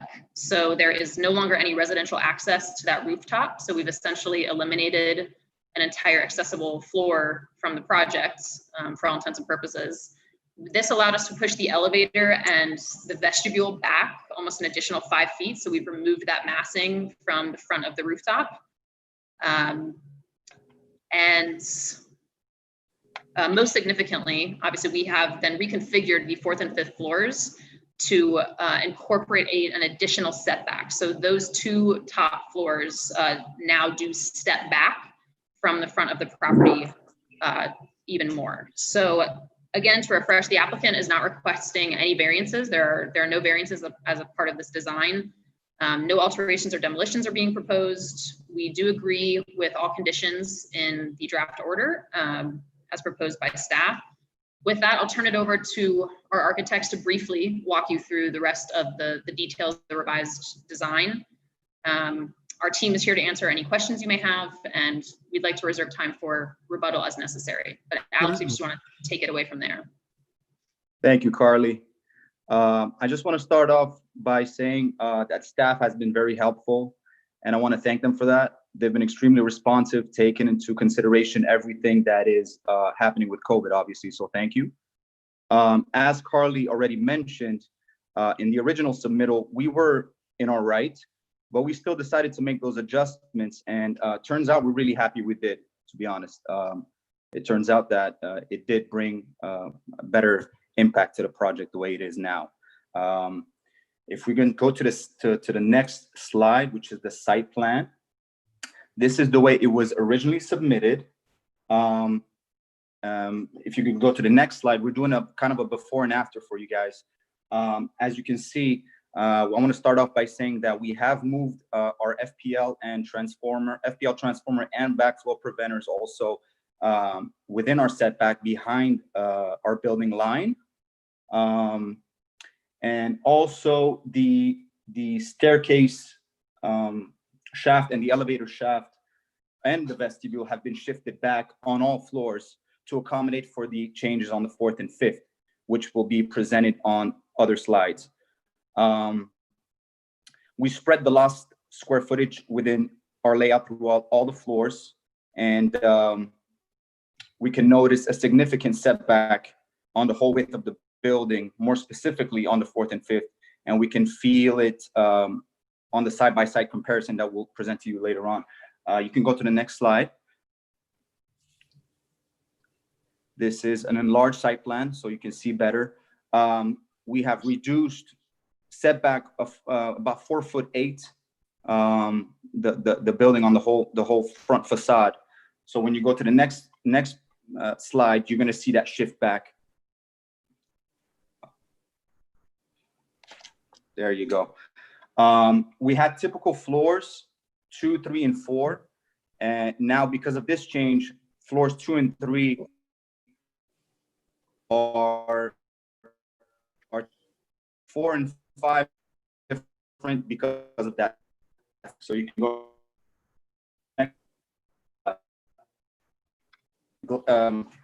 We're just going so you can see the shift in the facade. Am I frozen? Yes, you did freeze. Next slide, please.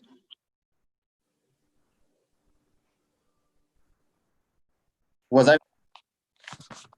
Yeah. Go on, Alex. I'm sorry, guys. Okay, we're back on. So yeah, ground floor, second floor. This is the original. This is the original. You can go to the next slide. That's the new one. There you go. So whatever we lost, we distributed differently throughout the floor, all the floors for the square footage. Next slide. This was the original typical floor 2, 3, and 4. As you can see, there was a gap between staircase 1 and 2. We eliminated that gap to shift the whole project backwards, 4'8". You can go to the next slide. There you see it right here. And next slide would be the 4th floor.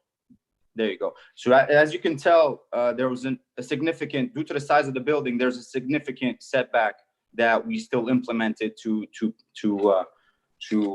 we listened to you guys. So we're trying to do that change, and we're pretty happy with that change, actually. You can go to the next slide. Fifth floor before and 5th floor after. Next slide. There you go. And the rooftop, next one, you're gonna see we eliminated our terrace to help diminish some unnecessary additional added height. Our second egress and elevator shaft, if you go to the next slide, they're no longer protrude our roof level. So there's been a significant reduction in height as well in the perception of the building. Maybe we can go to the next slide. Thank you. This is the before and after contextual view. You can go to the next slide and see how it dropped in height significantly. I'm sorry, am I frozen still or am I good? No, you're good. I'm good. Okay. Next slide is the landscaping plan with that we implemented with the site changes. Next slide is a material presentation for the colors and the glass color. Next slide, which is again, we implemented angled elements or fins to remind the movement and dynamic atmosphere of Miami Beach, but also obviously to create visual interest. That was our original intent. As mentioned in our last HPB presentation, we were told that the overall architecture was very appreciated, with a few minor comments, obviously, that Debbie stated earlier. We feel that we've addressed these. When you see this side-by-side comparison with the same angle, same view, you can see that we've worked very hard to reduce the impact of the massing by setbacking floors 4 and 5, and also removing our taller fin per se. Next slide. Okay, so now we put them side by side for a better understanding of a before and after. I'm gonna take you through them. You can see the setback of the 4th and 5th, and also the opening of the side of the fin. We did not want to fill the void because of the setback. We didn't want to fill that void and make a kind of a more opaque or heavy fin. So we did an opening to kind of make you feel that setback better. Next slide. Your 10 minutes are up. Well, we're maybe 30 more seconds. I'm wrapping up. Yeah. This is a view from the side. You can go to the next slide. This is kind of my favorite, where we feel the changes here in the before and after more predominantly. And next slide. I just want to. There you go. And that's the front view. I just wanted to say that we kept the glass for airiness, for lightness. We didn't want to do an opaque building. And I just want to thank you for your time and really hope that the efforts we've put in to improve the building are appreciated here. And we really love this project, and we really hope you make this project move forward today, and really happy with our progress here. Thank you so much, guys. Yeah, thank you, Alexander. A very, very good presentation. Thank you. Thank you. Thank you. Thank you, Chairman. Debbie? In terms of public comment, Mr. Chair, I see Jamie Strauss is wishing to speak. Jamie? And Jamie, before you begin, do you swear or affirm to tell the truth, the whole truth, and nothing but the truth? I affirm. Thank you. You have 2 minutes. Hi, board. I'm speaking not only as an architect, but as a resident that lives down the street, 179 North Shore Drive, across Fairway Park. My comments are, I did send an email, but I just also want to publicly state, I do not feel, in my opinion, this design is contextually appropriate still. There's a lot of great modern design elements in this historic area that can be incorporated into this building. Not to say that modern design doesn't fit, as we see a lot of great MIMO elements from this area. My biggest concerns are these large blank walls, especially facing the property to the west, which is one of the oldest buildings on Normandy Isle.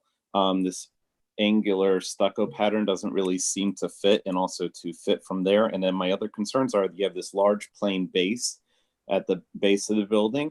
And when these presentations also show generically, like, okay, glass railing or this alternating window pattern, but when it goes to actual selection and meet, code requirements, a lot of those things can change. And when a building is so heavily dependent on glazing, I think more detail needs to be shown from there, that exactly what you're getting, because any change in let's say a glass railing, if it just has a railing on top or more metal components or anything, can really change the look and feel of a building like this.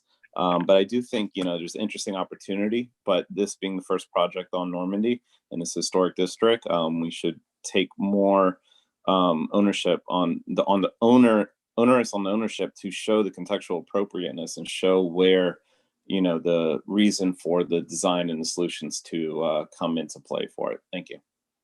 Thank you very much for your insightful comments. Any other public comment? Mr. Chair, I do not see any other members at this time. Okay, hearing none, we're closing public comment. I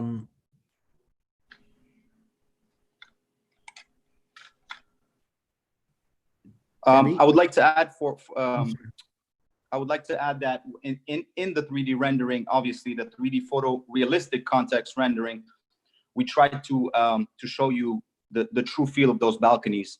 I know those 3D sketch renderings are more for a global understanding of the project, but when you look at the material sample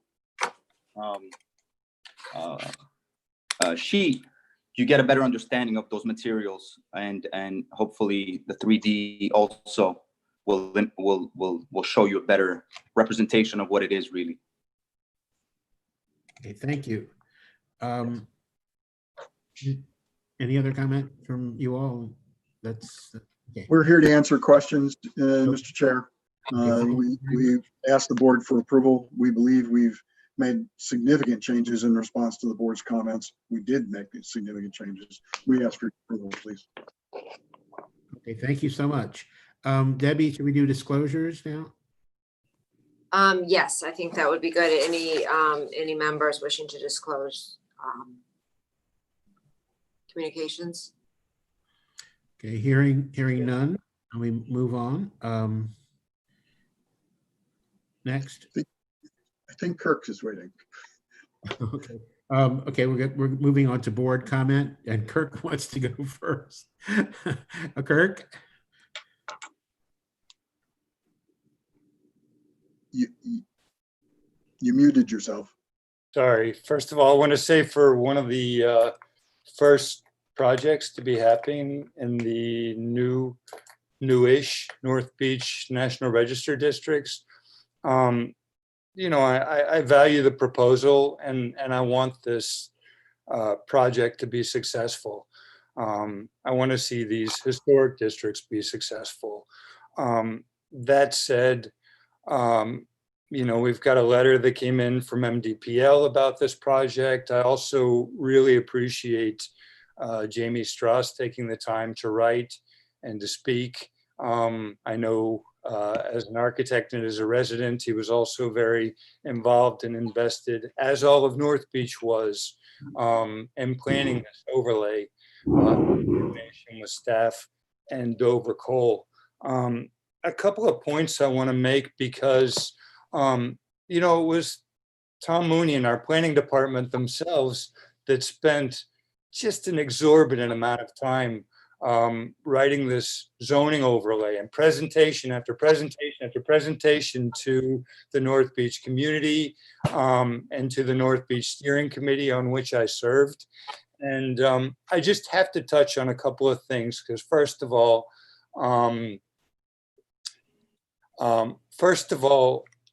both the council and the architect mentioned about within their rights. And again, I think it's really, really key that we look at what the zoning overlay says, which was designed by city staff in coordination with Dover Cole. It says the maximum building height for new construction shall be 32 feet for the first 25 feet of building depth. For that part alone, we're now looking at an additional 8 feet. Let's see, from the minimum required front setback and maximum of 45 feet for the remainder of the building depth. Down below, it says for properties that contain at least one contributing building and provided that at least 50% of all existing contributing buildings are substantially retained, a maximum of 55 feet may be permitted by the Historic Preservation Board. It does not say shall be or will be. And so when an applicant comes before us, it says, this is our rights. I'm not sure that when I read in the zoning code, maybe, that I see that as being a right. And to me, it comes down to a question of compatibility. When I think Mr. Strauss also had a really great point when he wrote in his letter about compatibility to the neighborhood, because again, what we're not seeing in this application is that there's an assemblage of 4 contributing waterfront structures that are 1 story across the street in catty corner by about 50 feet from this. So still, even with the changes that have been made on this application, to me, and I'm going to be blunt, because again, I want this application to succeed. I want the project to succeed. But to me, when I looked at this application versus what was presented the last time, I'm sorry, I can't even take it seriously that we removed 2 windows. We added 8 feet where the code for the overlay for new construction in the district said that there should be 25 feet. We're now 8 feet back from the property line. And I don't get it. I don't get it, especially again, when we're talking about a parking lot in the back. So what we're effectively looking at doing, in my perception, is destroying the historic feel and context of the neighborhood to leave room for a parking lot. I still don't get it. Mr. Pascal, you said something that I don't think is factually correct. Okay. You said 8 feet with a front setback. That's not correct. It's at 25 feet on the lower floors and We're at more on 20 the upper feet at the floor. lower floors, and it's then has an even greater setback for the 4th and 5th floors in response to the board Right, concerns. right. So the zoning code says that from the street, you're allowed a 20-foot setback, which is where your building starts. So you're going up the first 3 stories. Then the code says for new construction, you go back another 25 feet in depth until you go up to the full height. But instead of going back 25 feet, you're going back 8 feet. And again, I understand that the Historic Preservation Board has the right to override that. It says that in the code that it may, does not say shall, does not say will. And I'm not understanding why we would do that when to protect a parking lot. I mean, you could easily go back the additional, to bring it from 8 feet to 25 feet on the upper levels and not impact anything when all there is a surface lot in the back. And why not protect the integrity of that historic street front? To me, it seems like it's a useless affront to the historic district to needlessly to overwhelm the historic buildings that are in front of, beside, and across the street from this building, including your own, on the same lot. I don't understand it. It seems like this was done in a hurry between the last meeting and this meeting. And if you wanted to do it in a hurry, you could just set it back another 10, 15 feet and meet the criteria and not impact the street. But we're not doing that. Instead, we're cutting out a couple of windows. And to me, that doesn't even feel like a serious try. And it's hard for me to get up and say this because I want to be nothing but a cheerleader for North Beach projects. But the rationale between adversely impacting a historic streetscape only to protect a couple of street parking spaces, I don't understand that. I don't understand that. And I do believe that is this board's responsibility to protect the contextual appropriateness for a new structure. So that's my feeling, and I appreciate your listening. If I note that we worked with staff on this design from the beginning, and staff has recommended approval. We're not trying to flaunt anything. We did make changes that we could make without completely moving the elevator. I mean, it's a small footprint, it's a small building. You need 2 stair towers and an elevator core. Moving that top floor back, as you've suggested, would completely destroy the floor plans because your elevator can't step back. Well, the elevator has to be vertical. And right, Carter, but technically, given that you have a surface parking lot on the last half of the property, you could move the entire structure back without impacting the design of the building at all. And the point, again, I want to make is you all came forward and said that this is your right. And the zoning code clearly says we did not. May be permitted, that the code and not will be permitted. So we did not say that was a matter of right. In fact, what we said was that last time there was a conversation about a code requirement that doesn't apply and that staff correctly said was not adopted.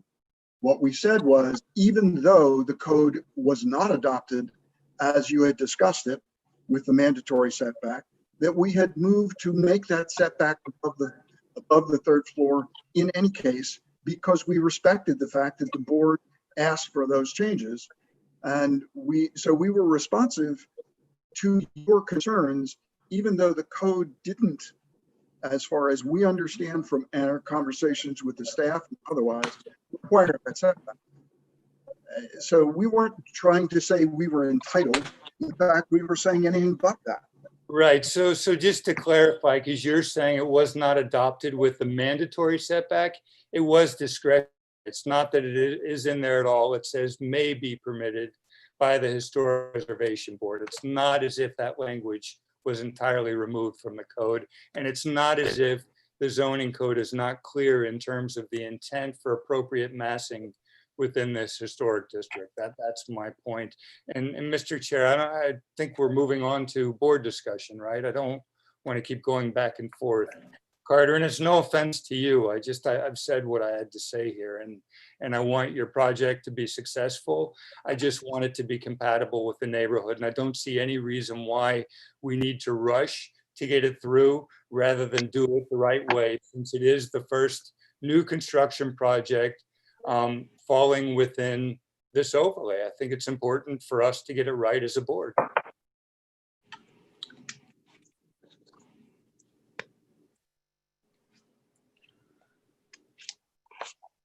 Chris, Jack, I think you're muted. Max, do you have, thank you, Kirk. Max, do you have a comment? Yeah, and as a fellow member of the Normandy district, I'm less offended by the design. I suppose I'd like the point that Kirk brought up about the setback. I think I'm no lover of surface parking lots. So if the only constraint, that was pushing the building forward is the parking, I think a good gesture would be to cut into that parking area to maintain a setback that's maybe more in line with the character. I mean, I'm sensitive to the need to differentiate new buildings, not create a false sense of time with them, but also have it be compatible. So I don't have a lot by way of guidance, with respect to the design there. I noted with the change in the roof, the removal of the roof deck, not that you had, what we would think is like a green roof before, but there was a little bit of garden area, which got me thinking there's a possibility there without having the roof deck that you could still get, you can explore an extensive green roof. I think that's something that could be handled as an option administratively, if that's appropriate, with working with Debbie and team on the design, in keeping with the blue-green strategies. And last time too, I realized I had harped on the point about the parking lot with permeability. Probably didn't need to harp on that too much, given that it's a requirement, but it wasn't really clear in the plans. So I just wanted to make sure that that requirement was understood and will be reflected in the final. And I saw, just as part of the presentation, a brief flash of the landscape plan. It looks like that may have changed from what was in the last package. But I think, any differences there, I'd be okay with the condition in the order that says a revised plan is required anyway, subject to approval. Thank you. Those are my comments. Thanks. Thank you, Max. Barry? Yes. I'd like to Kirk's point about the zoning, the setback requirements. I'd like a clarification from Debbie or Michael for one.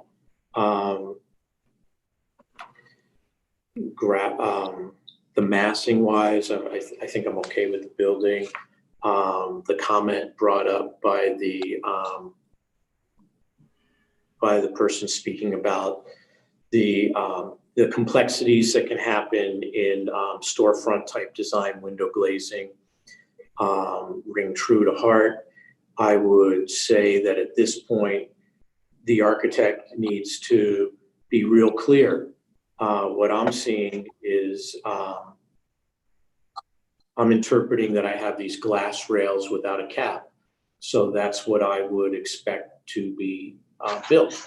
Obviously, these glass rails at the steps, I would assume I would have some surface mounted rails there. And at this point, if they're not specified, which I didn't see them in case I missed them, I would hope that they would be nickel or anodized finish.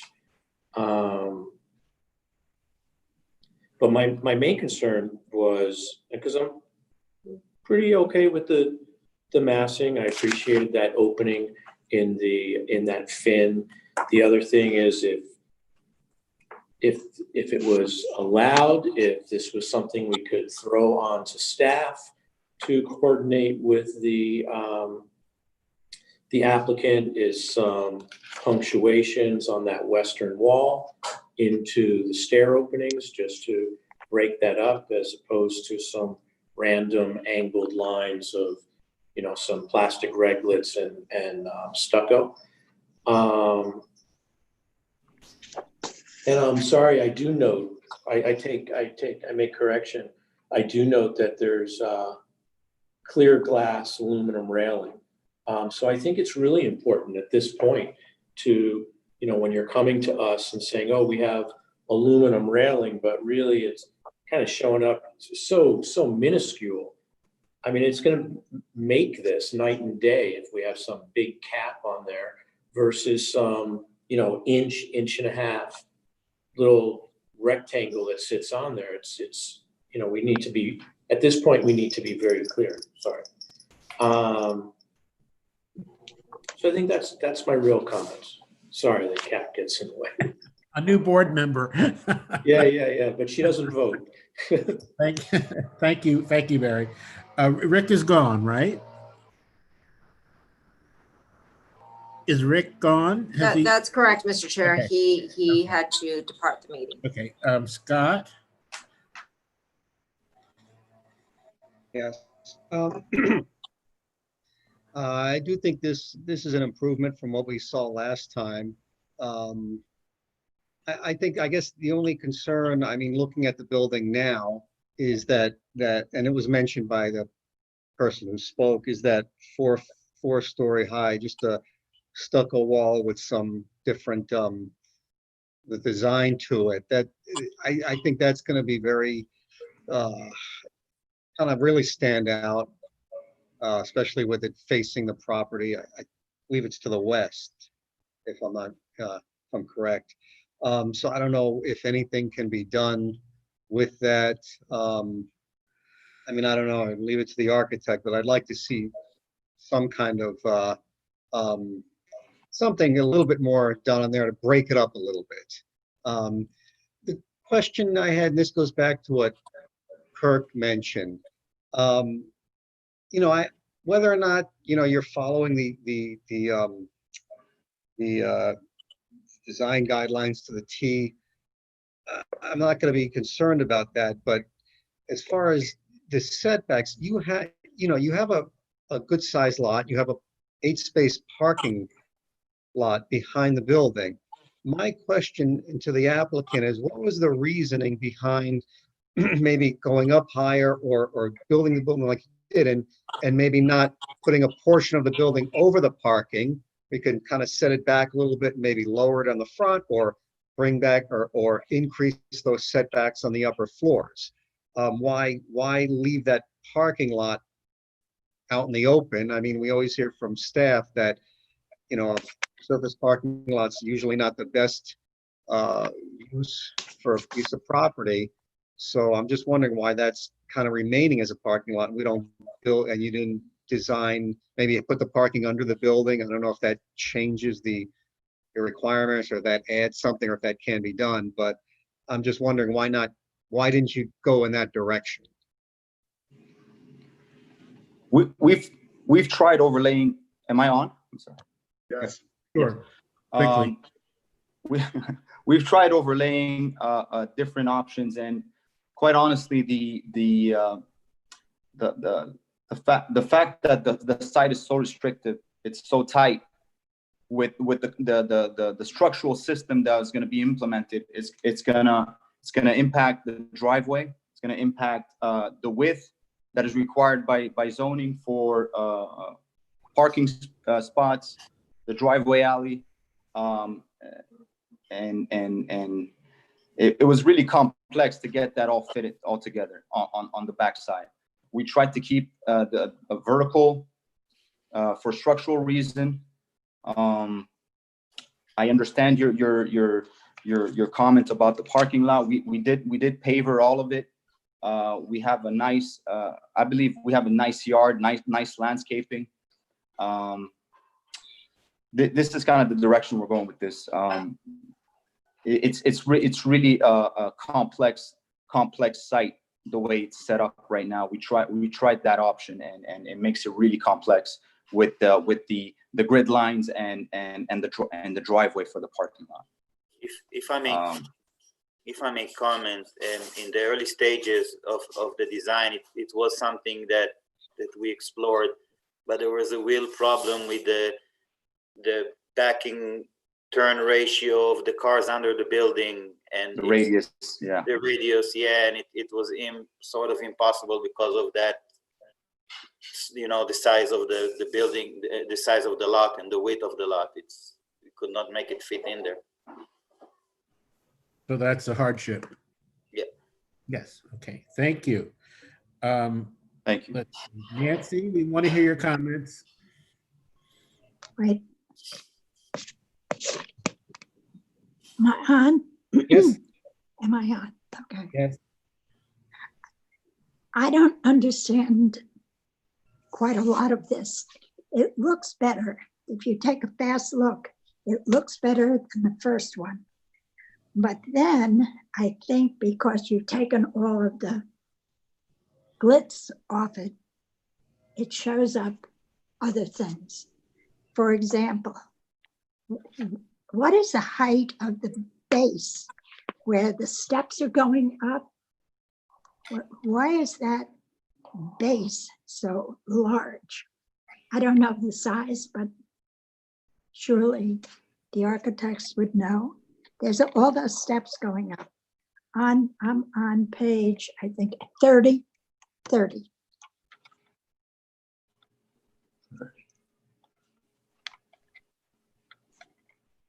Nancy, if I could answer your question very quickly. So their grade, this is a low-lying area of the city. Their grade is at about 4, a little over 4. And they're required by code to put their first finished floor at 9 minimum. Our city code allows them to go up to 13. However, the minimum they are required to go up is 9. So they have to go from 4, which is grade, to 9. So that's why that pedestal portion seems so tall. And it is taller than a lot of the historic buildings, which have finished floor levels that are exempt for the most part from that flood requirement. So if they're going from 4 to 9, which is why you have the stairs and why it appears that they're going up higher, but they're actually at the minimum required. They're not going up any more than the code requires. So you're saying, is this throughout North Beach? This is what we can expect? This is pretty much throughout the entire city that 9 for residential units is going to be required. There are some areas of the city that are higher, and I think there is a small portion that may be a foot lower. But the problem is when you start at a grade that's low, that differentiation in height is going to be more obvious than if you started a grade that was like 7 or 8 and you only went up to 9. So here we're starting at a low grade, not the lowest, but reasonably low grade around 4, and we have to go up to at least 9. Correct, So which is our big citywide. flood. That's citywide. The setback next to the area with the big 9 feet of steps, that seems to be on the ground. So that's why I really didn't understand it. It looks like, is that an elevator? What is that to the right? There is an elevator that comes down to grade. Yes. That's allowed down to grade. And that's to provide handicap accessible access to the residential units above. Correct. And thank you, Debbie. You are mentioning the 8-foot plus 1 base flood elevation. Yes. Yep. All right. My next problem is this wall. I mean, the little triangles certainly don't do it. The wall is facing the next door neighbor. And we would be certainly happy to work with staff to see if we can incorporate some glazing, although it'll have to be 3-hour rated because it's a fire stair. But I believe it may be possible to put some openings in that wall. We'd be happy to work with staff on doing that. Yes, we will do some side articulation to please everybody. Yes. It seems to me should be some windows there. This is looking, I mean, it looks like doesn't look right. And then my other problem with it is I don't see any context here. This is being stuffed in between two of the buildings that were there. And it comes in, it just does not look like the rest of the neighborhood. I know this neighborhood well. There's nothing there that's trying to look so glitzy.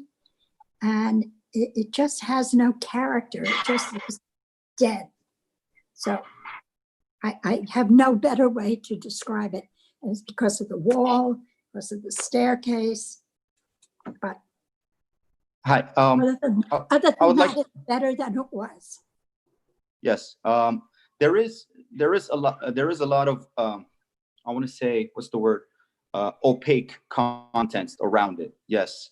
And there is an 8-story building right across the street. We tried to minimize as much as we could. We tried to keep it light and airy. We didn't want an opaque building with punch windows. This is a new approach, if you will. We tried to keep it as clean, as simple as we could, but by bringing new characteristics, new character to the entourage. There is big buildings around. Yes, we're not so out of context. I appreciate. Go ahead. Maybe the problem is I don't remember seeing any of the buildings. You have a lot of big map of things here, but I don't remember seeing the photos that would prove the context, that there's some indication that this building should be here. Usually there's something that should be added to give it context, and this just doesn't make it. We had no photo. Did you put any photos? If you look at the beginning of the plan set, you'll find there are contextual photographs and location sketches. We didn't include them in the presentation today, feeling that we would keep the presentation as short as possible. But those contextual photographs and maps, etc., are there. They do show the other buildings that are taller buildings in the area. Yeah, I see them, and they just don't do any justice to what the front of the building looks like. It seems like there's more photos of cars and trucks and the parking lot. That's what I saw. And I think it needs to be better photographed to show what the real front of the building looks like in comparison to what you've designed.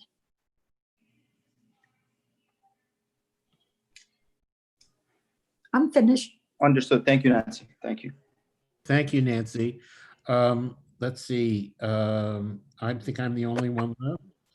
In deference to time, I firmly agree with Nancy and Kirk's comments, so that'll be it for me.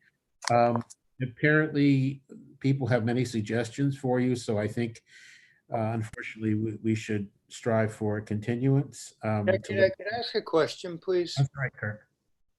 Because I didn't want to interrupt any of the board members when they were speaking, but this parking situation, I really want to understand. It's important for me because I know many of the lots in the North Shore particularly are 50 feet wide. And my understanding is that this lot is 62 feet wide. Is that correct?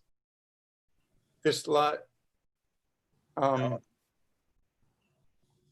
But I mean, that's not the most perplexing part. The thing is that you have street access to this building on both sides, right? The front and the back.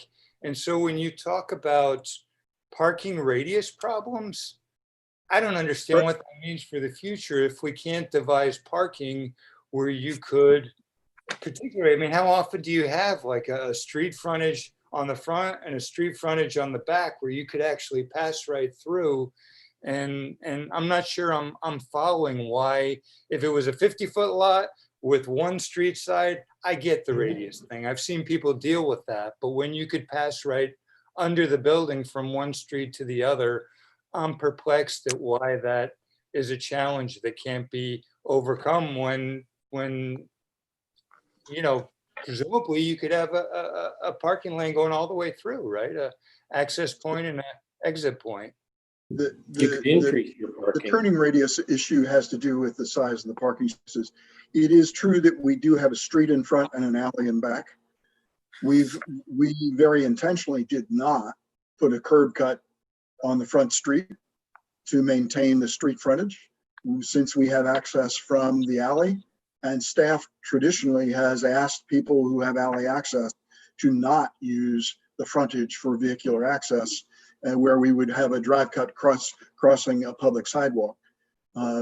Where it becomes difficult is with this lot does accommodate 90-degree parking, and when you begin to put columns into the parking layout, it makes it much more difficult to get a turning radii in and out of the parking space. Is it physically possible? I think the answer is yes. I think there was a desire, since there are two buildings that share this parking lot, to keep the parking spaces as much as we could to reduce pressure on the on-street parking. And so that was part of the design process. If the board's view is that we should have them park on the street and not off the street, it is true we could eliminate 2 parking spaces and push the building back, but we would be putting 2 more cars on the street. That was the judgment we made. Apparently, Kirk, you at least, and I think maybe the board, feels that that's the wrong judgment. If it is, we can look at it. We still have the problem of small footprint and the need for vertical circulation. The elevator, as you see, is at the street front. If we push the building back, we've got to push the elevator back, which then puts the stair tower forward and really complicates the interior circulation and fire exiting on a very small footprint. Thanks.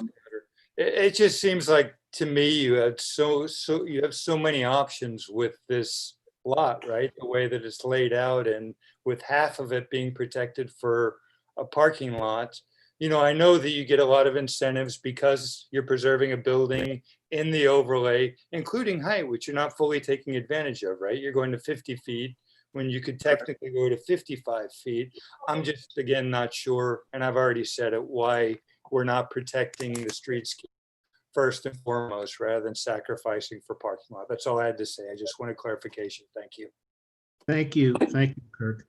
Debbie, are we then suggesting that you meet with the owner to? It's up to you. If you would like to continue it, I think you need to provide some clear direction, which it seems like, I guess you have to set, I don't know if you want the whole building setback or the 2 upper floors. You basically want it to fully comply with the overlay if there was not a contributing building on the site. So I think that's very clear direction. And if that's the motion you guys want to make, the applicant, you know, could come back to us next month with that plan. And to provide some punctuations or articulation on the west side. On the west side, yes. And the other part of this that just kind of, you know, look, there's a lot of successful buildings, high rise and mid rise, where buildings overhang the parking, and you have 8-inch wide columns in centering a line, a parking line. So it is successful.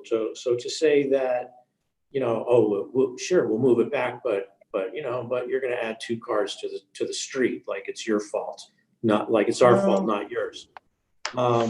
Additionally, it's not our fault that you designed a building with 2 stairs and an elevator, your 2 required egresses and vertical circulation, mechanical circulation, all on one side of the building. That wasn't our fault. So it's like, I got this design, I'm gonna put it on the site. And it's not to say I don't like the the elevation, the street elevation. But, you know, because of that, now you're dealing with the issues on the west wall. Now you're dealing with, yeah, it's very difficult for me to move this building back. Those are the things that, because I think if you move the building back over the parking, now you may have an issue with those stairs because they're going to be too low at a parking space. So those may give you an issue, but I didn't put them there. So I think it needs to come back.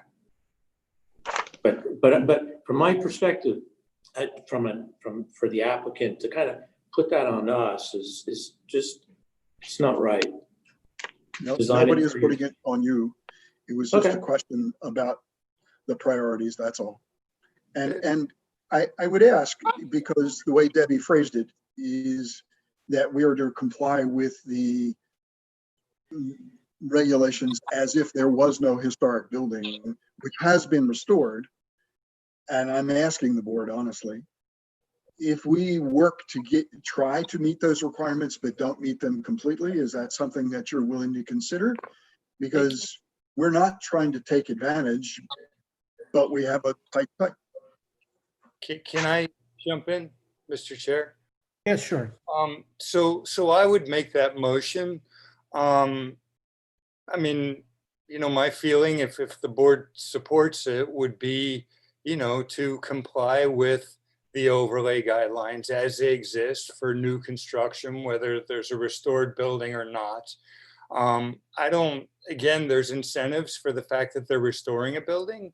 The height to 55 feet, the waiving of parking requirements, I think they should take advantage of that. But if they're pushing the building forward to a place where it doesn't comply with the guidelines of the overlay for new construction, then you'd expect it would be an extenuating circumstance of some sort, right?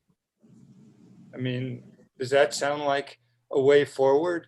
And We're listening.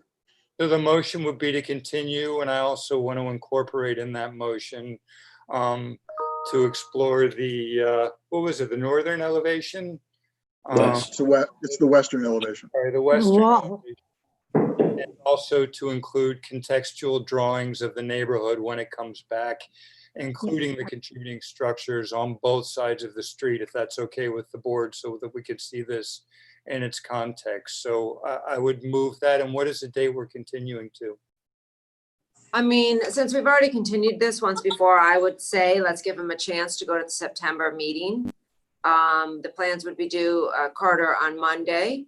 If they don't make the September deadline, then we could roll them over, but let's at least give them a chance to be heard at the September 8th meeting.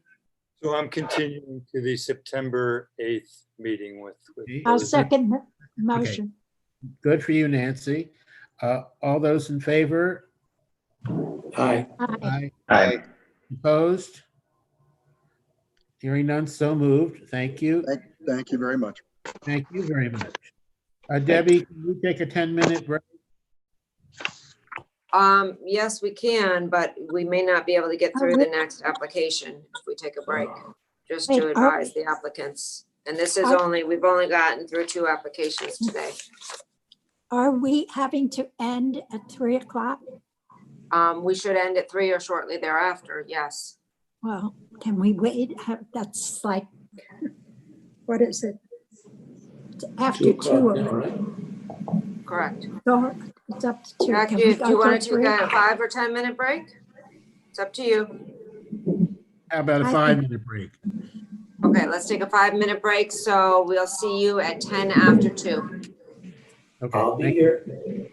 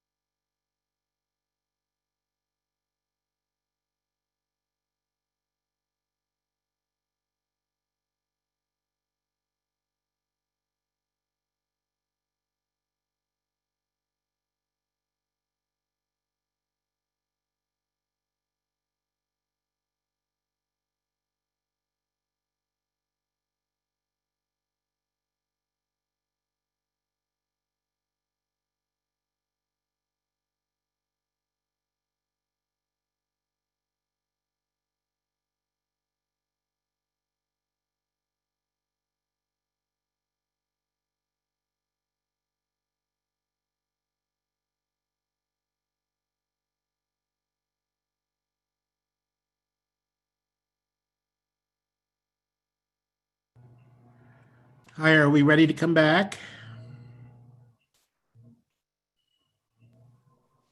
I am. Debbie? I'm here. So we just need to give PJ, do we, the go ahead? Yes, just give me 1 second. Let me make sure everybody has their cameras on and ready to go. Let me just verify that we have Nancy with us still.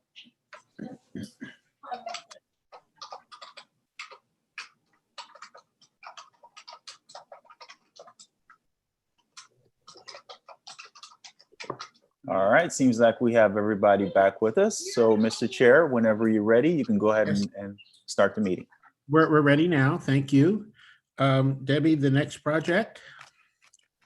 Thank you, Mr. Chair. The next application on this afternoon's agenda is HPB file 190364. This is 1234 and 1260 Washington Avenue. An application has been filed requesting a certificate of appropriateness for the renovation and restoration of the building located at 1234 Washington Avenue, the total demolition of the building located at 1260 Washington Avenue, the construction of an addition as part of a new mixed-use development, one or more waivers and variances from the required setbacks to eliminate the residential or commercial use requirement for the parking spaces located at the ground floor facing a street.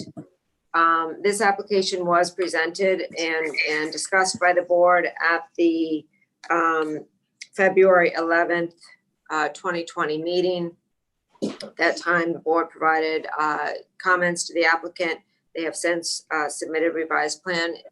It's also important to note that this particular project does require review by the planning board, and that review for a development over 50,000 square feet was had by the planning board on June 29th, and that project was approved. So that particular order of the planning board, again, it focuses on the use and includes an analysis of operational conditions, including traffic circulation, garbage, noise, and neighborhood impacts. Currently, staff is supporting the proposed new project. We would note that the existing site does contain 2 buildings. The building at 1234 is classified as a non-contributing building. The building at 1260 is classified as a contributing building. That is the 1-story commercial structure that is proposed for total demolition in order to accommodate their new ground level addition. Staff would note that the applicant has agreed to reclassify the building at 1234 to a contributing building. Staff is very pleased about that. We had spoke at length with the applicant regarding the architectural significance of that particular building. So we are supportive that they are requesting that as part of this application. The existing 1-story building to be demolished, as we had previously gone over and is outlined in your staff report, I will be brief, has had significant modifications over the years, including the upper and lower portions of the building and the storefronts. This was done incrementally over time. There is little exact historic documentation. However, what we found, you do see some illustrations in your staff report, as well as the report that the applicant has submitted. We do not object to that requested demolition. The existing 5-story, the proposed 5-story building, we are supportive of with some minor concerns that we believe our draft staff report does address. The off-street loading waiver, we also have no objection to. This is eligible for buildings that contain at least 1 contributing building. If the board agrees that the structure at 1234 Washington Avenue merits reclassification to contributing, then they would be eligible for this particular waiver, and we are supportive of that. The modifications that were made in response to the concerns expressed at February focus on the corner and the ground level of Drexel Avenue. So the ground level along Drexel Avenue is directly tied to the variance that requires an active use liner for any parking spaces. The height of the corner element, which has been reduced now, is in response to concerns that staff expressed as well as the board. We do believe that collectively the modifications achieve a greater level of compatibility with the surrounding historic district and are recommending approval. I know Michael Belush is on this meeting and he can further elaborate with regard to the variance, but we are now recommending approval. Sure. Thank you, Debbie. Thank you, Debbie. If I could just speak for a quick second to update the variance application. As we noted in a report, the applicant has modified the ground floor plan to further minimize the variance request. We believe with some slight modifications as recommended by staff, including expanding the area of outdoor active uses and elimination of some of the parking spaces, the variance request can be further minimized to the greatest extent possible and limited to the location of the FPL vault. That's noted in our condition of approval, condition C1. And with that modification, we are recommending, as Debbie said, approval of the application, including the variance. Thank you, Michael. Debbie? I think.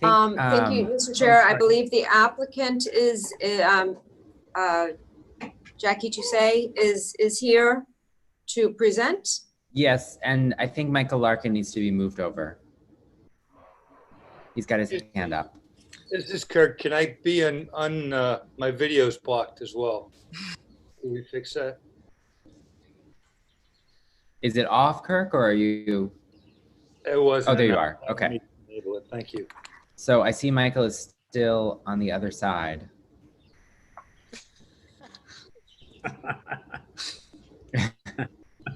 Okay, while we wait for Michael, I'd like to swear in any members of the applicant's team. So can you state on the record whether you swear to tell the truth, the whole truth, and nothing but the truth in your testimony? Yes, Jackie, yes. Yes. Yes, okay. All right, thank you. You have 10 minutes for your presentation. Great, thank you, Nick. Mr. Chairman, can I proceed? Sure. Great. Michael Larkin, 200 South Biscayne.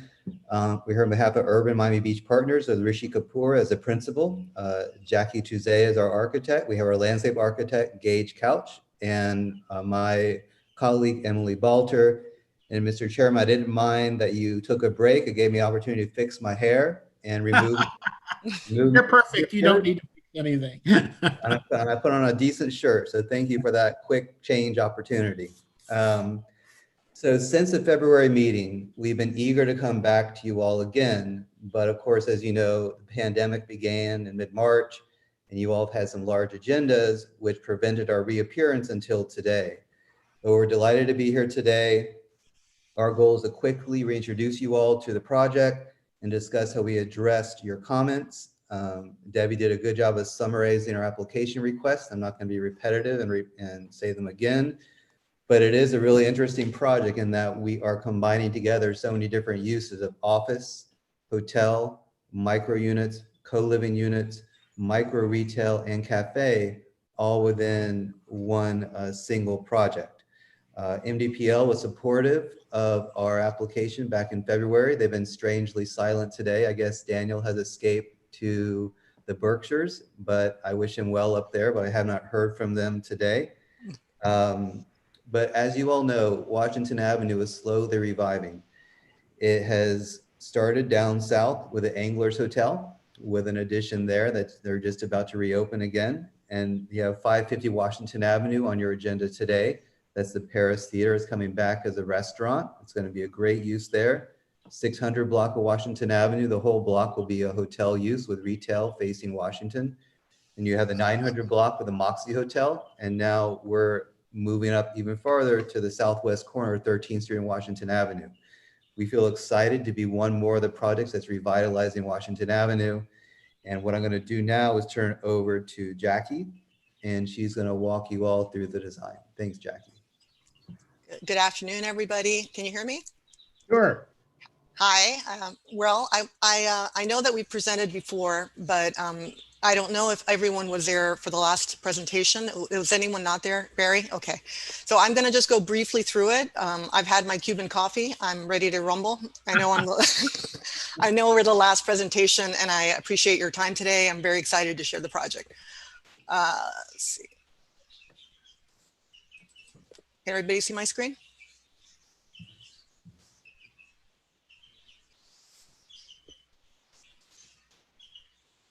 Okay. Just a quick overview of where we are. Between 13th and 12th Street on Washington Avenue in the entertainment district of what is Washington Avenue, but we are also adjacent, as you can see, to a residential neighborhood, which is Drexel Avenue. Our firm takes the approach that this is the first of its brand for Urban Retreat, and they are launching on Miami Beach. And so the brief that we got was this should be a celebration of Miami Beach. And that's right up our alley because we love Miami Beach, we love the architecture, and we hope that it is respectful of the context, the history, and the climate of Miami Beach, and that's really what we were trying to do. Here in this image, you can see what we were challenged with. On one side of us, we have the iconic 1937 Art Moderne post office, which is one of our absolute favorite buildings in Miami Beach, and we're working with a project that has 2 existing buildings, and Debbie has gone through that. I don't want to give that conversation short shift. I'm going to go through it very briefly, what our approach and our thinking was when we massed and sited and located the building. We do not take it lightly. We understand it is historic, and we understand that there's demolition, and that is always a high bar, and we want to be respectful and talk about it. But we also want to make sure we have time to touch on the new design. So I am here to answer whatever questions you have after we conclude. I just want you to know that that's something that we studied very carefully, and we hope we can answer all your questions about that. We've also had a lot of meetings with the neighbors that live behind us on Drexel Avenue, in addition to Miami Beach Design Preservation League, in addition to staff, which have all been enormously helpful in crafting what we hope is a thoughtful response to the site. As I mentioned, the historic building of the post office is right across the street. There's a beautiful plaza in front of it, and it steps up to that. And this has always been the neighborhood of neighborhood retail as well as what it's become, which is the entertainment. But before it was ever that, it was also a really busy street of different kind of smaller scaled neighborhood retail, which we really like as well. This is probably the best photos that we have of the single story 1260 Washington corner building. It was a retail building that became eventually annexed as part of the bank building on 1234. And I think this one shows you best what was once there, which we think it was very interesting. It was designed by E.L. Robertson in 1948, the firm Robertson and Patterson. As you can see, it had the distinguishing features were the sawtooth design. We don't know exactly what the materiality of this material looks to us, like it was a mosaic of some sort. And then it had a strong horizontal eyebrow, and it had what looked like an articulated facade of different, volumetric with signage framed and so on, with at one point also a historic signage for the bank. Unfortunately, none of this remains. When this is the original geometry that we sort of traced from an existing survey, and this is really the extent of the documentation that we've been able to find. The owner also hired Arthur Marcus to do a detailed historical study, which I think you guys also have access to. But we did look at it very carefully to see what, first of all, what, if anything, we could understand was there from the original. When we look at what's there now, you can see that the facade has been flattened. It has been basically one monolithic expression of the facade. It's now a chamfered corner at the end. There are 2 layers of I guess, like an awning underneath an eyebrow. It's no longer continuous. And the back of it that's facing a parking lot is really treated essentially as a service facade back of house, which is what's facing that residential area with a surface parking lot. So that's the condition today of that facade. There's been some conversation. We know things have been taken out of the bulkhead, and we don't know if what they did is add material to match up with the bank at some later date. We do have a record that says that at some point they added granite to the bulkhead, but we don't know the extent of that because it's not really properly documented. On the other side of the street, which coincident wasn't designated, but we think it's a terrific building. And actually, we at one point even considered this as a location for our own studio. It's a very cool MIMO building, and it was done. It has all of the features that we really love about MIMO. It has the brise-soleils. It has beautiful eyebrows that are contrasting the geometry of the rectangular building with these beautiful sweeping eyebrows. And it has a really cool kidney-shaped pool, which hasn't been treated lovingly over time and has been added to with these sort of inappropriate railings that we definitely want to restore to its proper beauty. You can see here some images of that facade, and we think it's fantastic. It was designed in 1961 by Morris Weintraub. And even though it's not designated, the owner wants to, and we would very much like to restore it lovingly and put it back to where it should be, which is a wonderful example of MIMO architecture. And one of the beautiful things that it does is it's an early example of climate design, where you create these shading devices to give shade and shadow to the building, which we also love. The deeper eyebrows actually provide protection for people for climate reasons, as well as another thing that we looked at very carefully, and you'll see in our design. So this definitely had a lot to do with the inspiration of our project, because we were bookending with this project.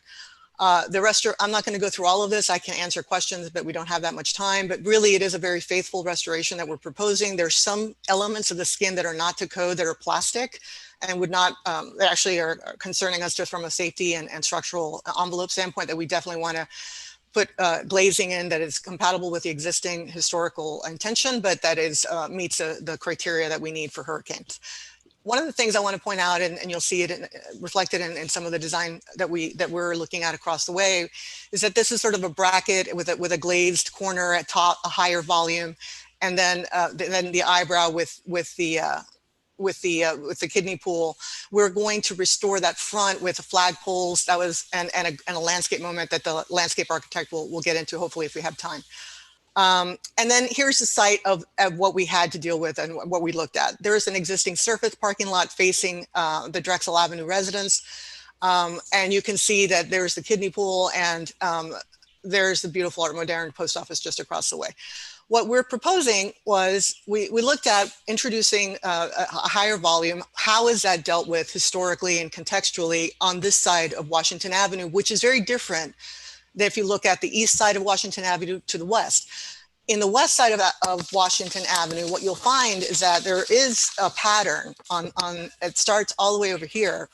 You have 1 minute remaining. Okay, there's a pattern of pushing back the building and creating a plaza. And that's one of the things that we were looking at as we really contemplated removing a building. What do you replace it with? And I think the bar is quite high to replace it with something that adds to the experience of the community. It adds to the resiliency performance of the building. And we also just look at the creating outdoor areas that are significant, that are what we call a shady plaza that opens up and frames a view of the post office. I'll quickly take you through the comments we got last time, because I want to make sure we touch on that.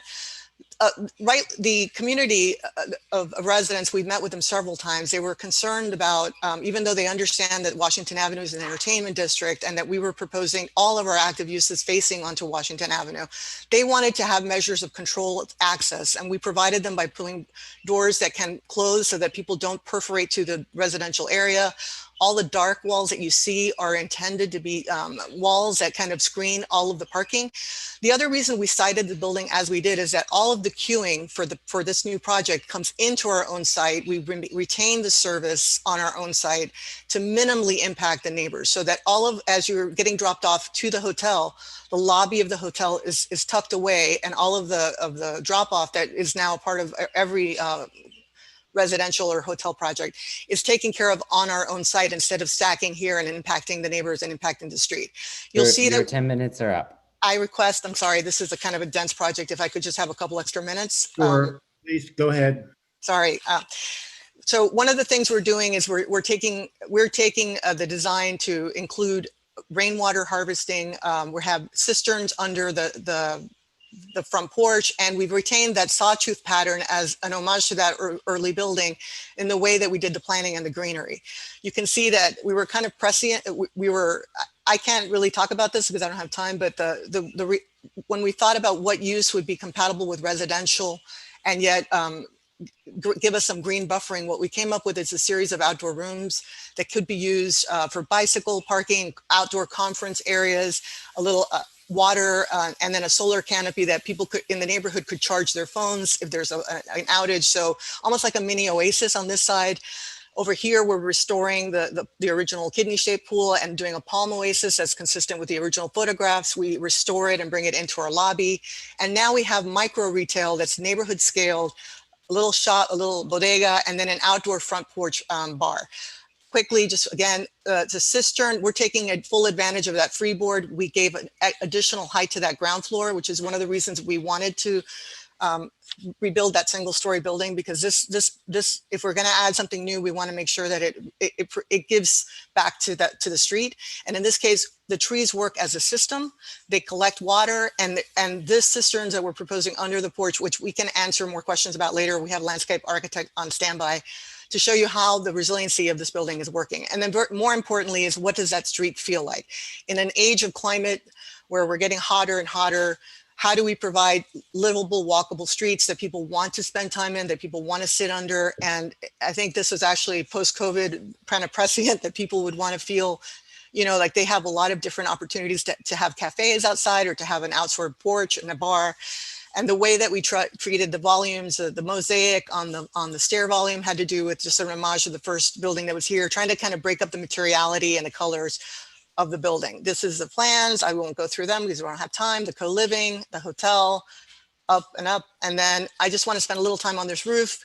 Again, we added walls that were a little higher to try to buffer against the sound. All of the active uses are facing towards Washington Avenue, and everything that's on the Drexel side as it steps down is quiet and passive, so that any noise that's generated from this project hopefully is oriented towards where the sound and activity of the entertainment district is. I'm happy to answer questions about materiality. I know I've run out of time, but it's very much a Miami Beach inspired palette. We love the breeze block, we love the brise soleils, and we love the colors that come from actual materials instead of being painted on, which is why we were proposing one of the first things that we did was to look at the copper roof across the way and think to the owner and propose that we could do something with that as a material, because we think the corner has to have a significant material. So we looked at 21st century cladding of pre-patinated copper.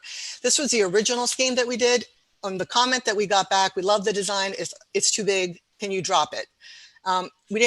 It wasn't something that was required. We are within the heights, but we limits, but we understand exactly what you mean, that just because you can doesn't mean you should. And we do want to be a good neighbor. So what we're proposing, we dropped it 10 feet down and we made it shorter. So this is the before and after. This was before and this is after.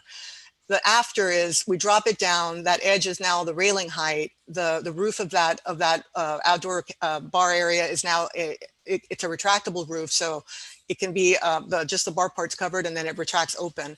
And we lightened up the facade. We made it less heavy. You can see here how it was heavier. It had a blue element. That one of the comments we got back was just keep it to the corner. And that's another thing that we did. And I'm happy to answer questions. We, as you can see, the eyebrow turns a corner. It softens in response to the geometry of the post office and in response to sort of an inverse of what's going on here. The actual facade gesture is very much inspired by the MIMO building that we're bookending, and we wanted to be of our time, but also respond to what's happening on our site. So you can kind of see that here. And what we were looking for is an urban condition that responds to the architecture, the climate, the historical context, but is of its time. And here you can see the restoration. The flags are restored. The greenery is restored with the bench here. And then we have the poolside oasis plus our building. I'm happy to take questions. And this is we were requested to show the pool. And this is what that looks like. View of the beach and the cabana with a wall in the back. Happy to take questions. Thank you so very much. Are there any disclosures on this project? Scott? Yeah, I probably mentioned this before, but this project came in front of the Flamingo Park Neighborhood Association. I believe it was twice they presented, and I can remain fair and impartial. Thank you. Anyone else? Okay, moving on. We are going now to we have the presentation public comment. Yes, Mr. Chair, thank you. We do have members of the public with their hands raised. The first one is Rishi. Rishi, are you with us? And Rishi, before you begin, do you swear to tell the truth, the whole truth, and nothing but the truth in your testimony? Rishi, I think you're on mute. Can Oh, you hear there me? you are. Yes. Okay, sorry, I was, yes, I do swear. Thank you. You have 2 minutes. Okay, just wanted to say hello to all of the board members. Thank you again for your time today. We're very excited to be presenting this project as we have taken in a lot of feedback since we started back in February, speaking with you all and as well as working with the neighbors and through the planning board. So, all in all, I just want to remind everybody that, for us, this is about inclusion in the urban core, and that our ultimate purpose here is to help deliver more attainable housing in desirable areas. And by combining the uses that you see here, we were trying to do something that was preservation oriented with the office building, which was something that was dear to our heart. Excuse me, Rishi, are you part of the Yes, he presentation is. or public Yes. comment? He's a client, not he's a owner. Sorry, that should have been clear. Yep.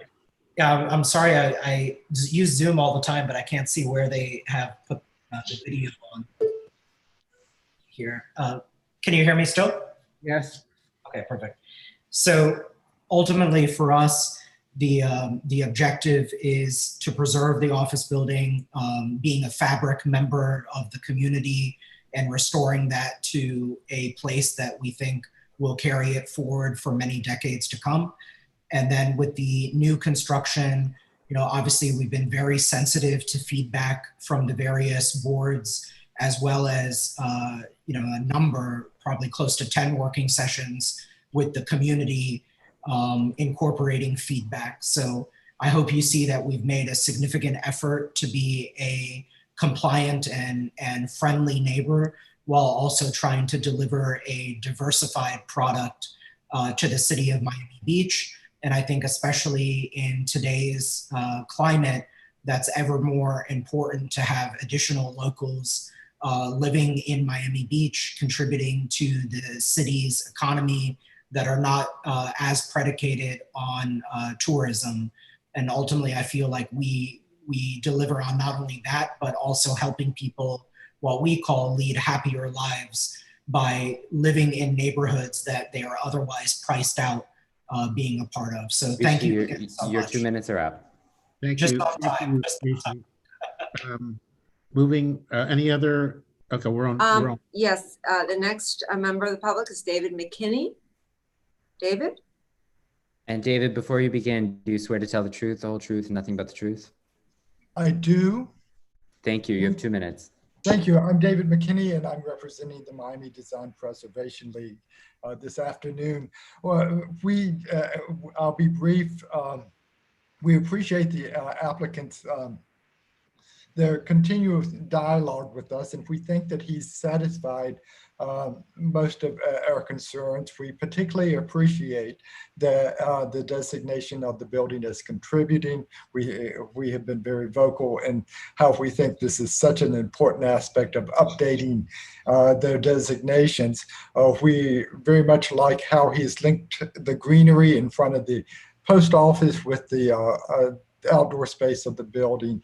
And we appreciate that he has listened and been sensitive to our remarks. Thank you. Thank you, David. Any other member of the public? Yes, the next member is Harold. Harold? And Harold, before you begin, do you swear to tell the truth, the whole truth, and nothing but the truth in your testimony?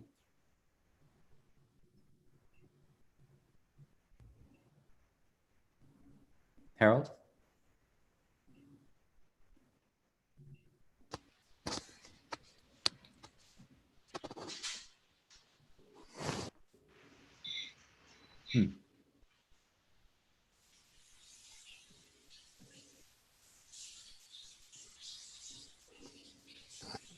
Okay, Nick, should we move on? I see his hand is up. Unmute Does he need to yourself. be moved over? Should we ask him to unmute himself? Doesn't say he's muted. PJ, does he need to be moved over, Harold? Yeah, we're trying to allow him to speak, but seems like something is not cooperating. I don't know what's going on with it. Just give me a few seconds. Let me see if I can figure it out. And Mr. Chair, Harold was the last member of the public with their hand up. So if we get him back, maybe we could go back to him, but you're welcome to close the public hearing other than potentially to reopen it for Harold. That's fine. And discuss the application. So move till we move on to board member discussion and come back to Harold. Is that appropriate? Yes. Okay. Nancy?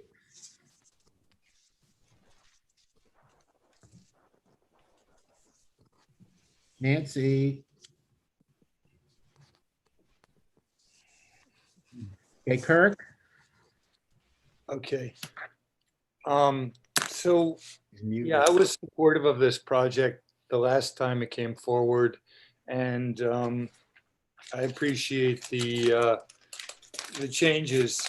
I struggled a little bit with the contributing buildings, the storefronts, only in that contextually being next to the post office, it's a change, but this building will be a lot higher than what's there right now. But I think it's very, very nicely designed for the Weintraub building. I'm really excited about the changes and renovations that are going to be incorporated within that. I did want to ask a question. I don't know why, but even in the last presentation, that kidney-shaped pool, I think it could create a great moment on Washington Avenue. And so I wanted to ask just a little further articulation in terms of the railing, which Ms. Gonzalez mentioned. Is there going to be a fountain feature within that kidney pool, and will it be lit? There's a great photo of it you included in your package that sort of showed the allure of that. So I want to ask those questions to make sure that the fountain remains a focal point, because I think it's a great and unique mid-century feature of that building. That was really it absolutely will be lit. It absolutely is like the gem of that space. It's everything about that space is kind of framed around it. And landscape architect is in the wings. I ran out of time, but I actually wanted to give him time because the resiliency in the landscape has become such a landscape is just from like an outdoor room perspective. There's so many little moments that we spent so much time on that inform what we're doing that I unfortunately ran out of time, and I feel bad. But if you guys would like to know more about that, he's here and be happy to take you through it. There's only like 5 or 6 slides, but I think it's worth it because it will explain how we address some of the neighbors' concerns. So if anybody else has any questions, we can take you through it. And it is going to have a circular fountain inside of it. You function all night long. We're keeping the kidney, and we're going to have circulating water, and it will be lit. But we're trying to tone it down. The ADA stuff that was done was overkill, and it was done very clumsily. So it needs to be brought back in a sensitive manner. And that's, I mean, we have a great partner. This is, as much as I hate to say it, the landscape architecture of this project is super important, and it's been I think it's going to give back to Washington Avenue some really neat.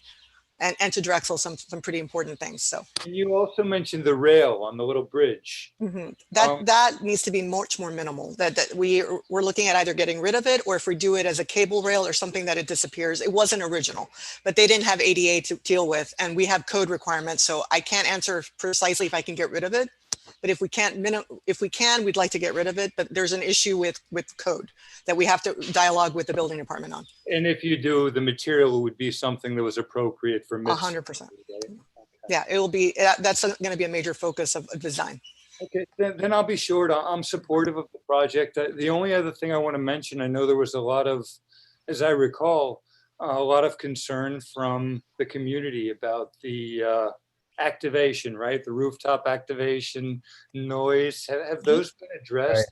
Yeah, I mean, I know we only have so much control over what the use can be. I mean, we're limited to design discussion. I just wanted to ask a follow-up to acknowledge, because I remember that being a big discussion the last time. No, it's true. Basically, there's no entertainment on the rooftop at all. And it has to shut down at 9 p.m. on weekdays entirely. When I say shut down, no one's up there, and 11 p.m. on the weekends. But there's no entertainment whatsoever.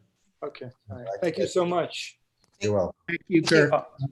Harold, sorry, Harold, it seems like your Zoom is frozen on your end. If you can remove yourself from the meeting and join back on the meeting and click the raise your hand icon, and we could definitely get you participated in this meeting. But from right now, you're frozen, so we can't allow you to talk. The buttons are enabled at the moment. So if you could please log out the meeting, log back in, and hit the raise your hand icon. Thank you. You could please proceed. Thank you. I can tell the team is kind of chomping at the bit to talk about sustainability and resilience. I actually don't have a ton of questions on that front because I feel like the plans are pretty clear and the intent shines through. And I think it's demonstrates a strong commitment in sort of integrating this into the project as a whole. So it's a synthesis of historic preservation and sustainability and resilience. I am drawn to what's happening on the Drexel side. Just want to make sure we're on the same page and understanding requirements and then what's being offered here. I see I guess it's what qualifies as activation. I can see there's on page A25, it's short-term bike parking, but later in the set, it's like a bicycle desk. I'm wondering if that difference is material to what's being asked of the board for the variance, or if that's just something that in terms of a activation and use is interchangeable. Do you have A43, or do you guys have that? Because I didn't get to it. Yeah. Yeah, that's what we're proposing. Okay. And the outdoor conference room concept and solar charging, I think these are good things in concept too. I want to make sure they're usable. So just what type of consideration went into, is it going to be feasible for people to spend time in an outdoor conference room when it's, unbearably hot for a few months in a row?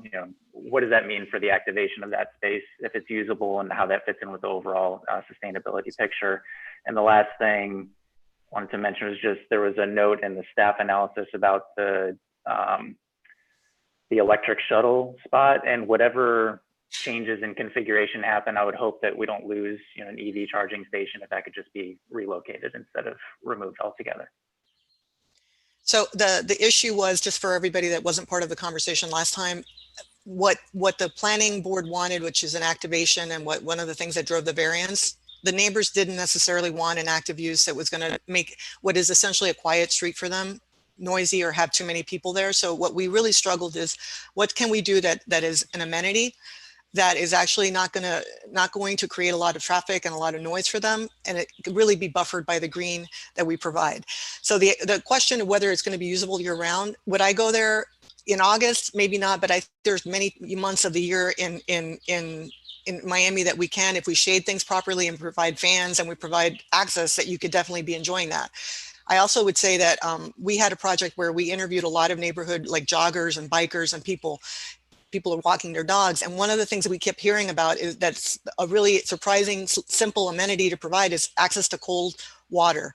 And I think when we think about, and charging stations is something that, if you think about it, if you're going to have solar, and we are, if the power goes down and you're able to go across the street and charge your phone, I think that's something that is of great value. And in other cities, in New York and other cities, that's something that's getting to be much more commonplace. With the idea of providing a different level of thing that you would think about, but I mean, having access to fresh water and having an ability to charge your phone, I think is something that is valuable. But from a neighborhood perspective, you're walking your dog, you're jogging or walking, Or if you want to have a quick meeting with someone, and right now with the COVID, I think outdoor conference rooms are especially, we're looking at that as in office buildings. How do we create spaces that are shady, that are comfortable, and that you can be in? And the big question is the shade. And that's why we spend so much time looking at trees and dealing with landscape and creating architectural covers as well. If we're trying to do a belt and suspenders kind of approach to bring the temperatures down and create as many habitable areas, I won't say every day of the year, but some portion of the year, and we have to try to bring the temperatures down and create that kind of shade. So that's the intention, and that's what we're trying to do. And I think it's exciting, and I think could be a poster child really for some of the things that we need to be doing all over the place, is to provide that. So Thank you. Thank you. Thank you. Let's see, Barry. Yeah, I'll try to be really quick here. I wasn't here in February. I think this is a great project. I really don't know how it changed from February to now, other than seeing that on the 13th Street. I think it's great. I love how you've respected the post office. This is one of my favorite spots on Washington Avenue because of the MIMO building, the post office. And I bought so many bicycles at Gary's bike shop when he was there. But I love this plaza on the Drexel side. But I'm seeing that you're saying that people can charge their phones there, but it's gated? Can anybody go in? Yeah. Okay, cool. Yeah. So I don't have much to say other than I really like this project. I like how you paid homage to the sort of zigzag shape on the Washington Avenue with the landscape. You've created this beautiful plaza, and I hope it comes to fruition. Okay, thank you. Thank you, Barry. Scott? Yeah. Yeah, this project from the very beginning, when I first heard about it, when it first came to the neighborhood association, the majority of the concerns were about the impact it would have on the residential neighborhood. And that's pretty much where all the focus was when we discussed it there. And I know when we talked about this before, I guess it was the February meeting that was brought up, a lot of concerns we had, and I think you did go a long way toward alleviating the concerns. The walls up on, although we don't really like walls, but the walls, the sound attenuation walls on the roof level really will block out a lot of the noise, because you can't say there won't be noise, but there's going to be noise, so that'll block it out quite a bit. I do have, let me ask, and Michael, maybe you answer this. This went in front of the planning board. Right. Because I remember one of the I don't remember which meetings, but one of the meetings we had asked Rishi what, I guess I don't know how it came out, but he said he anticipated having live entertainment on the property. You said there's no entertainment use. No. So tell me, can you clarify that a little bit? Sure. So there's no entertainment on the rooftop. There will be entertainment on the plaza on Washington Avenue until 11 p.m. And that's when it shuts down. 11 p.m. was not picked out of the thin air. That's when the noise regulations become even more severe. And so you can't generate noise that's plainly audible within 100 feet of your property. So that, in conjunction with what Jackie had designed, was that breezeway gate would be even more helpful. And it's not like we're going to have it every night of the week, but we'd like to have some opportunity, some entertainment on the plaza. We think it'd be great for people to gather there. Obviously, once COVID is passed, to gather there. But we will get back to that place where we can enjoy each other's company. So that's what we're thinking of. And that, I guess that was the planning, that's in the CUP? Correct. Okay. So yeah, that alleviates a lot of the concerns.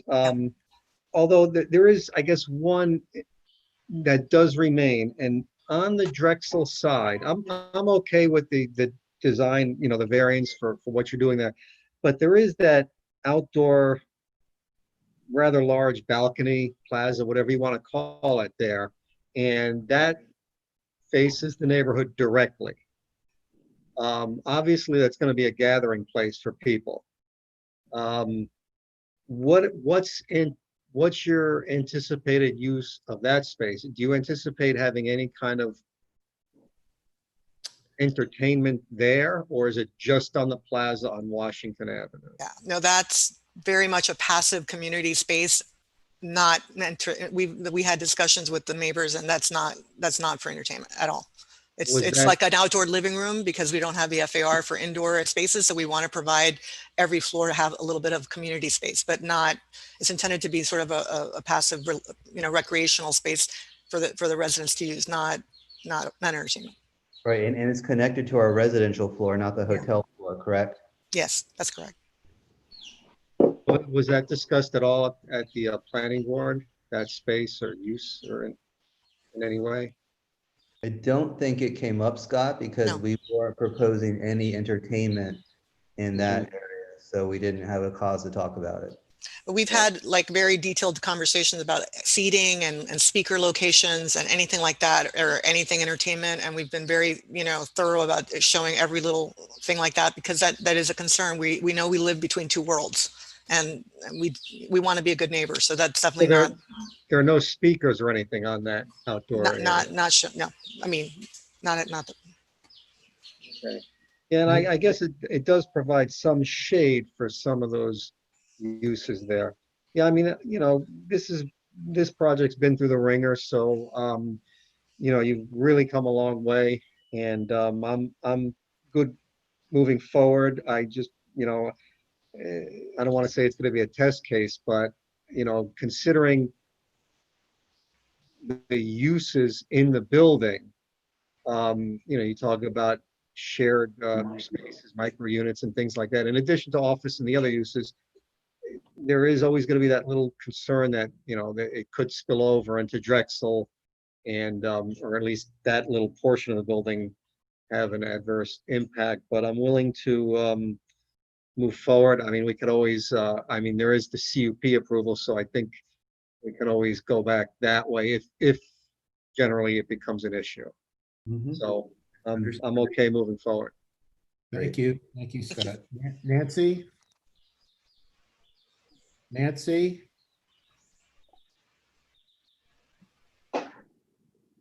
Nancy? Okay, well, let's postpone Nancy and I'll take her place. Okay, I have just a few comments. I revert back to my comments at the last meeting.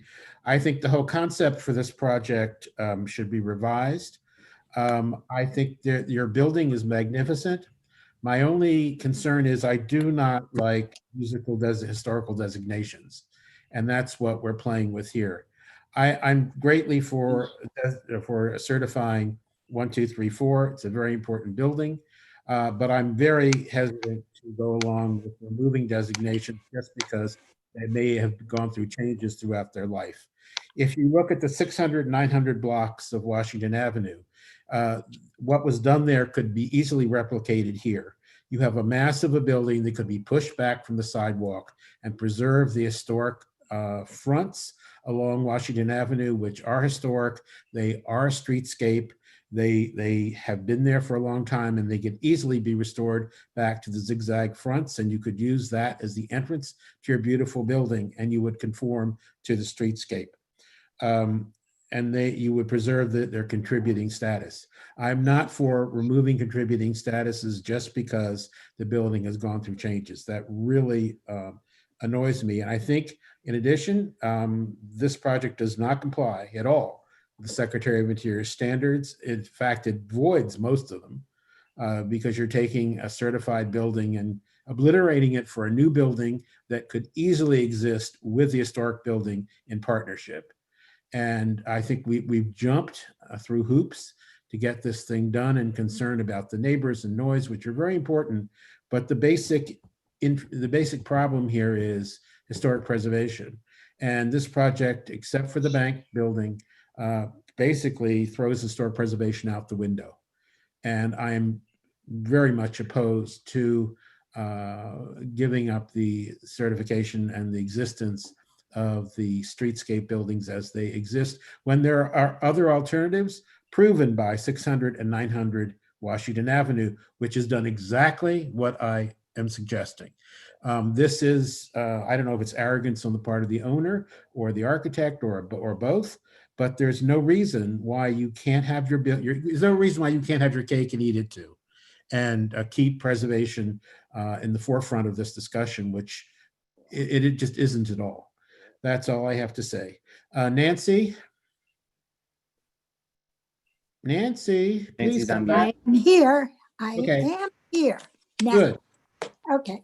First of all, I have to compliment the Truzets on the wonderful restoration of the south buildings. But then I get very confused when I look at the north buildings. I don't understand what, and I can reference where I'm looking. It's all I have. It's A37.2 and A35. Those are the two visuals that I have. I don't understand what this big green thing is, that when you look at it on one side, I can't figure out what it is, what's inside of it, and why it's here facing the, everybody complimenting the beautiful post office. Doesn't quite pick up anything from there. The other photo I have, the A35, it's a little clearer, but I'm still confused why that, it's for the sign. Is it for the urban sign? Can somebody explain such a thing? Are you talking about the frame, Nancy, the The copper frame? Yeah. Yeah. So that was, if you look at the next image at A36, you can kind of see what we were trying to do is, if you look at the way that the massing of the 1234 building has the two solids on either side. And if you look at it on the A35, you can see how it's sort of a geometric reference to that. And there's a framing, and then there's like a pop of a window. And that's what that was referring to. It was sort of an homage to doing an important corner with a material that's a beautiful material. It's a pre-patinated copper, so it's not painted. It's actual material. And the roof of the post office is that same material. So we thought it was kind of a nice, for us, a nice homage to both buildings. I understand what you're saying. And then, no, it wasn't intended. Could have been, excuse me, it could have been an homage to the building across the street. There is absolutely nothing. It is so packed with concrete that you can barely see anything else in that neighborhood. What are these little shelves in the urban sign? I'm now on 37. That's the one I have. What are these little shelves? Are they people with tables? I have no idea. Inside the urban frame. What is that? Are you talking about the balcony? The balconies between? Oh, those are balconies for who? Yeah. The For residents? the hotel? Yeah, for the residents. Okay. And then the top, I couldn't understand what this structure is sitting on top.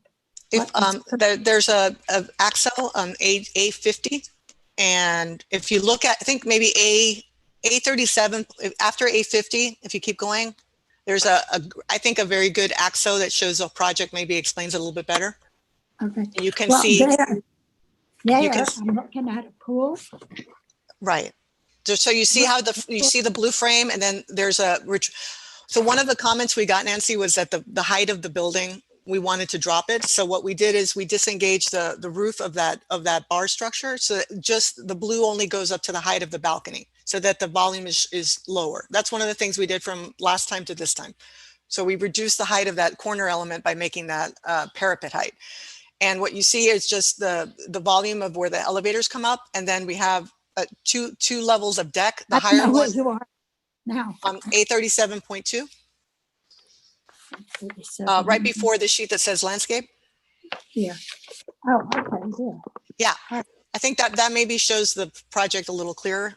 So the idea Okay, and the idea was that we step back the volume of the tower, our corner is stepping back so that the post office is what you see. It's a quiet geometry. If we did a curve or something that's too loud, we thought the geometry itself is rather simple. Well, So that the curve is really only happening at the eyebrow of the 1234, and then there's a volume of the post office that gets framed. If you could see the image on, I don't see any post office in any of this. if you look at, okay. All right, I'm not going to belabor because I know we're in a rush here. I just think that this is too heavy, too out of scale, too everything. I think it would have been better off without that kind of a corner look to it. Only my opinion. I see what everybody else thinks. The rest of the project is beautiful. Thank you. Thank you. Wait, Dave, one thing. Where I keep hearing about a kidney-shaped pool, and I keep looking for my papers. Where is that? It's in front of the office. 825.1, you can see it? You can see it, or 825? Mhm. On the ground floor plan. It's labeled Oasis on 825. Wait, I'm getting to it. 25. Okay, I'm on 25. Where is it? On the left? I see it, but I don't see it. See on the corner where the 1234 building is? There's, in blue, you can kind of see it. There's a little kidney-shaped pool.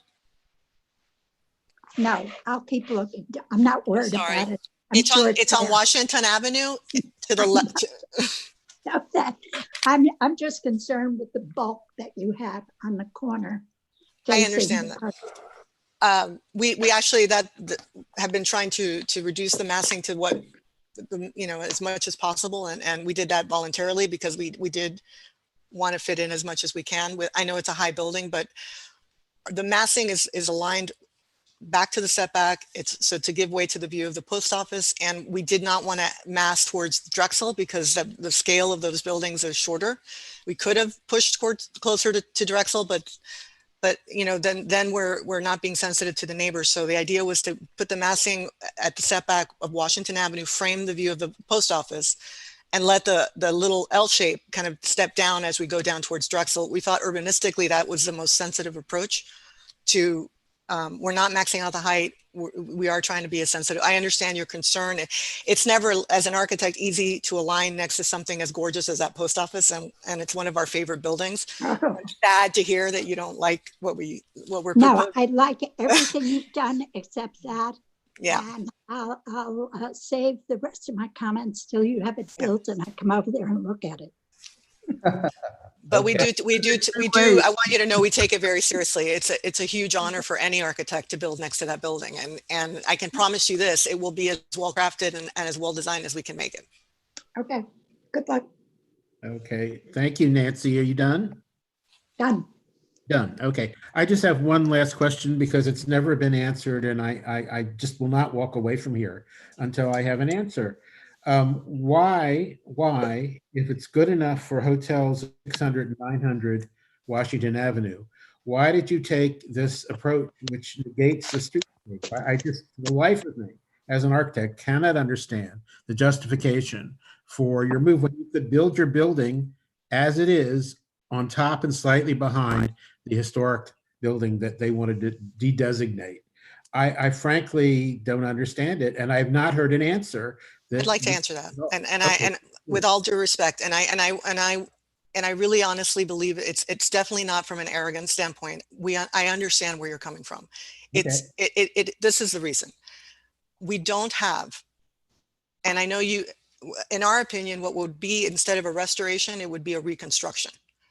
We don't have documentation of what was there. What's left is largely not original. It's in poor shape. It's a single story on slab building.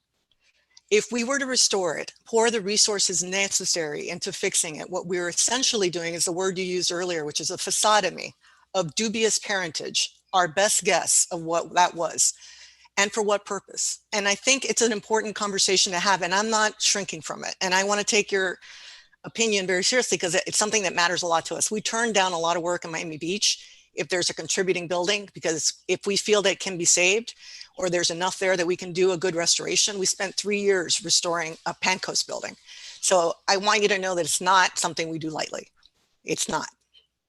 Okay, thank you. It was our opinion, and it was opinion shared by Arthur Marcus, and it was also an opinion that we talked to staff about. So it was not entered lightly. We take a great deal of pride in Miami Beach architecture. We would never want to be the agents of something to destroy it. So I just want you to know personally that it means a lot to me that you know that we care. Thank you. Thank you. That means a lot to me too. Thank you. Okay, Debbie, seeing there's no other board comment. No, we would need, just for your information, 2 motions on this because there is a variance and the certificate of appropriateness. So we would need separate motions for each of those requests if there are any board members who would like to do that. Okay. Yeah, Jack, if it's okay, I'd like to move the COA, but Jack, I want to respond also to your comments because I agree. We have done this with storefronts on Washington, and yet we've also been in a position where we're dealing with a contributing structure and a non-contributing structure and scrambling to figure out what we're going to do to try to respond to a non-contributing structure that technically probably by common consensus should have been contributing. And I just want to respond to that because I feel like this project should move forward, but I agree with what you're saying. In my mind, there's a trade-off because we're not having to fight for this wine trap structure, which is amazing and contributes a lot. So I hope you understand that and don't take it as a slight for me to move this forward. So I'd like to make a motion to move the COA forward with staff's recommendations. If there's any amendments that any of the other board members want to consider, I'm happy to leave the motion open for that just for a second. Otherwise, to move it with staff's recommendations. Is there a second? I'll second. Okay, that was a second by Max. We're going to do the roll call. Mr. Needleman. It's Barry. Barry. Sorry? Oh, I was Mr. Klein reaching in, made but the I think second. that Max did it. It's 6 to 1, half dozen of the other. We'll record that. There, as you Mr. can have it if Klein you feel strongly. making a don't. second. Mr. Needleman. Yes. Mr. Lopez is absent. Mr. Litt. Yes. Ms. Liebman. Yes. Mr. Klein. Yes. Mr. Pascal. Yes. Mr. Finglass. Yes. Okay, the certificate of appropriateness is approved. Do we have a motion for the variance? And I'll move the variance as well. Okay, do we have a second? Excuse me, Debbie. Excuse me, can I Yes. just clarify? Is Yes, that please. as recommended by staff or as presented to the board today? What's the difference? Can you Well, clarify? the difference is staff had recommended removal of parking spaces 1 and 2 to expand the outdoor conference area and relocation of the electric shuttle station at the corner in order to provide expanded active uses there. So it's either going to be with those conditions or we can strike that recommendation and it will be as presented to the board today. Any board consent here? I'm all in favor of increased public plaza and giving back to the public. So that would be with staff's recommendations. Yes, Okay, I'll move that. I'll second that. Well, in that Mr. case, Needleman. I had one thing about the EV station being retained. We'll make sure. I think, yeah. All those in favor? Aye. I think, Aye. yes, Any opposed? Okay. I think she needs to do a roll call. Jack. I heard all of your voices, so we can record that. Nick, if you're okay with that. I guess there were no dissenters to the motion, No dissenters. so that's fine. Thank you.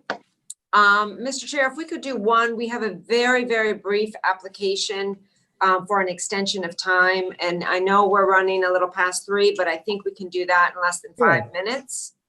So Thank if we you, could just everybody. get that one, Thank thank you. you. Appreciate it. This is HPB file 20-0398, 835 Alton Road. The applicant is requesting a 1-year extension of time. This is a relatively modest adaptive reuse project on Alton Road that was approved by the board in 2018. The applicant is just requesting additional time to obtain the building permit. Again, the original approval was for a very modest, small 1-story addition as part of an adaptive reuse of the existing residential building. So staff is supportive and recommending approval. I'll move it. Let's see if we have any members of the public that wish to speak on that first, Nancy, but I appreciate your, no, we have no members of the public, so we can turn it back over to the board. Okay, is there a motion? I just moved it. Okay, Okay, thank you. moved by Ms. Liebman. Do we have a second? Second.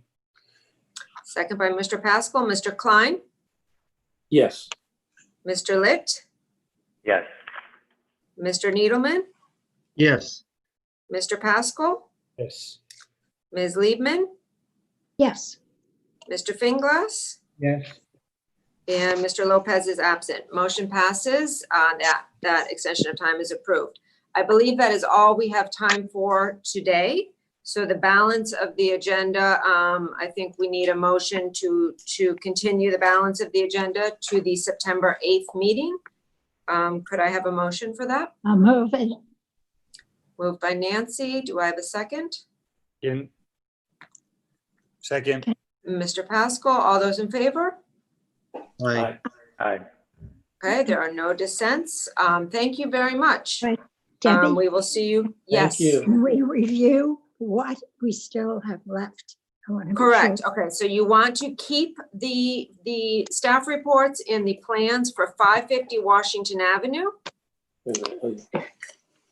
You want to keep them for 4360 and 4370 Collins Avenue and that companion application for 4441 Collins Avenue. And then the last package you would want to keep is 700 Lincoln Road. So that's how many? How many? That 1, 2, would 3, be 4. 4.